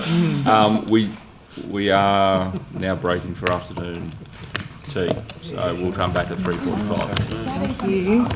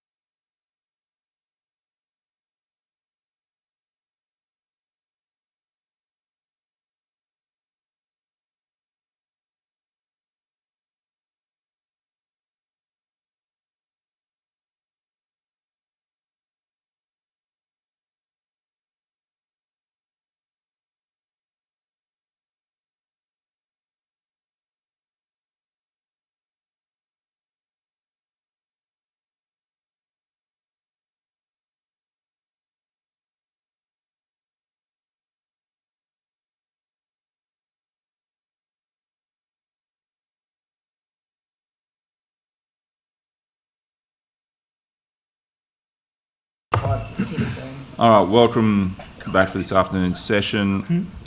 I believe, Ms Fishburn, before we go back into questions, you have some things that have been taken on notice? Yes, thank you, Chair. It's actually one of the questions that you asked us in relation to which other sites has Crown Lands been working through with the Recreational Fishers Association as alternatives to Cooper's Island. The department has identified 2 potential areas, sites fronting Coiler Lake, please correct me if I'm mispronouncing that, at Coiler, and another location fronting Turos Lake at Turlinga. Turlinga? Yep, someone will correct me. This information has been provided to the President of the Recreational Fishing Alliance of New South Wales. So, as I said, we are working through. Thank you. I think it's my turn for questions. I might stay with you, Ms Fishburn. It is a Crown Land Road issue as well, and I feel free to take it on notice. I guess a bit of background. There is a road down in Tumut called Cockatoo Road, and there is some dispute over who's responsible for maintenance of this road. My understanding is that HumeLink are increasing their use of this road as part of their work, and then there's the question of whether who is responsible for this road. So I guess my first question is, does Crown Lands actually currently maintain any section of this Cockatoo Road in Tumut, or have they ever been responsible for Cockatoo Road? I'll have to take that one on notice. Yeah. My understanding is that one of the landholders has been paying annual fees to Crown Lands for access, and I'm just wondering whether that means that you are actually responsible for road maintenance. It's strange that one out of 8 residents would pay a fee, but the other 7 wouldn't. So if we just maybe get some confirmation as to why is that resident paying a fee for the road. And okay, that's quite a detailed question, so I'll have to take it on notice. I think you understand that as a general principle, the department's or Crown Lands' responsibility as the road authority is based about the administration of legal access to the road, and we're not a road maintenance authority. So I'll put that out as a general statement, and then I'll take the particulars of Cockatoo Road on notice. Yeah, sure. I think that probably will do us for the moment on the issue until we get some more information back. Mr. Jellybeer, I might just ask some questions with you on the fish market. Are we any closer to a completion date? You know, I know the roof is on. That's always a good sign when you're building something, that when the roof goes on. Yeah, we're happy to say that progress is going well on the fish markets, and we'll have the building complete this year. And anything narrow in that? In terms of a specific date, not at this stage. No. What, latter half of the year? Yeah, definitely second half of the year. Okay. We're working closely with Place Management New South Wales, who'll be the building owner, as well as Sydney Fish Markets, because they'll obviously have to be involved in testing, commissioning, and familiarisation with the new building as well. Have all the disputes around release of documents, has that all been resolved? I think the NCAT proceedings might still be on foot for a couple of things, but there was 40-odd boxes of documents released, and there's only a relatively small number of those that were in dispute, and they related to commercial matters, I believe. Okay. So I know I put questions to at last estimates around numbers of variations and total costs of those variations, and you came back citing the NCAT proceedings. I'm just wondering whether, perhaps I'll notice whether you can come back and see whether you can answer any of those questions with any more clarity. I'm aware that there's 154 documents that are before NCAT in terms of assessing whether or not they can be released, and they fall. And the reason why they're being considered by NCAT is because the claim is that they're commercial in confidence, legal professional privilege has been put over the documents, as well as some of them include personal information. Yeah. So can you take it on notice in terms of those specific questions I asked about total number of variations across the life of the project, and what that total cost? These are very. I think I should be able to take that question, but I should try and get clarity. Is it variations that the Sydney fish markets have sought? I just want a broad, like, in total, how many, like, because I imagine there'd be variations on behalf of the developer as well as Sydney Fish Market. If you are able to delineate between, what the developer has asked to be varied and what the fish market has, I'm happy. But if you can't, no, I'll definitely take that on notice. A total figure if possible. Thank you. Do you know? Sounds like you were asked questions on the defibrillator. No, we haven't. Oh, we haven't. Okay. So the minister just essentially announced in January, end of January, the new reiteration of the defibrillator grant scheme. Are we still going to do that by postcode arrangement? Where I know there was some criticism of certain postcodes missing out versus others. Thank you for the question. Yes, I understand that there is still a postcode requirement. However, there has been a change made to the program eligibility, and there is also the ability for applicants to demonstrate financial hardship other ways, regardless of postcode location. Okay. Right. Are we taking a look at what postcodes were eligible last iteration and trying to mix it up and look at postcodes that still might fit under that bracket of having low socioeconomic performance, for want of a better term, and then maybe targeting them? So I'll give you the example of my local area. I think Taronji was down on the south coast, was eligible, but one street over, you were classed as Corrimal and you weren't. And both would have very similar socioeconomic indicators. I'll have to confirm whether or not, the question being, have the postcodes changed this year from last year? Yeah, are we still targeting those socioeconomic areas, but are we now looking at, okay, we hit these postcodes, now see where we hit these ones over here, I guess is... I'll take it on notice whether they've changed, but to go to your example, the postcode outside would be able to demonstrate potentially financial hardship and therefore eligibility another way. Okay, sure. Sorry, Ms Fishman, I do have to go back to a Crown Lands question. It's to do with a parcel of land being returned to the Aboriginal community at Port Stephens, around, I'm going to probably butcher this as well, pronunciation, Tilligerry Creek. Have you got any notes? I'm just having a look for you.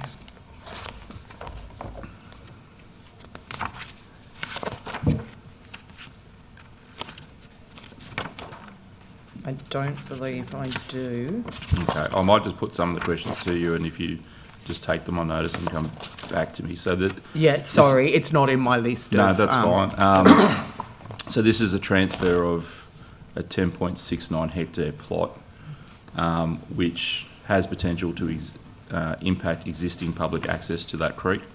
So I've had representations from people that would use this area for recreational activities, fishing, boating, kayaking, etc. And they're concerned about whether this land transfer will restrict their access or alter their current access points to that waterway. Whether you're able to come back and give any advice as to whether it would. I'll take that on notice. I don't think I'd be able to get you that information today. We'd need to look into that and come back. Yeah, sure. And just on, I guess, what the impact will be on existing facilities, so such as boat ramps, pontoons, walking trails, all this is public infrastructure. Will the transfer of land have any effect on that public infrastructure in terms of maintenance, upgrades or accessibility? I'll have to look at the nature of the land claim, what is under claim, and how that potentially would impact. Sure. Also, whether an ALA is being negotiated in relation to that as well, because that could materially change the answer. So I'll have to come back to you. And I guess if the Warramai Local Aboriginal Land Council chose to develop that land, how would that then impact that usability and maintenance of the existing public assets in the vicinity? That might be tied up in that ALA. That might be tied up. It also may be a little bit of a hypothetical. Yeah, I'd have sure. to look at what the land zoning is, the underlying land zoning is as well. Yeah, and I guess just finally whether there was any consultation undertaken with the local community, obviously outside of the local Aboriginal community, but the broader community that we're going to be using, that use these facilities for recreation, whether they were consulted on this land transfer at all? Land claims aren't really a matter of consultation. They're a matter of what was the underlying use at the time. Well, I guess consultation is probably the wrong word. Yeah, were they notified that this land claim was underfoot, and then there may be future impacts? Sure. Obviously, we need to engage with local government at the first instance in relation to these matters, and I can assure you that definitely would have been done. Yeah. Anything beyond that, I'll need to get some information for you. Sure, thank you. I'll pass to the opposition. That pretty much does me. Well, I'm done, so we can just stop the clock and knock themselves out. Okay. I might pick up on some of those issues Mr. Manasiak already raised, just to you, Mr. Gellibrand, in the first instance, with respect to the fish markets. So there's been some reports in terms of the financial viability of Sydney fish markets. Has Infrastructure New South Wales done any of their own assessment in terms of the financial viability of the Sydney fish markets going forward? No. Are there any contingency plans in place if the Sydney fish markets were to become insolvent? Certainly, we don't have any. Just to clarify, we're responsible for delivering the project, the building itself, and then once that gets to the point that we refer to as practical completion, we hand it over to the Sydney Fish Markets to operate, and Place Management will take responsibility as the owner of the asset. So it's not really a matter that we would ever deal with in terms of future tenants. We've got to make sure the building is fit for purpose and meets the tenants' requirements, but their use of the building moving forward is not something that we're responsible for or concerned with. Okay. And with respect to the fish markets, is the budget still at $836 million? Yeah, the actual budget for the building itself is $750 million. And then on top of that, there was an allocation of $86 million, and that was for early works. So removing all of the piles, the demolition of the original Hanson's concrete batching plant, stabilisation of the seawall, to all the preparatory works to enable the main works contracts to to be undertaken by Multiplex. So it's 750 for the building, the new building, but there was also 86 for, I think it's 86, might be 76, for all those early works. Okay. And that's still on track, is it? In terms of that 750 then? Yeah. For the building? Yep. Okay, thank you. Now, I think that probably might be it for me on the fish market redevelopment. Thank you, Mr. Gellibrand. If you... Sorry? I'm happy for you to offer... Well, I was about to say, we will try to be as helpful as possible. There's additional expenditure that we're also undertaking in that area. So there's another $79.2 million that is part of that overall funding envelope from government, and we're using that to complete the foreshore walk, which will take you from essentially from Woolloomooloo all the way through to Rozelle, ultimately, because there's a missing link that'll be in the front of the existing fish market site. So we'll put money into that. And then we're also developing a 1.1 hectare park, which sits underneath the Anzac Bridge. And we'll be funding that park as well. Hopefully, well, we're on the cusp of getting planning approval for it, and we'll be going to the market for getting that developed in the near future. And does that take into it any activation of the old Glebe Island Bridge? No. No. Okay, that will still be in its current state of being locked out effectively for... Or locked open. Yeah, or locked open. And turning back to the local sport defibrillator program, if we can. Now, it was stated with the local sport defibrillator program, I believe that there were, in the media release, nearly 200 successful applicants. How many were there exactly? I'd have to take that on notice, sorry, Mr. Farmer. I don't have the numbers in front of me. If you could, that would be good. And you mentioned before, in terms of those applicants who could apply if they were able to demonstrate financial hardship, if they were outside of one of the eligible eligible postcodes. Could you indicate how many of the 200 or thereabouts Met that criteria. met that criteria? Okay, take that one on notice. And how is this financial hardship measured or assessed? Also, we'll have to take that on notice. Okay.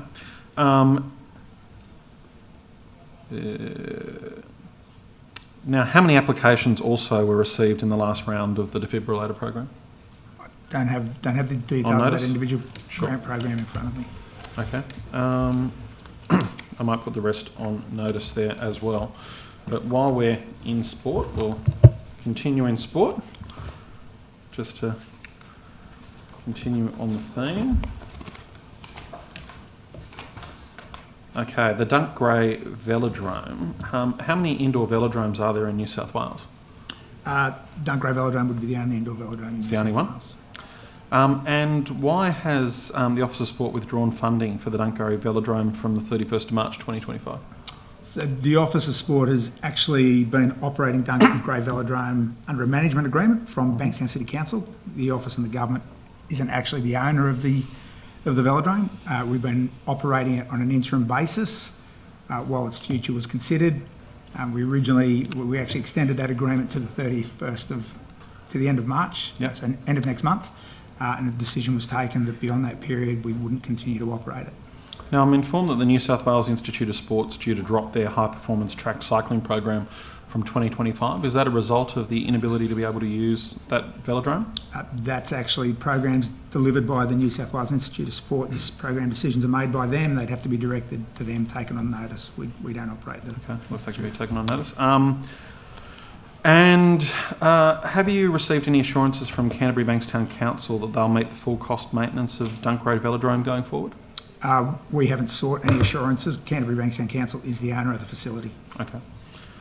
And given the New South Wales Institute of Sport track cycling program is coming to an end, is there any other support that's being provided by the Office of Sport to track cycling athletes based in New South Wales?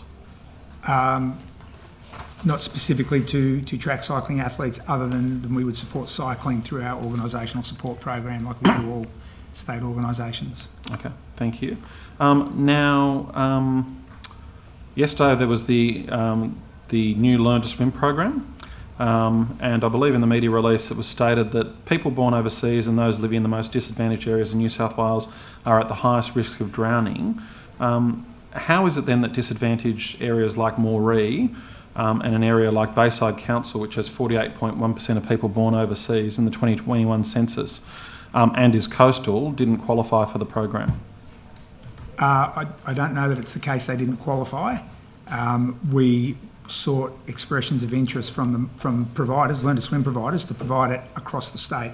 And so it was very much a market-led process, and the best, most successful proponents or the best proposals were awarded funds. So obviously those finite funds, but all of the best proponents that could provide the best value and the most at-risk communities were successful.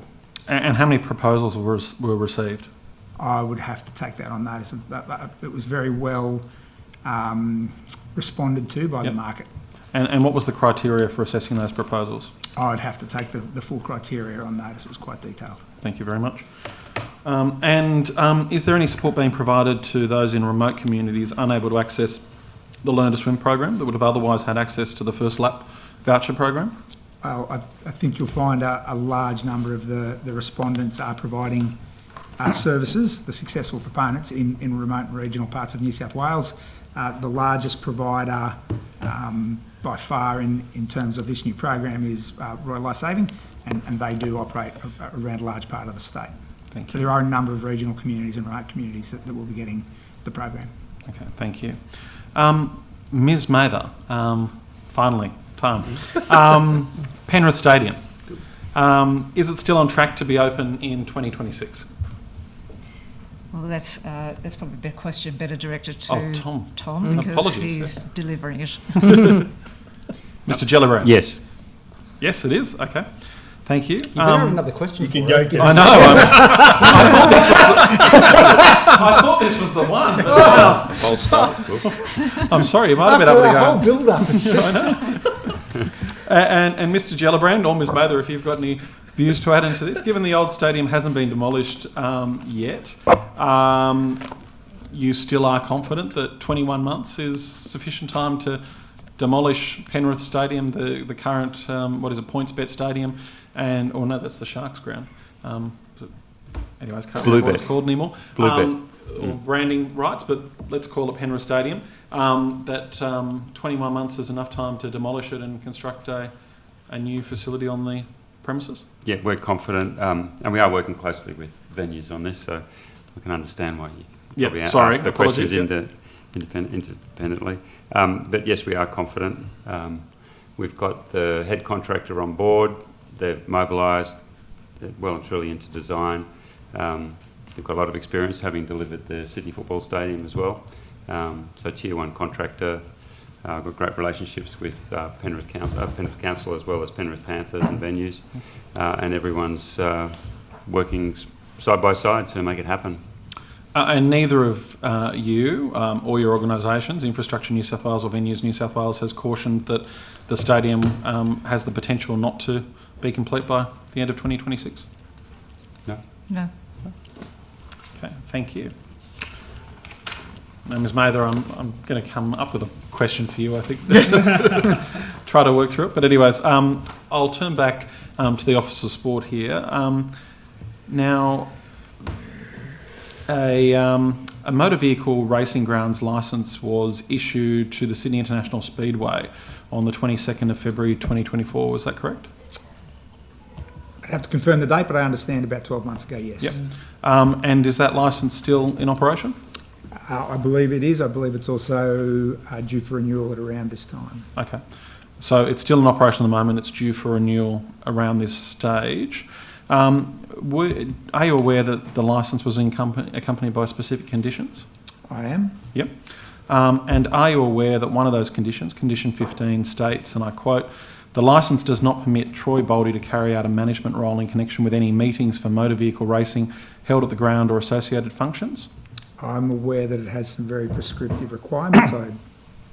Not across the individual requirements. Okay. Are you aware that on the 30th of January 2025, Mr. Troy Boldy sent an email dismissing track curator Marty Perovich and voiding a contract while admitting to paying $113,000 over the previous 12 months? No, I'm not aware of that. Okay. If this were to be shown to be the case and that condition 15 were in place, would this action tantamount to be seen as action tantamount to managing the speedway and potentially void the licence conditions under condition 15? It's potentially, I understand the question, but it's potentially inviting the witness to express a legal opinion about whether or not there's been a breach of the contract. And I know it's not intended to be a trick question, but I think in all fairness, it's a legal question about whether these circumstances, as described, are in breach of the contract. I don't think that that's reasonable. Okay, that's fine. I won't pursue the question. You've got one, Greg. Now, have there been any warnings issued by the Office of Sport with respect to any breaches of the motor vehicle racing grounds licence by Sydney International Speedway over the past 12 months? I'm not aware that we have, but I'll just confirm that. Okay. Committee. If you can take that on notice, that would be appreciated. Thank you. And so you're stating that the motor vehicle racing ground licence at present you believe to still be in operation but be up for renewal, but it hasn't been renewed. Is that correct? Hasn't been renewed at this stage, and if there was information provided to the organisation, to the Office of Sport, as part of our consideration of the renewals, we would be happy to take that information. Thank you. And has an application been received to renew that licence as of yet? I can't answer the details about whether or not the application's been lodged at this point in time, sorry. Thank you very much. Okay, with respect to the local sport grant program, have there been any changes to the funding for sporting organisations in the 2024-25 local sport grant program? The program's actually being reviewed at the moment. We haven't actually reviewed that local sport grant program in a number of years. So we're about to undertake a review of the criteria just as part of due process and due governance. And our expectation is that later on in the year we will go out with the latest round with the same funding amount that's been available in previous years. Okay, so typically that funding round would be open around about now. From that answer, are you suggesting that the funding might be in the next financial year? It's our intention to complete the review and call for the next round before the end of the financial year, Okay. but there is the point of the review is to see if we can improve the program at all, and so it would, just from a due diligence perspective, we need to make sure we can complete the review before we issue it, but the intent is to have that done by the end of the financial year. Okay. And with respect to that, you've outlined that your view is that that will be a consistent funding amount and that it will stay at, is that $50,000 or? In each electorate, sorry? The exact number at each electorate I would have to take on notice. I understand, though, there's not a current intent to change it. Okay. Thank you for that. Penrith Whitewater Stadium. Does this fall under you, Mr. Mather? Oh, I'm sorry. No, that is the Officer Sport. Officer Sport. Well, we operate. Apologies again. So, with respect to the Penrith Whitewater Stadium, what are you doing to ensure that athletes like Jess Fox competing in the International Canoe Federation Canoe Slalom World Championships this October won't be battling blue-green algae blooms? Having said that we operate the facility, I noticed Mr. Walker leaning across there. Yep. Does that fall under your remit? Or? Actually, I mean, it's actually under Minister Scully's portfolio. He's got a lot. We'll just clear it up for you. Yeah, that's fine. Leon, just answer because we're keeping the water clean. We've actually done quite a lot, we being Office of Strategic Lands. So, yes, we have had meetings with Paddle Australia and noted their concerns. We've appointed, I'll get the term wrong, but a water expert to independently advise on the water quality issues. We've done a lot of work to understand what's causing the water quality issues. We're putting in place engineering solutions to stop. A lot of the issue is coming from nutrient-rich water coming off the adjacent residential area coming into the lake system. So we're putting in place engineering solutions to prevent that stormwater surge going into the main lakes used for the aquatic sports. We're also invested in a natural water treatment solution that is used preventatively to prevent the algae from becoming an issue in the first place. We've also then trialled, there's a new sonic buoy technology that also suppresses the algal blooms. That's been tested, it's been proven to be working quite effectively. It's used internationally successfully, and so over and above the unit that we've been using for the trial, we've ordered a series of those buoys that will be deployed through the lake system to prevent the algal blooms going forward. We're also in negotiations with the Penrith Lake Development Corporation to be able to divert the flow of water from the initial detention basin into the filtration water system that was always designed to be the initial point at which water enters that whole Penrith Lake system, but hasn't been affected to this point. So we're very hopeful that that will be the biggest, most effective treatment by moving the water away from those sport lakes in the first place. Fantastic, thank you. And I guess this question probably goes to the Office of Sport. Are there any contingencies if the algae blooms again? Look, for the September in particular, or October, sorry? We've actually just delivered, I will come to the question of contingencies. Sure. We've actually just delivered an Oceania Championships very successfully, like a major international competition at the site, through one of the higher risk times of year in terms of weather conditions, warm waters and warm air temperatures. And that combined with the mitigations that Mr. Walker's just spoken to, October is actually a slightly lower risk period of time.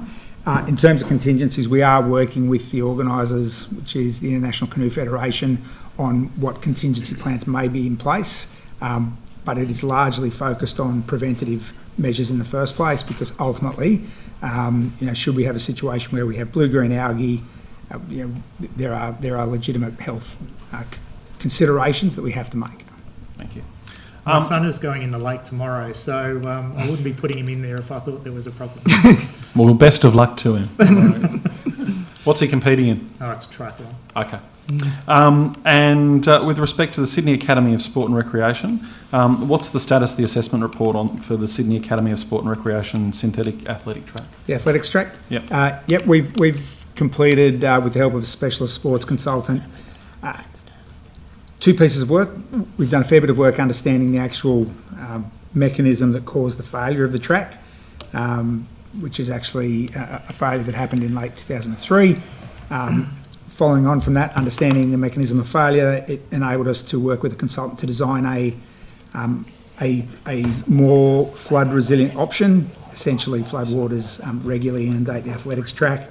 And we've currently put that before government to consider. We've looked at a number of options, and we are feeding that into the state budget process. Thank you. And with respect to what you've stated and also what the Office of Sport's website states, and I'll quote, that you're investigating options to repair and reopen the track, including the costs, risks, benefits and feasibility of each option. What are the different options that the Office of Sport has consulted with stakeholders? I can't go into the details of those options. They actually form part, as I said, part of the budget process and essentially cabinet and confidence information. And when are the track repairs expected to be completed? That's very much subject to which option is pursued and the time at which the funding is provided to the Office of Sport. Now, the Manly Warringah Little Athletics wrote to the CEO of the Office of Sport on the 12th of June 2024, or your predecessor or now acting up, I suppose, I suggest, at Destination New South Wales, requesting an on-site meeting be facilitated with iCare and posing alternatives. Has any on-site meeting taken place, either by the former CEO or yourself? Yeah, there's been a number of on-site meetings with the athletics stakeholders, attended by both Karen and I, actually. Most recent of those was around a week before Christmas. That time we actually conducted a workshop where we engaged with the athletics users and our sports consultant really on their wants and aspirations for the reinstated track. So a number of technical considerations into the kind of the athletics facility, the timing system, the drainage, shade structures, that type of thing. That was the most recent of, I'd have to take on notice the number, but at least 3 stakeholder forums where we've had to provide updates on the progress of the situation. Obviously, it's very disruptive to the athletics community. We also provide them with email updates every 3 to 4 weeks or as some new information comes to light in the process. Thank you for that.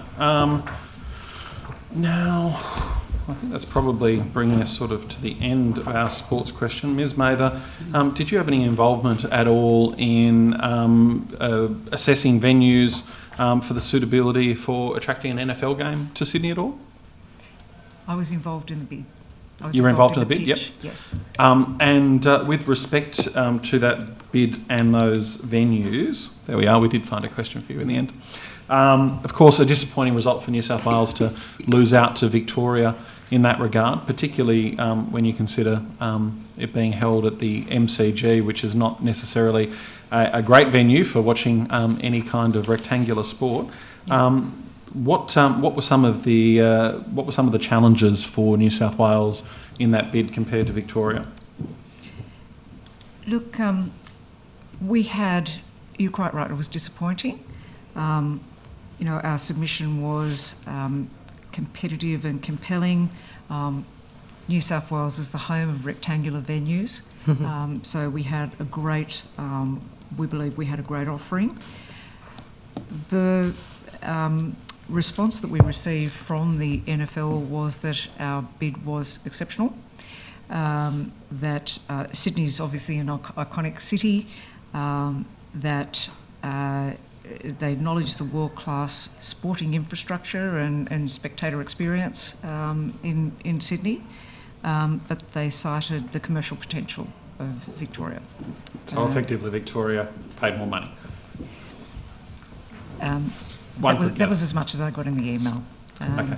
So the bid was led by Destination New South Wales. They might be able to provide more insight. Yep.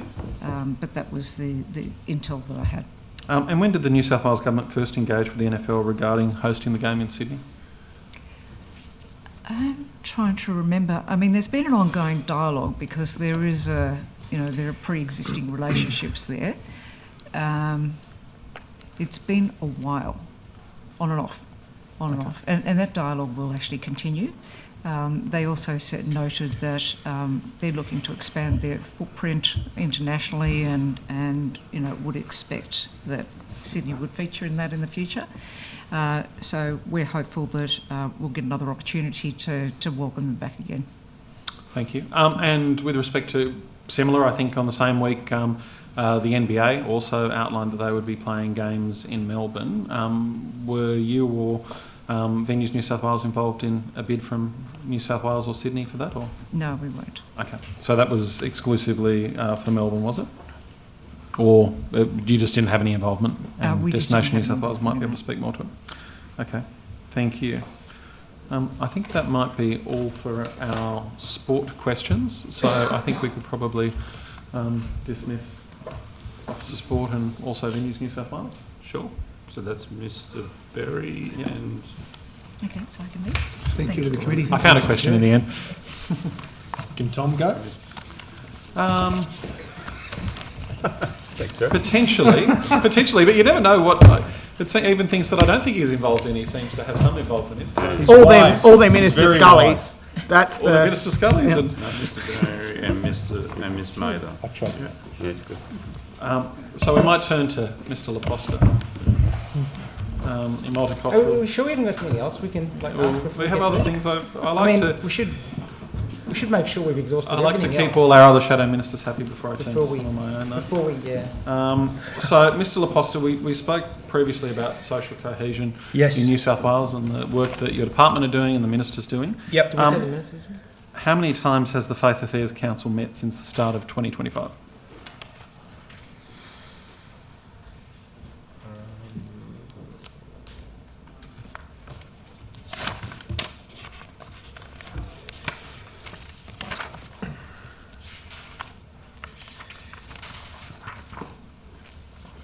Since the start of 2025. Yeah, this year.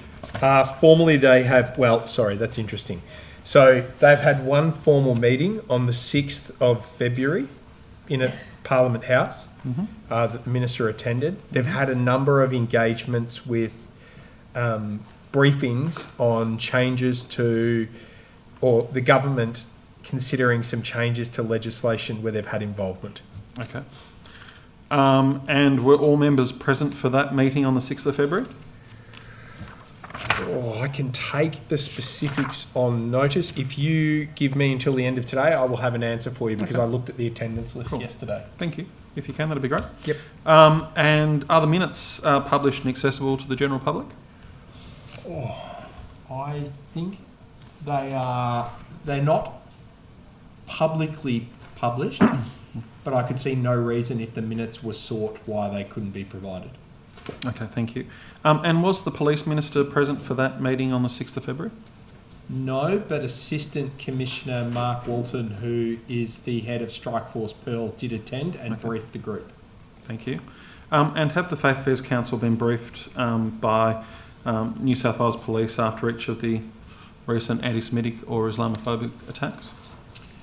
The Faith Affairs Council have been briefed, as I said, by the Assistant Commissioner in February. They were briefed immediately after Wakely, where there was engagement with the police. In terms of after each of the anti-Semitic attacks, I don't believe the Faith Affairs Council had been briefed by the police.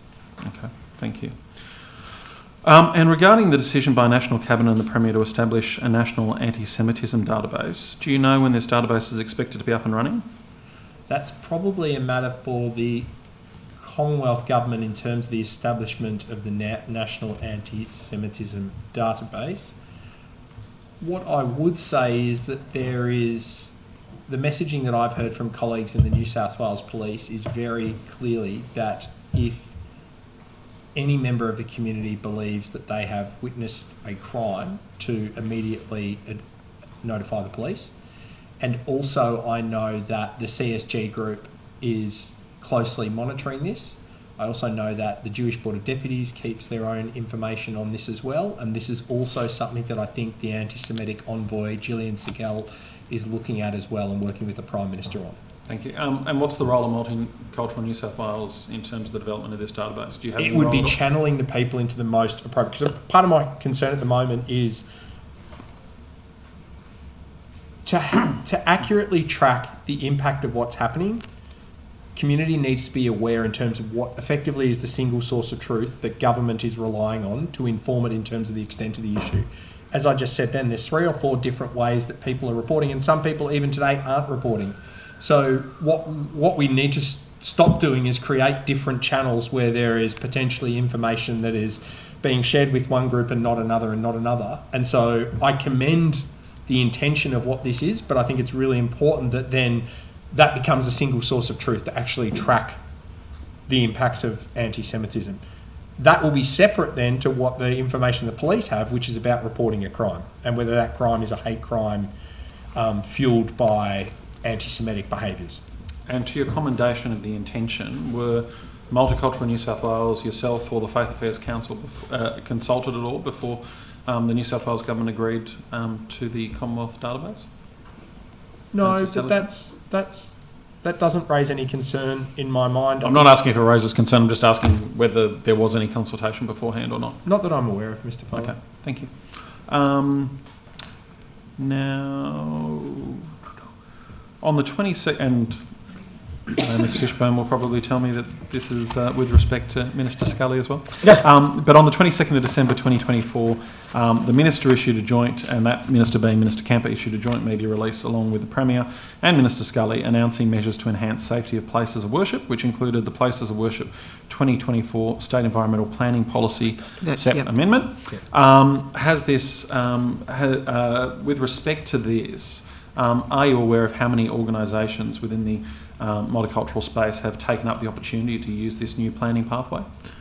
So you're correct, it is a planning pathway that Minister Scully introduced. I can go into more details if you wish to, but it's basically an amendment to the Code SEP. It does make this development exempt development. So as it's exempt development, it doesn't touch the planning system, and we wouldn't have any data on it. Joseph may just apocryphally, but obviously when it doesn't go in the planning portal, we don't count it. Yeah, I think the intention of what it's doing is about removing barriers for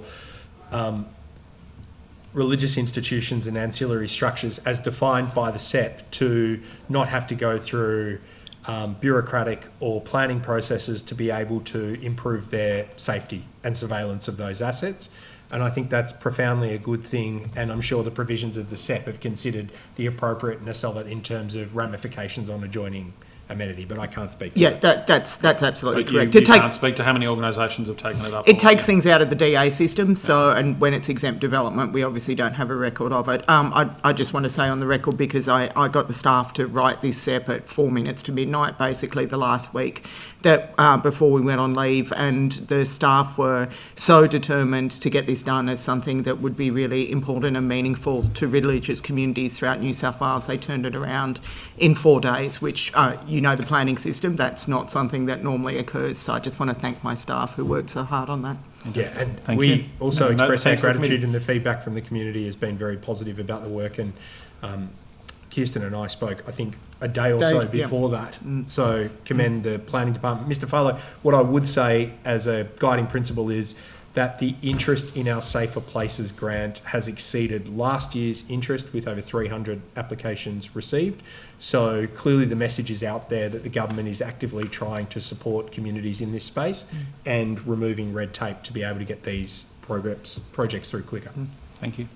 Now, you alluded before to the Faith Affairs Council being briefed with respect to the government's legislative suite that they've brought in following instances of anti-Semitism and racial hatred. When was the Faith Affairs Council consulted on those bills? I need to take the specifics of that on notice, but I know that they have been consulted, I think, around the essence of the three new pieces of legislation. And they consulted on all the bills, were they? Proximity to protest of places of worship. The second being the race hate laws and the amendments to, the introduction of 93ZAA or 93Z. Yeah, I'm pretty sure it's 93ZAA. I'll need to take the specifics on notice. And then I think there was, I'm not aware if they were briefed on the sentencing requirements or whether that was a part, but I'm happy to take that on notice and give you a thorough and comprehensive answer. And was that briefing conducted by the Attorney General?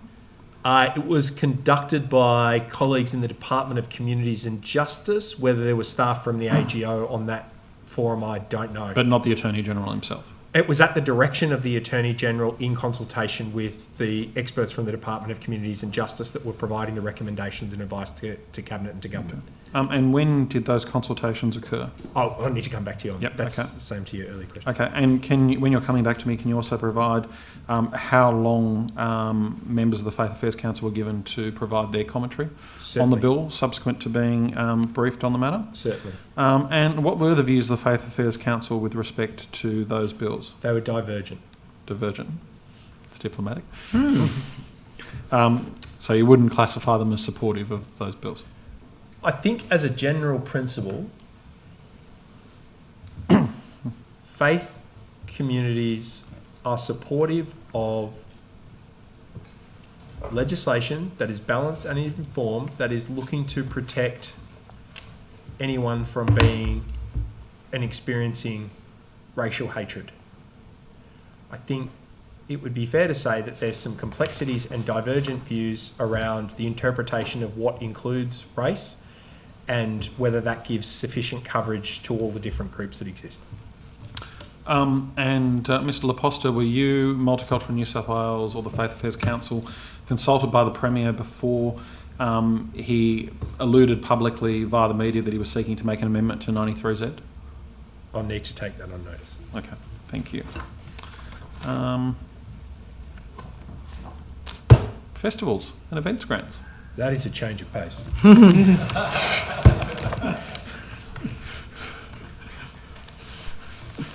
Mr Laposta, will there be another round of the Stronger Together grants program in the 24-25 financial year? Mr Farlow, that sounds like an excellent idea. I think we run 2 grant programs every year. Correct me if I'm wrong, we've run the first one, so we'll then be opening up probably in the next month or so grants from July or August until January or February next year. So we normally go first half of the year, which we open in the back half of the year prior, and then second half of the year, which we open in the few months preceding that. And how much will be allocated to that program? That is an excellent question because that is contingent on our budget for 25-26. Okay. I'm sure you'd like me to ask you this question, which is, will the New South Wales Government commit to continuing the program in its entirety for the 25-26 You know the answer to this question, which is that is a decision entirely for government. Indeed, thank you. Now, one of those great events is, of course, Ramadan night markets. And due to its immense popularity, the 24 markets ended up costing Canterbury Council $3 million, which was more than $1 million over budget. Council considers this to be unsustainable. Is this of concern to Multicultural New South Wales? Not quite. So the assertion of your question is 50% correct. Ramadan nights will happen in this financial year. Yep. And so there is discussions at the moment. I don't think there's a formal announcement that's been made, but there's discussions at the moment already between my office and Canterbury Bankstown Council with draft agreements being prepared for this year's Ramadan night markets. You can tell how kind he is. I would have said you were 50% wrong. Well, I don't actually think I had half of what he suggested I had in that question, but anyways, it was just whether it was of concern. But anyways, Council has of course stated that they wish to seek to approach the New South Wales government to seek additional funding for the event. Yep. Has this occurred?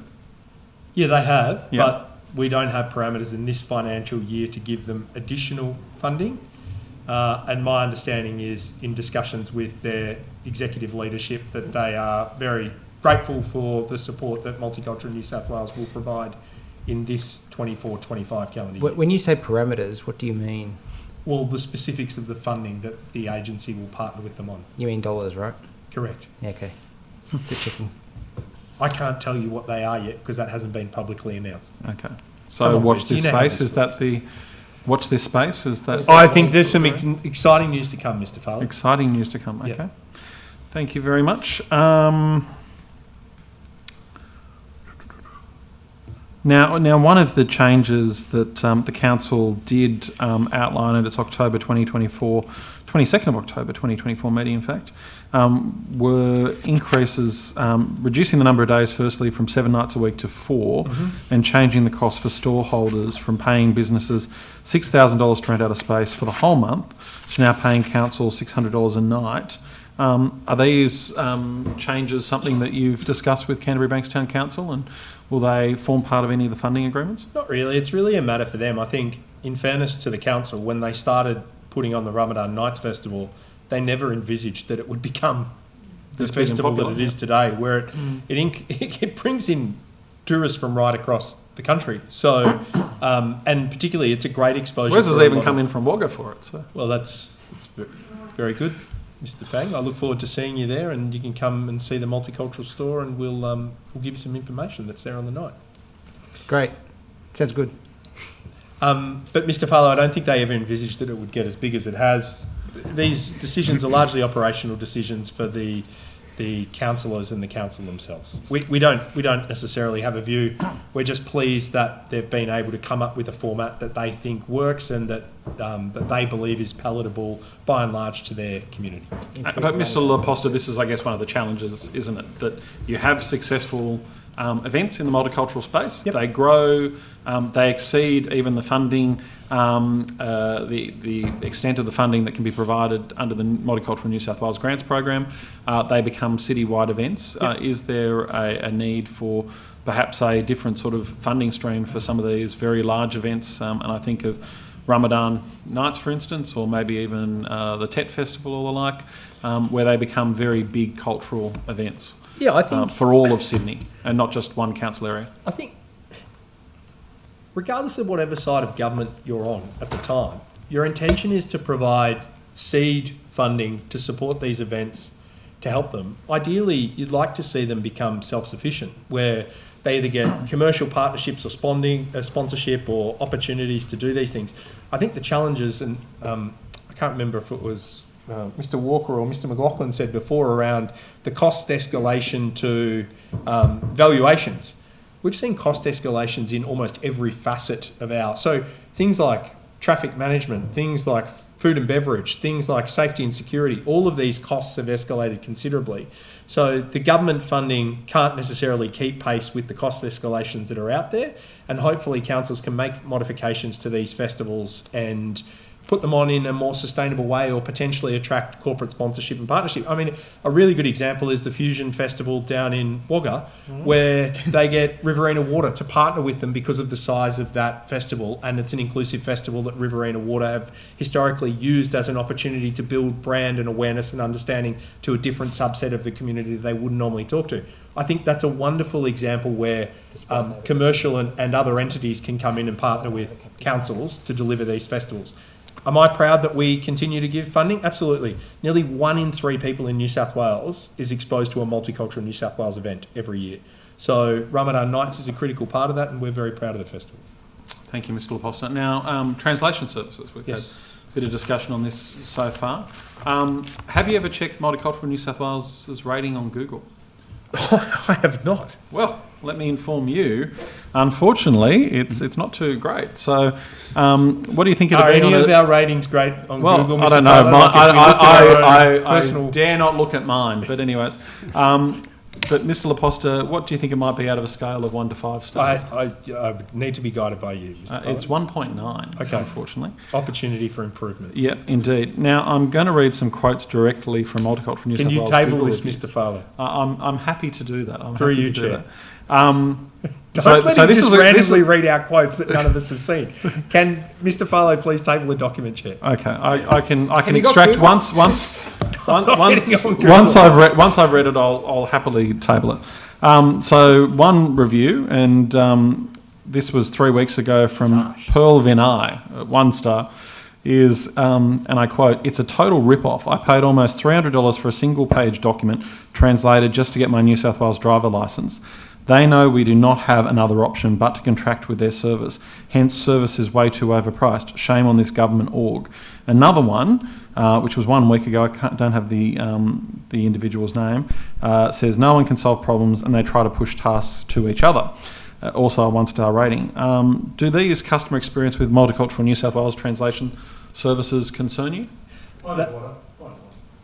I take that that it's been read from the computer or the tablet or the phone, whatever the case may be. But I mean, there needs to be a validation that these are actual genuine comments from human beings and not robots or bots or whatever the case. Disgruntled staff. Artificial intelligence or whatever. Do you have a few of those, Mr. Laposta? Do you want to tell us about it? We have outstanding engagement scores. Thank you, Mr. Yeah, I was just trying to check. What's your people? Some of the best in the public service. Thank you for asking. I just think that question's out of order. I mean, bowling up something like that, no notice, no proof, and the establishment of its bona fides, and it's been a human being making that comment, a bona fide, actual, real, living human being, and posted. I think it's out of order to ask the question. Well, to the point of order, I mean, clearly the reviews are online.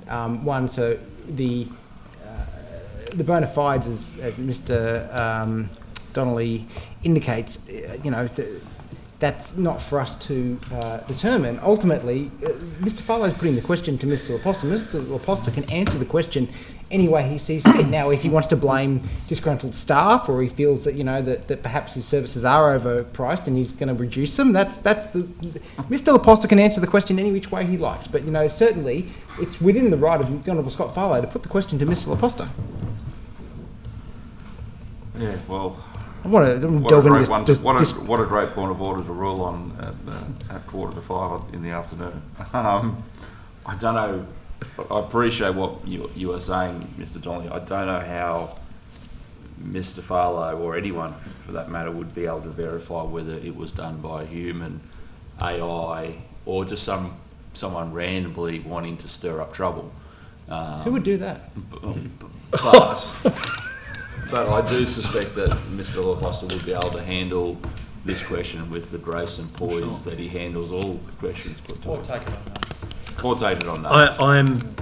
Look, Mr. Laposta, without going through each and every one of the reviews, the tenor is not good on there, and I'm looking at them at the moment, and Mr. Donnelly may be able to assist me in verifying that each of these people are real people, but let's take it that they are, and you can probably verify through maybe who you provided services to on Google reviews, but are some of these comments and these criticisms from users of your service of concern to you? Oh, of course. Feedback's a gift. So I'm not going to walk away from, if there's people that are disgruntled or dissatisfied with the level of service or the price of service, I'm happy to look at it. $300 feels high, to be honest. And also a lot of the translations, if they're talking about those specifics, and I don't know the exact date because you haven't tabled the document that we're referring to, so we're almost having a hypothetical conversation. To be fair, I'm happy to email you, but you can look at it on Google. The point that I'm making is that is really a point of service for Service New South Wales, because they would have commissioned that document through Service New South Wales. It would have just been our translator that would have provided the translations for the Service New South Wales document. So happy to look at that, and if there's a theme or a pattern to any of those, happy to work with colleagues across whatever that the part of government is, and take the specifics on notice. Thank you. Can I also just say, Mr. Farlow, yep, as a genuine tenor, unfortunately, the majority of, and this is, we're all accountable to this, but the majority of posts that we put up online, they're positive posts about fundamentally your communities that attract a lot of negative criticism just because we have multicultural in our name. And so I think the genuine tenor of the discussion around immigration and migration and multiculturalism is all of our collective responsibility, because the number of times that our social media teams are exposed to probably unfair and harsh comments that are completely unrelated to our purview is problematic. So if you were to look at Mr. that in Laposta, terms to be fair, and I would invite you to look at these Google reviews, but Pearl Vinay, Kia Mayer, Eri Kogo, Denny, I've got to say, most of these comments look like they are coming from users of the service. They often have specific, if I can just put the question, they often have specific comments about the service, largely regarding translation services. Don't you think that is of concern? We don't have a shop front for translation services. All of our translation services are done through Service New South Wales, but I'm happy to take the question on notice and come back to you with a more substantial answer. Does Service New South Wales put a margin on top of the... In terms of the fee exact charge? business modelling on that, Mr. Fang, I'm happy to look at that as well. Is that potentially something that's occurring? It's largely a cost recovery model. You're not looking to profit off someone trying to get a birth certificate or a wedding certificate or a death certificate or any of those things. It's largely a cost recovery model. Depending on the complexities of the language and also the length of the document will guide the cost associated with it. So it might be very straightforward for some certificates because they're easily transferable and those sorts of things. It might be more complicated for other documents because of the length of the document. But I'm happy to take the premise of the question on notice. Thank you. A point of order, sorry. Without wanting to have pressed my case, because there was an exchange there and clearly Mr. Laposta had some things to say. I do think that we should be very careful in following on from the point of order from Mr. Donnelly. Mr. Farlow, I don't think it's enough to go through and suggest that something is verifiable or reputable because of the first names that someone has decided to post on a Google review. So I just want to make sure that within, separate to Mr. Laposta's excellent answers and to the genuine tone of your questions, I do think we need to be careful here about the type of thing that we're admitting as potentially evidence and how we're presenting it. So to first name to the point of order. Look, and I will say that Mr. Laposta and I have a lot of exchanges, and I have a lot of respect for Mr. Laposta. But they're also, and have had for a very long time, but this is obviously criticism that has come from users of the service, I would suggest.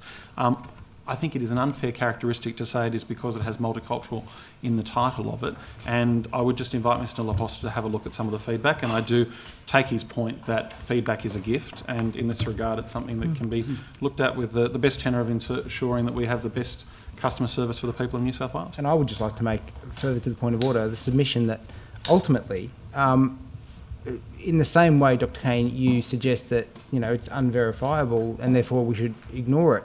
I would say that these are contributions that are made that provide a tenor, as we've indicated previously, and a level of feedback that we are rightfully allowed to put to Mr. Laposta around whether he believes that the services fees are too high.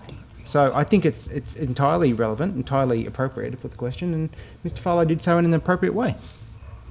Can I just provide two quick updates? Yes. No margins on the service. Yep. No margins, okay. Second thing, the service rating that we use, which isn't necessarily 1-star reviews on Google, albeit I've taken it on notice, is that 97% customer satisfaction rating through Service New South Wales when we ask for feedback on the service through the formal channels. Thank you, Mr. Laposta. Can I just... And also, sorry, $80 for a licence and $105 for an urgent licence. So I'm not sure where the $300 comes from, and that probably echoes Mr. Donnelly's point before around giving too much credibility to ad hoc posts online. Can I just obviously speak to the point of order? I don't think it's a case of me ruling one way or the other, but I think it does raise an interesting point which maybe the procedure committee or the chairs of committee might want to consider in the future. If submissions are given by members as to how evidence can be presented or tabled, or what sort of evidence can be presented or tabled, and what would be considered reasonable for a witness to be able to answer. That might be something, if people are so motivated to do so, might want to look into. But at the moment, there is nothing that precludes those sorts of questioning it. So Mr. Farley, Thank still you. got the floor. Now, Mr. Laposta, on the 10th of October 2024, the Minister announced $7.5 million for the new multilingual New South Wales Academy. Mhm. How many people are enrolled in the academy? Just bear with me.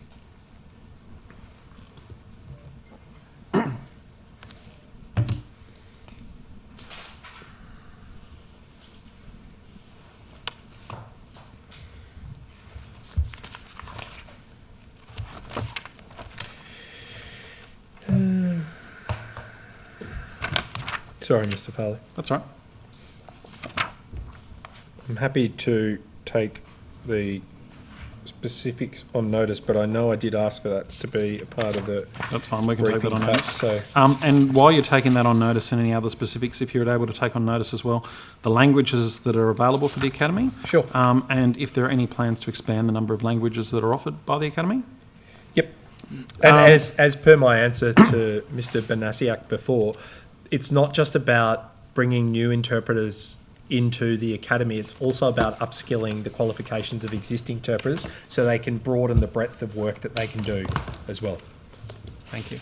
And now, I'll put these questions on notice, but you may be able to assist me as to whether they're best to put on notice to you or to small business. But with respect to Service New South Wales Business Bureau's free in-language support, is that something that is being supplied by Multicultural New South Wales, or is that? Can I take that on notice? Yeah, I'd be surprised if it's not. I'll put the questions on notice to, the Minister, and they can be directed by whoever. Okay. Now, with regards to the Remove Hate from the Debate and New South Wales Settlement Strategy, at the last budget estimates, we discussed the Remove Hate from the Debate program. And at that stage, you advised that Multicultural New South Wales was awaiting the Commonwealth's input, and the aim was to have this completed by October 2024. Has this now been completed? Yes. Has it been hard launched? I'm being advised. So there has been a summit that was held in regional New South Wales at the end of last year that through the Compact program was market tested. So the Compact program that's now engaged 80,000 young people throughout New South Wales. So the premise and the tips and the tools and all of those things was market tested with that group in late December, and we'll go live soon incorporating their feedback as part of the public campaign. Okay, thank you. And in an answer to questions on notice last year, the committee was advised that $800,000 has been committed to the renewal of this program. Is Multicultural New South Wales looking to seek an increase on the commitment in the next budget? I can take the specifics of that on notice as to whether it's part of our programmatic budget bid. Okay, thank you. And has an evaluation been completed on the quantitative metrics of things like social media reach and the qualitative metrics of the development of critical thinking skills? That there is evaluations that are happening concurrently around the Compact program and also this campaign, but I'll need to take the specifics of that on notice. And who conducted that evaluation? Again, take that on notice. Okay, thank you very much. And in last budget estimates, we asked how many objectives in the New South Wales settlement strategy had completion dates between April and June that had been completed on time. The answer to the question taken on notice was that Multicultural New South Wales completed all of its designated actions by June 2024, with the exception of some initiatives which are now continuing due to securing longer-term funding. As that answer would invite, what are those initiatives which are continuing? Thank you for the question. We expected interest in the strategy, noting your good line of questioning at the back of late last year. The New South Wales Settlement Strategy was launched on February 2023, with Revision 1 published in February 24. The strategy will be updated regularly to ensure it is responsive to both the needs of refugees in New South Wales as well as changes in New South Wales and Commonwealth policy. Multicultural New South Wales is currently in the process of once again updating the strategy. It's a living document in a sense because of the levers and the policy changes and so forth that sit around this. Also machinery of government changes and other things that have happened where responsibilities have moved within the New South Wales government. Following the completion of the strategy's process evaluation in the latter part of last year, once the process evaluation was completed, we worked with departments and agencies to use the findings of that process evaluation to inform their individual reporting requirements based on their respective actions. We are just working with one final department to provide their information we are concurrently reviewing, and will Once this is done, revision 2 of the strategy will then be released. As evidenced in the process evaluation, significant progress has been made on the 89 strategic actions. Updates on the status of individual actions will be included in the revision 2 update. Over 80% of the actions are currently underway. Important to note is that many of the actions in the strategy can be considered ongoing actions rather than time limited. So therefore it'd be hard for me to say that they have been completed in a sense. Additionally, some actions have received additional funding, meaning they are continuing beyond their original date. The action plan will be updated in the upcoming revision to more accurately reflect the nature of these actions and the progress. I can talk to you more about monitoring evaluation, but I don't think that really relates to your question. If I could ask another question on this, was any additional funding required in order to continue these operations? There's some challenges at the moment with Commonwealth legislation around refugee and refugee-like cohorts. So there is revisions underway in the Commonwealth at the moment in terms of how they classify and the supports they provide to temporary visa holders and asylum seeker holders.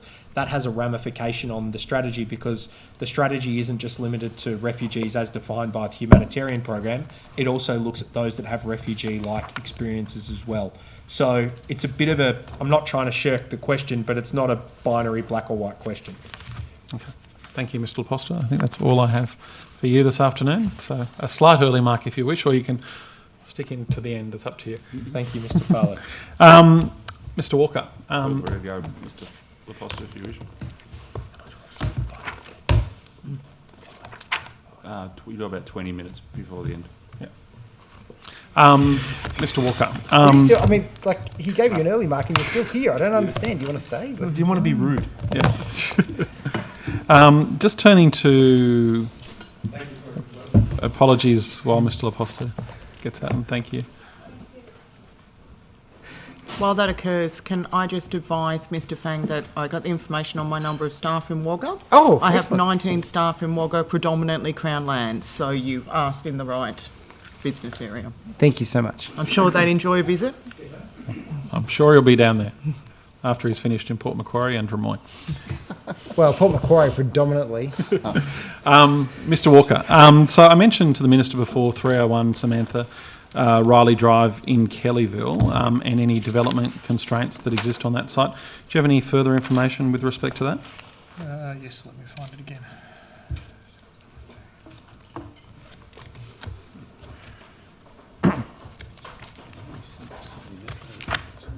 I think you asked about this last time we met. Yeah, maybe. It's only a portion of the site that is actually I think there were different questions asked about that site, but yep. Oh, no, I'm sure there Yep. were, but yeah, it was about that site though. Yeah, it's only a portion of the site that's developable. And it requires subdivision from it's one title at the moment, I understand, so it does need to be subdivided from the bulk of the site. And have you done any assessments in terms of the flood maps and that are overlaid across that area? I will take it on notice, but I do recall from the last time that only a portion of the site is subject to inundation. So my recollection is that it does remain a developable portion of land. Okay. And could you outline for us what you think that developable portion of the land is with respect to the flooding issues that surround the site? And if any of that site has been identified previously as trunk drainage land by Sydney Water at all? I can do that. Thank you very much. And what's the and at the moment is that that site being led by Homes New South Wales? Yes, according to my notes, that's correct. Okay, thank you. And has and I wouldn't expect you necessarily to know, but are you involved in the process in terms of finding a private sector partner in terms of the development? Oh, that would be Homes New South Wales. Homes New South Wales is fully responsible for that? Okay, thank you. So that would be a good question for Minister Jackson. Will be. And also, with respect to the land audit, and the sites that have been identified by the land audit, how much money has been spent by your department with respect to legal fees to transfer properties from the land audit to new departments to have housing built on them? It's probably zero because we won't be spending money on transfers, but the legal transfers happen between the applicable agencies. So Property and Development New South Wales isn't involved, it's the original owner of the land that would be, yep, okay. Yep. So Well, your role probably is just the- in the the- identification rather than any of the transactions? That's right. Okay, thank you. I mean, obviously, to the extent that Property and Development New South Wales is the landowner, we'll be incurring costs for those particular sites. Okay, thank you very much. I think Mr Primrose might be coming on or coming back with us. Now, with respect to some of the precincts and revitalisations that are being undertaken by Property and Development New South Wales, the Dubbo Workplace Hub development, the original plan was for construction to start in mid-2023 and be completed by late 2024. I believe that completion date's now been revised to 2026, is that correct? Let me just confirm that sounds right. I am pleased to say that we are hoping as soon as this month to have the development approval granted by the council. Okay. They've already approved the refurbishment and some improvements to the heritage building that adjoins the main building. And so, yes, we're very hopeful within next 2 to 3 weeks we should be able to confirm that we're starting on that project. Okay, thank you. Now, the original budget for that project was 48 million. What does it stand at today? The budget hasn't changed. The budget remains unchanged. The budget's still at 48 million? Sorry, the budget is 58.6 million. 58.6 million. And what's driven that change from the original 48? The initial cost assessment for that project was done pre-COVID. Mm-hmm. As has been discussed at a number of these forums over the last few years, costs escalated quite materially. You might recall when asking questions on this project previously that we did previously tender this project, and the costs came in far and away in excess of the available budget. So the scheme has both been rescoped, and so that's what's going through the development approval process at the moment, and also the budget reset. So that's the 58.6. Okay, thank you. Now, that development approval, does that include both the development application for Brisbane Street and also Carrington Avenue? Yeah, so we've got Brisbane Street. We're hoping for Carrington Avenue shortly. Okay, so but you're expecting both of those. Okay, so it's the Carrington one that's to be approved this month. You've already got the approval on Brisbane Street. Okay, thank you. Now, it's indicated as part of it that local tradespeople and businesses will be prioritised for contracts. Mm-hmm. Is that something the government's still pursuing? And what steps are you taking to ensure that that's part of this redevelopment? I'll have to take it on notice what our specific requirements are in the contract, but we do always make a point of making sure there's minimum requirements in respect to local spend, engagement of Aboriginal businesses and suppliers and labour. We usually have gender requirements as well, so I'll take that on notice and we'll confirm with you. Thank you. Now moving a little closer to where we are, the Macquarie Street East precinct redevelopment. Now this is a 30-year vision. What are the firm timelines now for the delivery of each stage of Macquarie Street East? So I mean, you probably see it from walking past it, that the removal of the North Annex and the Records Wing has essentially been complete. We're in the process of starting works for a meanwhile use, which is for commercial office use of the RGB. The works to the courtyard or the plaza at the back of that building are essentially complete, and we're working closely with the Museums of History? Yes, that's correct. The adjoining owner in respect to access to and through that precinct and security requirements. The only other, live or active project in that precinct is the work we're doing in partnership with the State Library of New South Wales in respect to the forecourt Shakespeare Place. Shakespeare Place, yep.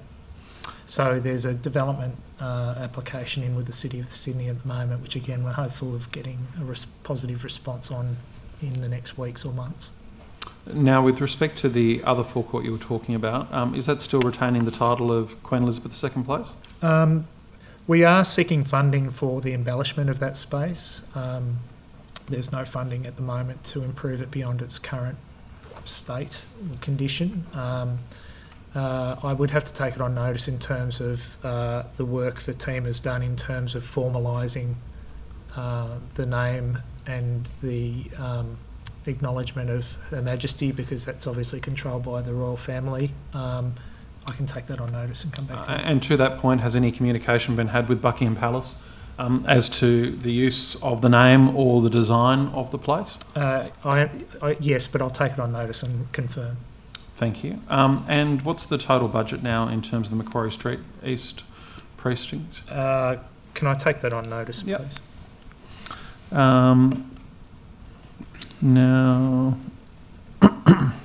and also if you could take on notice the exact funding, which I think you've already done, that there's no additional, specifically for the development of Queen Elizabeth II Place. You might recall when that was announced, the former Premier and the Prime Minister, that it was sort of a joint announcement, and so part of the work that we're doing is corresponding with the Commonwealth to see if they can contribute to the project. Okay. So while the Commonwealth were part of the announcement, they haven't made any funding contribution? No, not at this point. Okay. Thank you.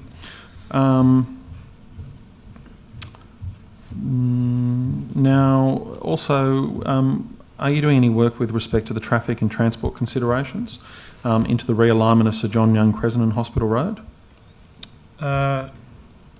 No. That might be a question for... transport? Can we just take it on notice? Yeah, that's fine. I just need to find the right person to respond to you on that one. Thank you, I appreciate that. It's not our work. Now, to go to Coffs Harbour, and we've had some discussion already about the jetty and the precinct. Now, the government's committed to a 20-year shared community vision. What are the firm timelines for this project? Well, as we discussed earlier, the entire focus at the moment is finalising the planning proposal that can be considered by a state-assessed process. That needs to be approved by the Minister for Planning and Public Spaces. We're just in the process, Property and Development New South Wales, of finalising the expert reports that need to be lodged to support that application. Okay, thank you. Now turning back to, and I don't know if you're responsible for this, Mr. Walker, I might have missed my opportunity, I think, perhaps, but with respect to the Land Acquisition Just Terms Compensation Act No, review? that is Mr. Walker. It is Mr. Walker. Lucky you said shh rather than, continuing on. That'll be tomorrow morning. Now, can you confirm the scope of the review and what specific issues the government's seeking to address within the review? Yeah, just let me find my note. So there was a...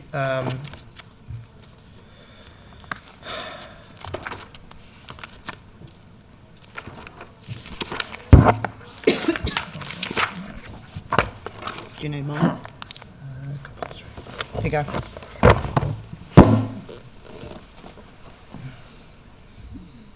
Yeah, that's the same one. That's the same one? Yep. Yep. No, I'm just trying to find the right bit.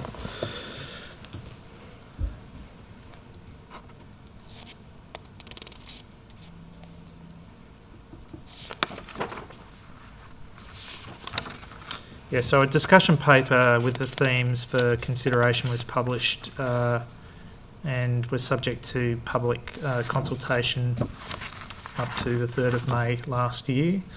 Following that, the department is focused on developing recommendations for the government to consider later this year. I had a section that covered what it's covering. Here we go. So it's covering negotiation efforts, shortened periods for consideration, support for landowners, respect and sensitivity, dealing with clear communication, fairness of the valuation process, the provision of comprehensive compensation information, time for decision making and relocations, and additional support services. Thank you, Mr Walker. Have any recommendations been submitted to the New South Wales Government for consideration? Not formally at this point. Not formally? No. Okay, when are you expecting that a draft report will be released for public consultation? Oh, I can't say because that is a matter for the government to determine. Okay. So you don't have any indicative time frame as like by 2025 or? My project team is working to have that the work completed shortly. As to when the government determines it, I can't dictate that. Okay. Thank you very much. Now, back to the land audit. How many I know that we've sort of gone through whether the land audit's ever complete, really. But as of today, how many total sites have been identified by the land audit as suitable for housing development? The